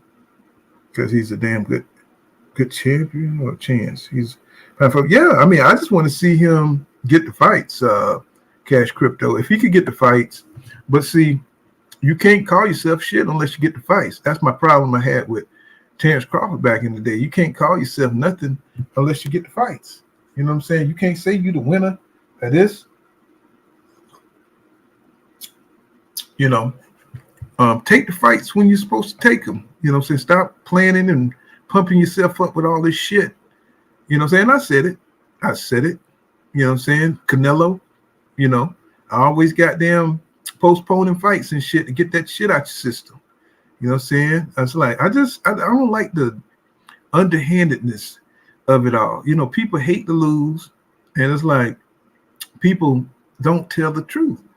You know what I'm saying? When you see motherfucker performing, come on now. Motherfucker got extra size on them and shit, and motherfucker been 135 all their goddamn life. You know what I'm saying? All of a sudden they coming out with 30 pounds of muscle on. And say, I didn't work hard. I just work hard for this. I'm like, man, if you don't get the fuck up out of here, bro. Can't stand boxing sometimes, but I just can't stop watching it. Just can't stop watching it. This nigga go get a damn PED scientist and shit in his camp. And people are looking at it like everybody else. Y'all just hate Crawford. You know what I'm saying? Nigga, you got a PED scientist, nigga. You know what I'm saying? You mean tell me he ain't making some shit that Come on, now, I ain't even finna get into all that. It's just kind of crazy. I just want boxing to be fair across the table. Now, if you can live with your favorite fighter juicing. I don't give a fuck if I seen Errol Spence Jr. juicing. I would just deny all his fights. If he was juicing or if he was doing something illegal like that, I'd be the first to tell you, man, that shit is unfair, and it's he would be just like Canelo. But you dudes, man, it's like y'all need to watch another sport. Motherfuckers ain't superhuman like that, like you think. A lot of you guys read comic books and shit, and think these guys are like some kind of superhero and they come from different planets and shit like that. No, they human. And when you see a nigga like Pacquiao, saying knocking out every goddamn body, and then all of a sudden he get accused of PEDs and he stopped knocking people out, it's like, and y'all don't register that. It's like, come on now. Well, number one, Errol. He said, "Why is Errol Spence Jr. running from the rematch?" Well, if that's how you see it, this is the first time I've seen Errol Spence Jr. We all know the details of the why the rematch didn't happen. Because Crawford, everything that happens around Crawford, it always happens in some kind of weird alternate reality. Nothing happens the way it's supposed to when it comes to Terence Crawford. It's always, he's trying to take control somehow. He's always trying to do something unconventional, and he just won't sign the motherfucking papers.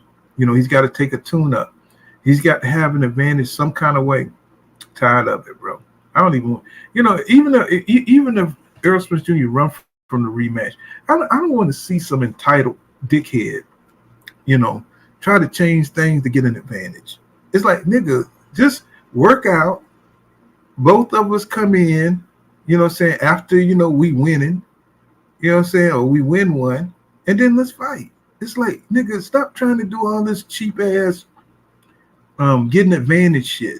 It's like, that's just the way I look at it. I'm just tired of Crawford. I'm tired of his scheming ass shit. I'm just tired he won't fight nobody. It's like it's the same shit over and over with that dude. I want to see him. That's a few fighters want to see out of boxing. And you don't know me. I just tell it like it is. I don't care what the fuck you think. I want to see Canelo out of here, bro. I want to see Canelo up out of here. I want to see Terence Crawford. I want all these funny ass moving dudes. I want the guys who really want the fights. That's who I enjoy seeing. Not people who's trying to cherry pick. If you're trying to cherry pick, get the hell up out of here. Jamel, I want to see him get the fuck up out of here too. He used to be one of my favorite fighters. I want him to get the fuck on up out of here. Him, Jamal might be okay, but moving a little funny. Moving a little funny. I might need him to get the hell up on out of here too. I'm just tired. Go ahead and make the fight. If you're not gonna fight, then get the hell up out of the way. Let the belts go. Canelo definitely would. It would be a floodgate of fights if he didn't hold up all the goddamn belts, right? So I just need boxing to stop moving a little bit quicker. Go ahead and take that Hamid Magia fight, take that shit on somewhere. It's like nobody wants to see that shit. I don't want to see this next Crawford fight. Nobody wants to see David Avenesian. Nobody wants to see that shit, bro. It's like, why it's just, why are they having these fights? I don't get it. I just never seen champions move like this. Nobody wants to see these heavyweight division fights. Who wants to see Tyson Fury rub his head on Usyk head? And who wants to see this nasty, fat, thug looking dudes, weird, man. I don't want to see that the character of these guys suck. It's like, I just hate thinking about it. He says, Bud said publicly he wanted to rematch at 147. He said he wanted a rematch at 146. You Bud fans act like he never said this dumb shit. You know what I'm saying?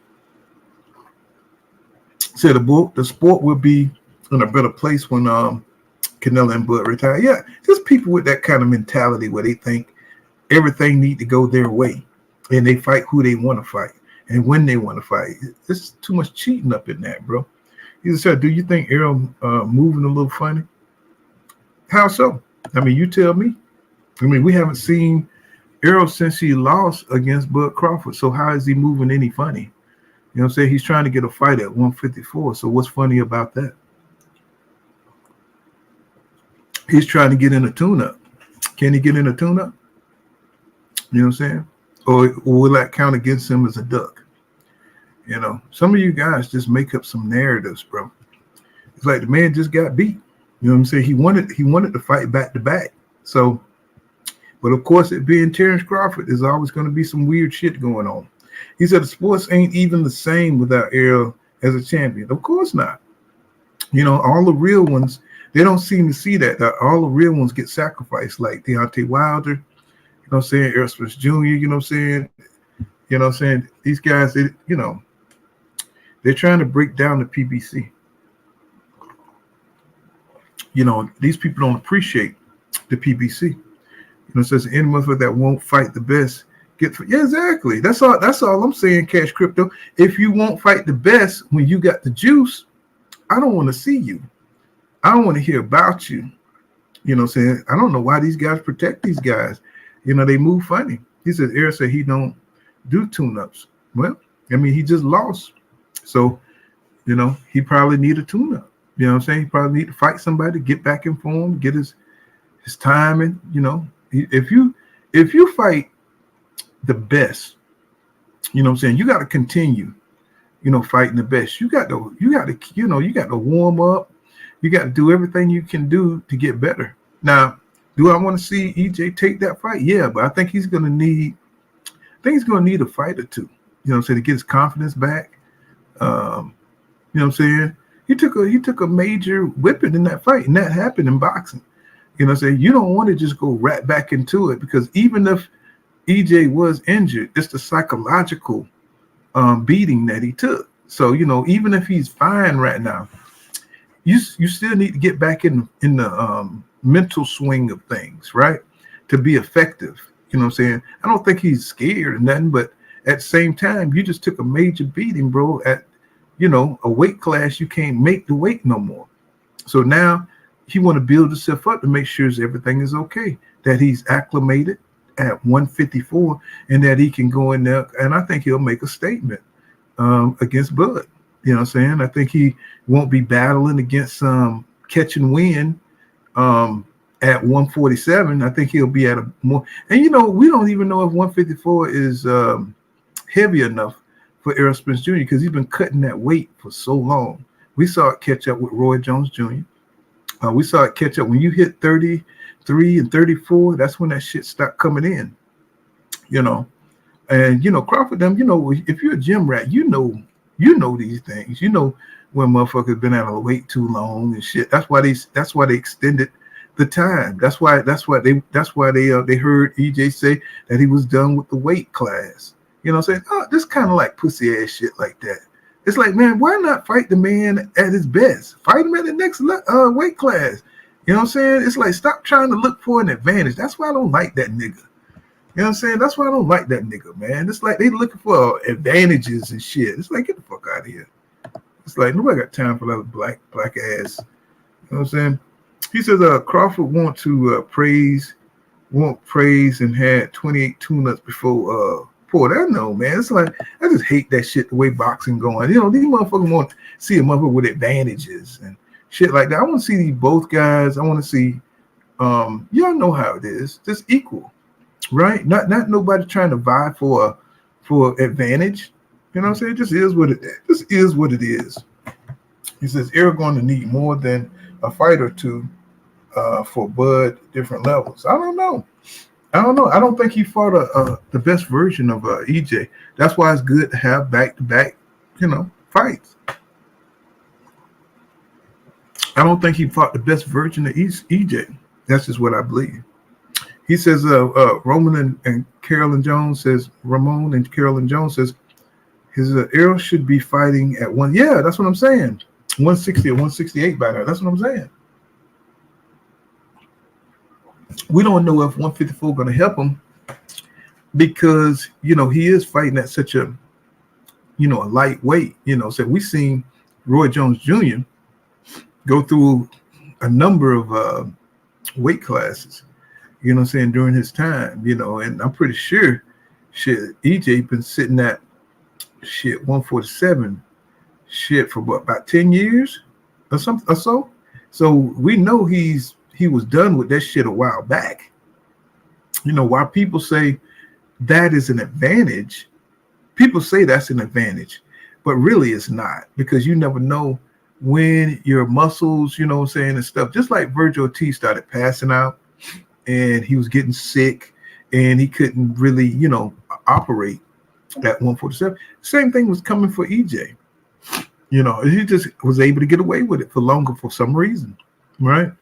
But you never know when you're going to break down. And we don't even know if 154 is enough weight for him to be able to fight at a, you know, his full strength, you know what I'm saying, you know, to be able to operate at a normal operating level, right? Because, you know, he's been fighting at such a small weight. He's been cutting 30, 40 pounds for so long. It's like, you know, he might be, you know, a little messed up, you know, because you only can do that shit for so long. He says, remember on Twitter, he got 2 more fights. So he's done. So he's just looking for a bag. Why he jumped in the ring with Fedora. He says pay-per-view fight with lots of money. So he doesn't want to be on. He doesn't want to be on someone else undercard. Probably not. We'll see how it works out. I really don't know. I mean, I ain't got no answers because that was the first time we've seen EJ in a while. Now I know he's been saying like little cryptic shit on his on the X Twitter or whatever, but nothing really for you to find out what's going on. Then we had this the little beef. What's going on, Real Spill Midwest Boxing? What's happening, bro? We know he had these little, you know, the little thing between him and Derek. So it's just like, damn, bro. It's like, man, get your shit in order, you know, so you can get the boxing culture around you again. You know, if you look at the boxing culture around Tank, Calvin Ford, you know, it's almost like it's a family, right? And at one point in time, that's what EJ them had going on down in Texas with Jamel and everything. They had a good cohesive cultural element going on. It was like, damn, Texas was just popping. Then all of a sudden, it's like, shit, all that shit just went to hell. It's like the training, the preparing. What the hell happened? I just wish I had some answers for you. So moving forward, it's just kind of hard to like really believe that EJ, you know, is gonna, you know, like really turn around and do something different. Cause you know, it's kind of like Adrian Broner. You keep giving them, you know, the benefit of the doubt. Give him the benefit of the doubt and thinking, okay, this man is training his ass off. He done healed. He done it. And come to find out this motherfucker is just, you know, doing what everybody else do, waiting until the damn shit is signed and then, you know, start training. It's like, I just don't know what to think. I don't know what kind of faith to put into EJ anymore. Because is his heart in it, or is he just trying to make a couple of extra bags?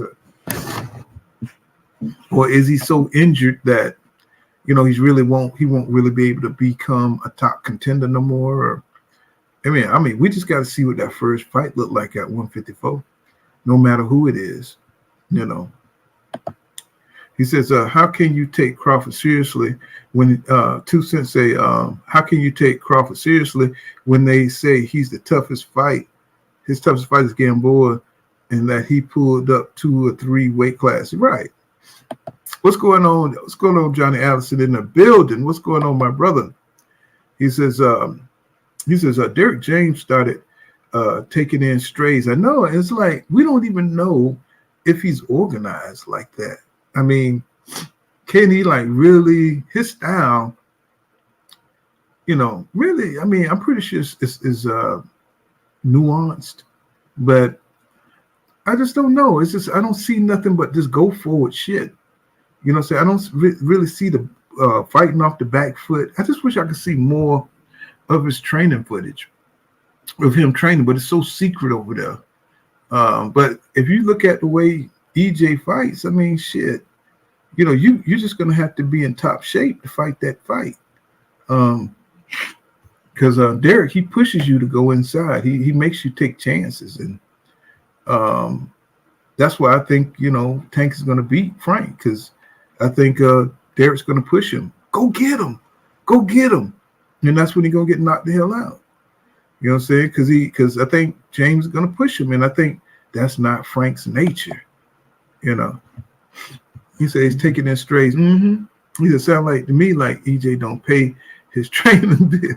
Well, that's the first time we heard of that, though. I mean, it ain't like, well, we know he made big money with Terence Crawford, so I'm pretty sure there was some, you know, some extra monies that was supposed to be paid, maybe.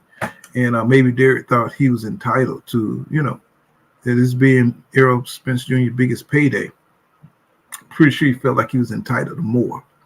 I don't know if they did, whatever they discussed it, or maybe EJ tried to go back and try to act like he didn't hear it or whatever, what they decided on, but I think they got it figured out now. You know. He says boxing would be better once old guys going, yeah, I want to see, all of them going. I want to see what I see these new guys go at it. I'm tired of the old shit, you know, and we just didn't get all the fights we wanted out of them. Excuse me. Didn't get all the fights that we needed out of them. He said nobody don't want to stay. The real answer is why EJ's running from the rematch. Because that shit ain't real, bro. He says, Johnny. He says, hey Cash, what's going on? He says, I wish y'all fuckers stop crying about a rematch. Y'all broke asses didn't want. I want the rematch.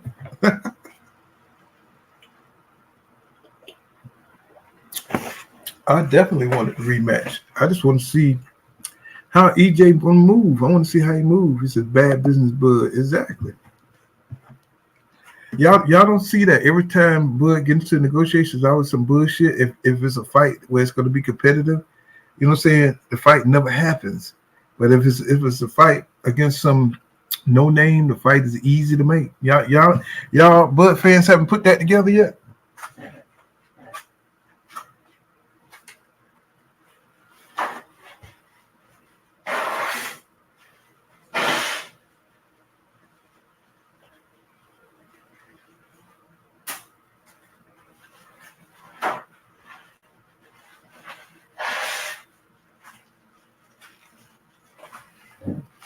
Haven't put that together yet. Says, I mean, shit, everybody in this goddamn chat, if they was gonna fight this Saturday, everybody in this chat would want to see that. You know, that fight. So I don't know what they're talking about. Nobody wants to see that fight. Who cares what casual fans are talking about? But the hardcore fans, they want to see it. Casual fans only check in once in a while. So it just depends on how they promote the fight, right? It just depends on how they promote the fight. So, you know, every hardcore fan is going to be watching. You already know that. He says, yeah, let me see. He says, what's going on, Nebraska and Sass? He says, look like finna be unified next fight. Let's see. He said, shit, I definitely want to see the rematch. Hey, I think everybody wants to see the rematch. It's just a lot of they try to get a lot of narrative started, but man, these are top fighters. This is probably the last, the best we're going to see out of these two guys from now on before, you know, it becomes just a joke. You know what I'm saying? So, I mean, I don't know what y'all talking about. I want to see it. I definitely want to see the shit. What's going on? What's going on, 2 Cent in the building? What's happening, 2 Cent? These trolls been on you? Oh, man, just trying to get my business together and stuff and get back on track. Man, I ain't caught you in a while. Yeah, I had some problems with the company that I work with, you know what I'm saying? And I just had to switch over to a tanker, so I had to take a leave of absence to get everything set up. Okay, you all set up now? Well, just about. I still got a little bit more to go. You know what I'm saying? A lot of chemical training. It's a lot of training going on with this stuff that I'm dealing with. So it's dangerous as hell. So, unless y'all want to see y'all last pool kind of broad podcast, you know what I'm saying, motherfucker, I'm on fire. I'm on fire. Yeah, you be careful with that. But I just want to hop up here real quick, get my 2 cents. You know how I do. But here we go again, Pool. We cycling back through it. Bud the victim. Every situation, it seemed like Bud the victim. Somebody doing something to him. And I'm just like, people don't understand. If Bud were profitable, none of this would be an issue. I was listening to the Samson Lewikowicz guy, whatever his name is, and he said Bud asked for $15 million guarantee to fight Fundora. Wow. And if you notice, Bud was never like, oh, I want to fight the winner. He was always like, I want to fight Tim Tszyu. He never mentioned Fundora's name. Right. Earl put that tweet out. He said he wants the winner. So I don't understand why people in the uproar. Bud never said he wanted to fight Fundora. He said he wanted to fight Tim Tszyu, and Tim Tszyu lost. So I'm not really sure what the uproar is about. And then this whole now me and you heard the same thing after that first Bud Crawford fight. Nobody wanted to see the rematch. All the Bud fans, we don't want to see that. It was a one-sided ass whooping. Ain't nobody gonna want to do the rematch. They not gonna be able to make no money off of it. Now all of a sudden Earl running from the rematch, and I'm like, I thought nobody wanted to see it. It's like y'all can't make y'all minds up. Do y'all want the rematch or do y'all not want the rematch? It's like all of a sudden the tune has changed to Earl all of a sudden running from the rematch when Espinoza has already said whatever Earl. First of all, Earl got suspended for 60 days, I believe, by the commission. Then he had to get his eye surgery. The contract expired. All this stuff went on, and they said they was just gonna let Bud go and do his thing. And now it seems like Earl's available to fight. Why don't they just fight then? Why don't they just fight? Like, what's the issue? Earl wants the rematch. So it's obviously Bud that doesn't want the rematch. Or he's asking for too much or whatever the case may be. But let's just let everybody go their separate ways. Let Earl have a fight. Let Bud have a fight. And then they can meet back up. Because like everybody kept saying, they need to rebuild the rematch. So give them time to rebuild the rematch. It's almost like we back where we're at 47. Everybody's saying Crawford, all the PBC fighters ducking Crawford, and Earl Spence is ducking Crawford. It's like we back to where we started, and that's what I was afraid of after the first fight. We're gonna be back to where we started.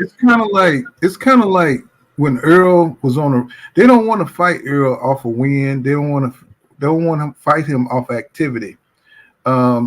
It's like keeping a narrative going. It's like, they don't want Earl to get into a groove, you know what I'm saying, of winning. When you get active, that's when you're most dangerous. And if you notice how Crawford plays his hand, he's always playing in between, trying to keep Earl, from getting the tune up, trying to keep him out the ring. This is the type shit. And that's a big reason why I don't like Terence Crawford, because he don't negotiate in good faith. To where both fighters are evenly, evenly yoked coming out the negotiation, let this man get in a tune-up, why don't y'all both, they should have fought right after that Ugas fight. That's when Errol Spence Jr. was, still in shape and such, and but he still probably, he had the eye shit, so we really don't know, but Errol Spence Jr., he's never fighting when he's active. They're always trying to challenge him when they think he's fucked up after a car accident, or they're always trying to keep him, off balance. You know what I'm saying? They never want to fight this man. You know, they always keeping up these stupid ass narratives, and they know this man will fight anybody. I mean, it's like I don't even understand how they do that in a hardcore space, knowing what everybody knowing what they know. Who Yeah, I is don't more get like it. who is Bro, more he don't likely? even fight tuna. He don't even fight tuna. Right. So it's just a stupid narrative, you know what I'm saying, just to say something, just to get something started. But who is more likely to fight Boots? You know what I'm saying? Bud Crawford or Errol Spence Jr.? Who is more likely if they was in the Of course, position? Earl. Earl, and that's Right. another thing. They like, well, why don't Earl fight Boots? He's already said he's not fighting at 47 no more. So I don't even know why that narrative is even going around. He's not fighting it unless Boots come to 54, but he's not fighting at 47. So he's not gonna fight Boots. So Mm-hmm. that doesn't even make sense. And my thing is, just like how they say, well, Crawford already had an opportunity to fight Boots. Well, if he was gonna fight him then, why he can't fight him now? If he was gonna fight the rematch with Earl then, and Earl waited too late, quote unquote, too late to get his eye surgery, why he can't rematch him now? Is there like a certain window you have to fight Bud? Like the logic, I don't get it. I don't get it at all. It's because it ain't no logic. It's just to keep, it's just a narrative to, to keep downing, Errol Spence Jr. It's like, Crawford never plays by the rules, bro. He never plays by the rules. He never get held accountable, what I'm saying, for the way he moves, what I'm saying? And all I'm saying to, his fans and stuff, it's like, hey man, when this man has put everything on the line, bro, for this dude to be walking around like, there's, he don't want to make the fight or a rematch with this man, telling them he lost, dude. This man is trying to get back into the game. I mean, Errol Spence Jr. don't do tune-ups, but he need a tune-up. He need to do everything he can to get back in the game, right? So now it's like it's nothing worse than losing to a Negro. Yeah, I said it. There's nothing worse than losing to a Negro because they're going to try to do everything they can to keep you from getting that win back. It's nothing worse than fighting another Negro. Yeah. You know what I'm saying? And that's what's crazy. It's like Devin won't rematch Loma. Right. It's like we are our own worst enemies. I don't know what it is. It's like it's like a generation divide. When Mayweather would win against opponents and they say it was too close, he would fight you back to back.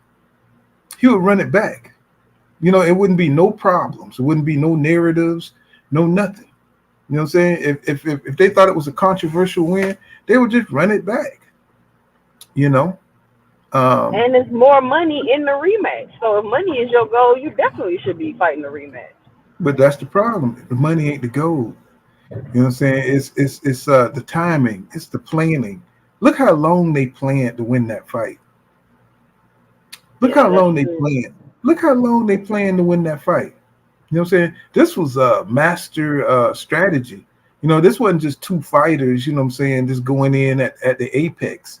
You know what I'm saying? It took a lot of planning to knock EJ off his mountaintop. And he gave it to him. You know what I'm saying? He went in there and he gave it to him. Everything that they wanted. And but Crawford fans don't even look at that. They don't even blink at that. It's almost like an entitled. It's like trying to change a hoe into a housewife, right? It's just that there's no empathy. You know what I'm saying? Yeah. That this man, there's no gratitude.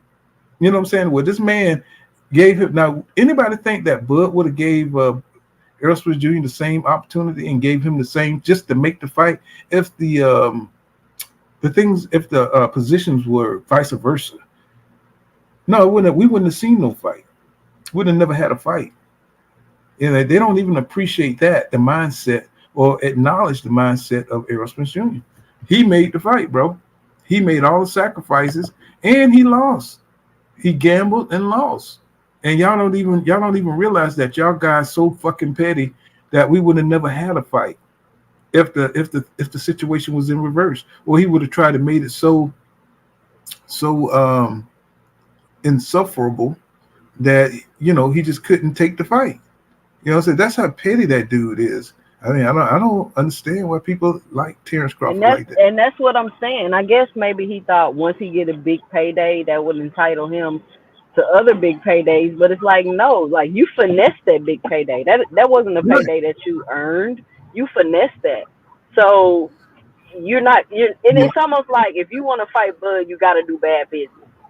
If Fedor want to fight Bud, he got to get 15 million guaranteed. Like, why does everybody else have to lose and you be the only one to win? That's bad business. Well, That's it's bad just business. that hood mentality. You know what I'm saying? It's the rivalry they have that he hates the fact that Errol Spence Jr. is a bigger star than him.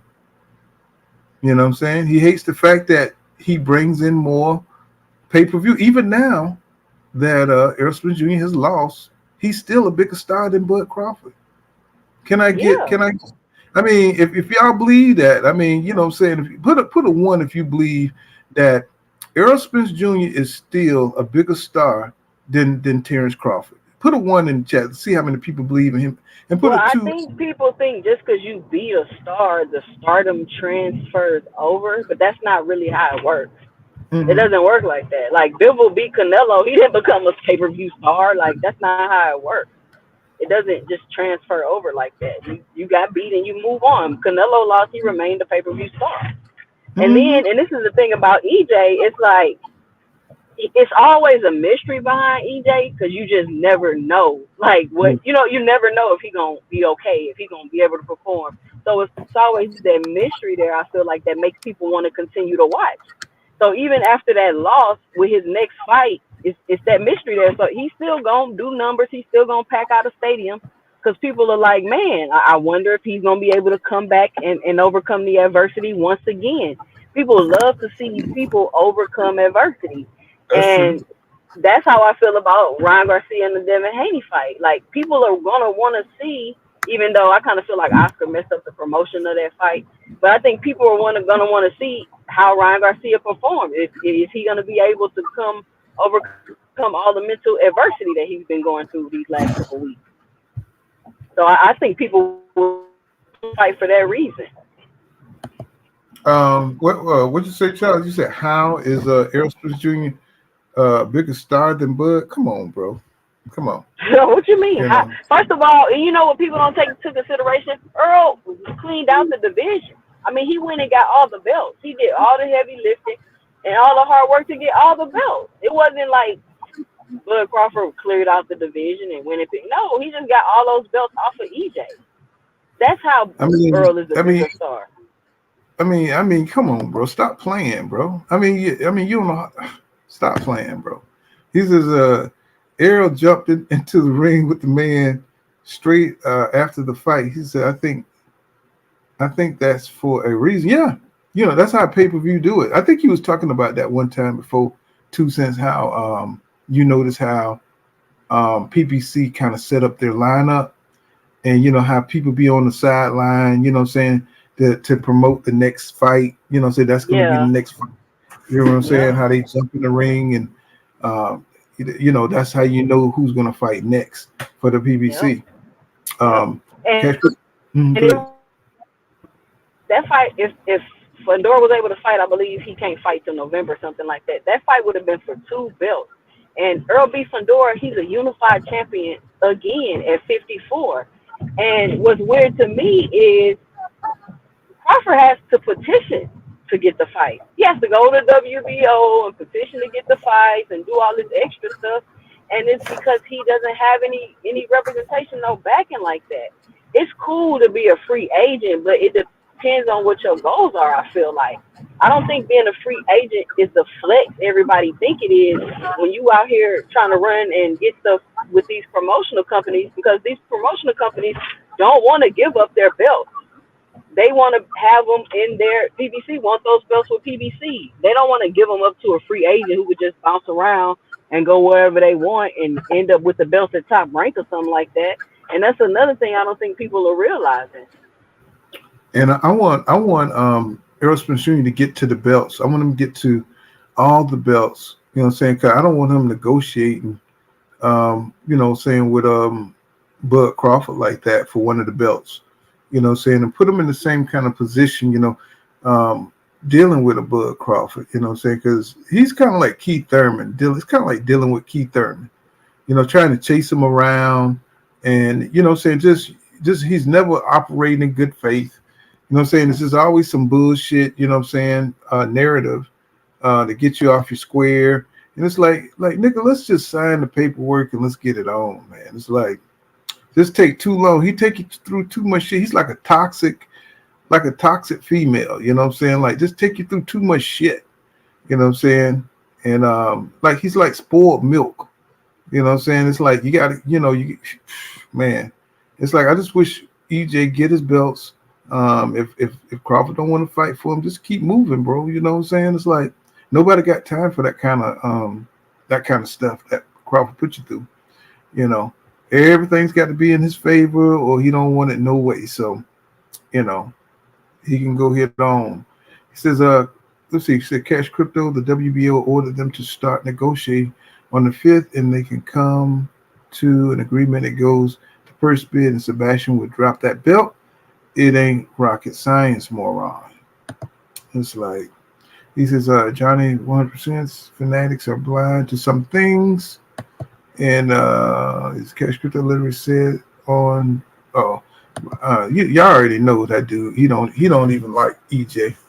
He got problems with Wilder and EJ. That dude is for sale any goddamn way. Ness on the Boxing Voice, I don't even listen to that shit no more.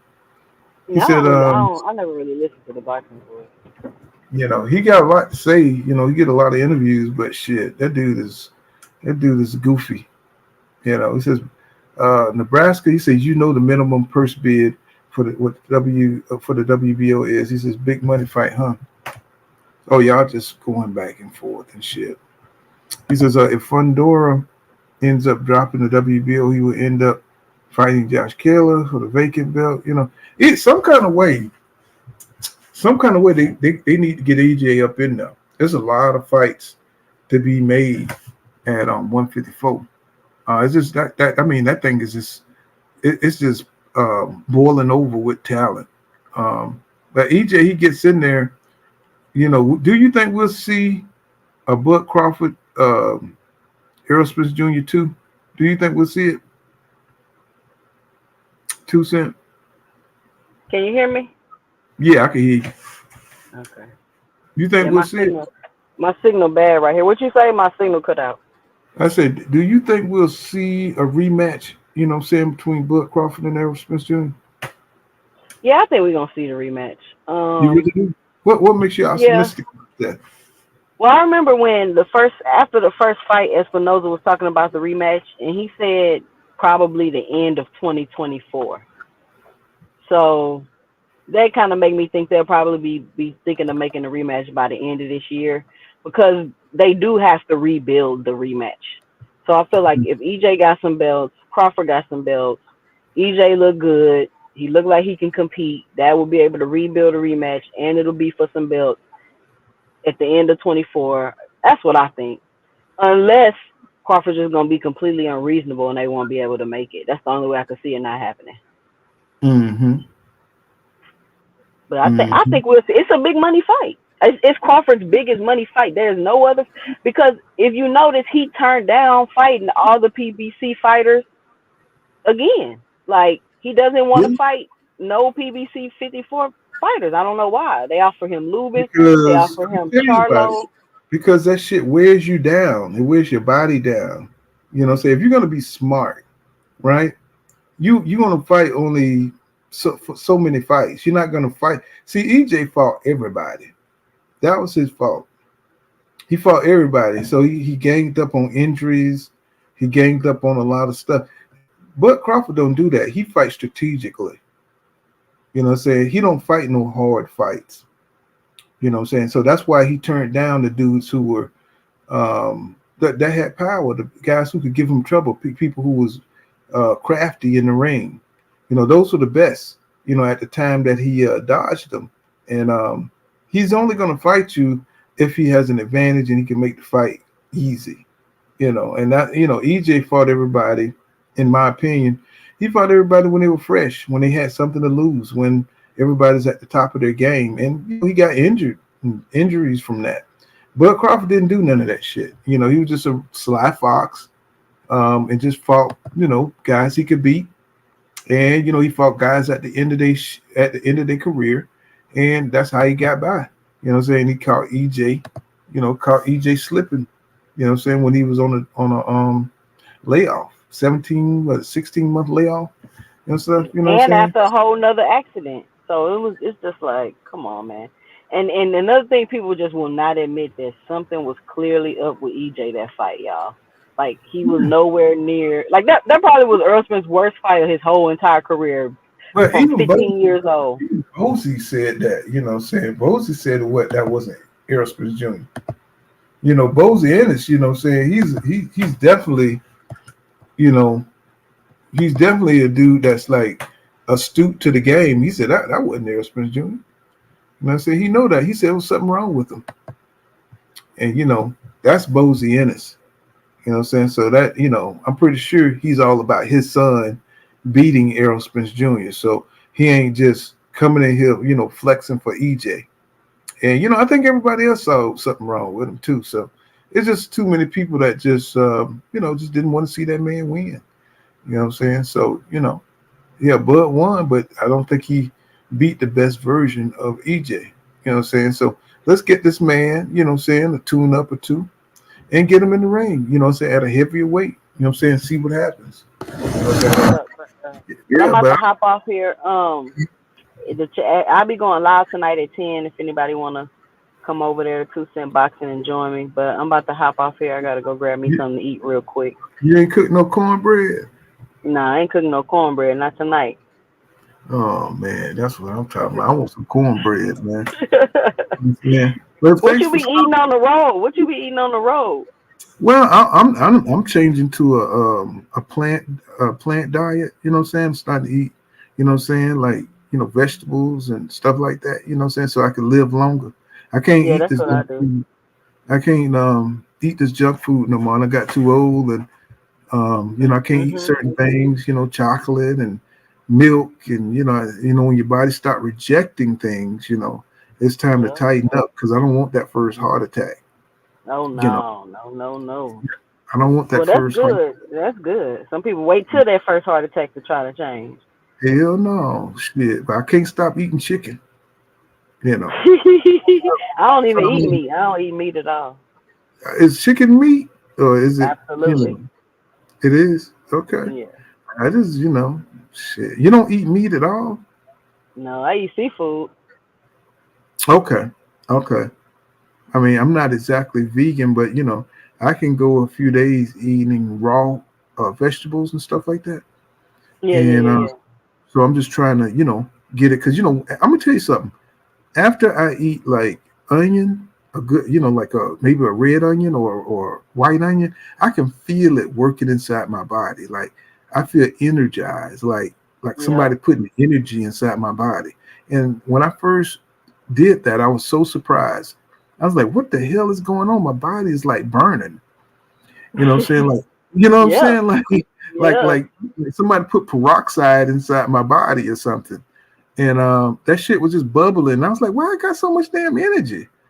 You know what I'm saying? And I say, my body must be needed this onion, you know what I'm saying? So I started eating the onion, half an onion a day.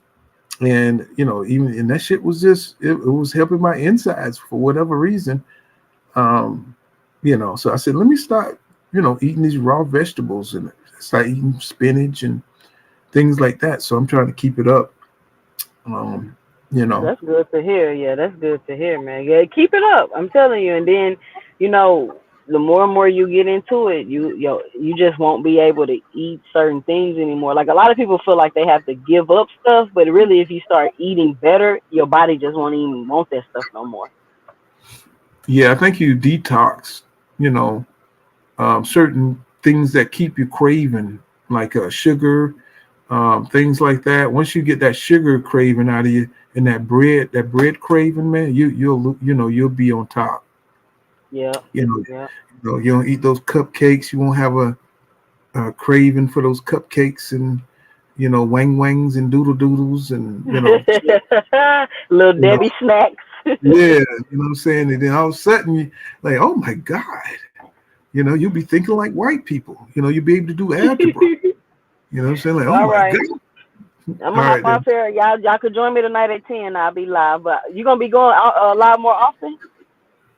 Well, I mean, I'm gonna try. You know what I'm saying? It's like, I'm gonna try. You know what I'm saying? I got to see what my schedule is gonna be like. But you know how I do. I jump back on when I can. But you say you going back on at 10? Oh shit, Yeah, that's I'm gonna go back on at 10. About 30 man. minutes. About 30 minutes. All right, then I'll let you go set up. I know it takes a minute to get up, get on and stuff. So get your stuff All together. right, I'll catch you next time. All right, then. Peace out. Yeah, All right, I've been on about 5 hours, So, I mean, I'll come back when I can. Probably be able to come back tomorrow. I don't know what time I'll come back tomorrow, but just look out for me, y'all. You know what I'm saying? I'm finna go out here and get me something to eat, talking about cornbread and shit, and got me hungry now.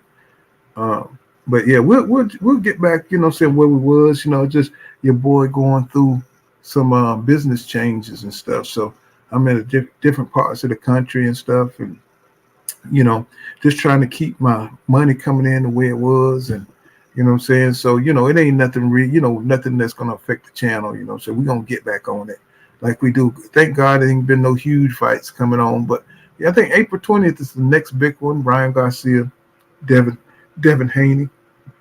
And the closer we get to that, the more we'll talk about it. So I see you guys probably tomorrow, you know what I'm saying? Because I'm still off tomorrow. So I see you guys tomorrow. Peace out, y'all.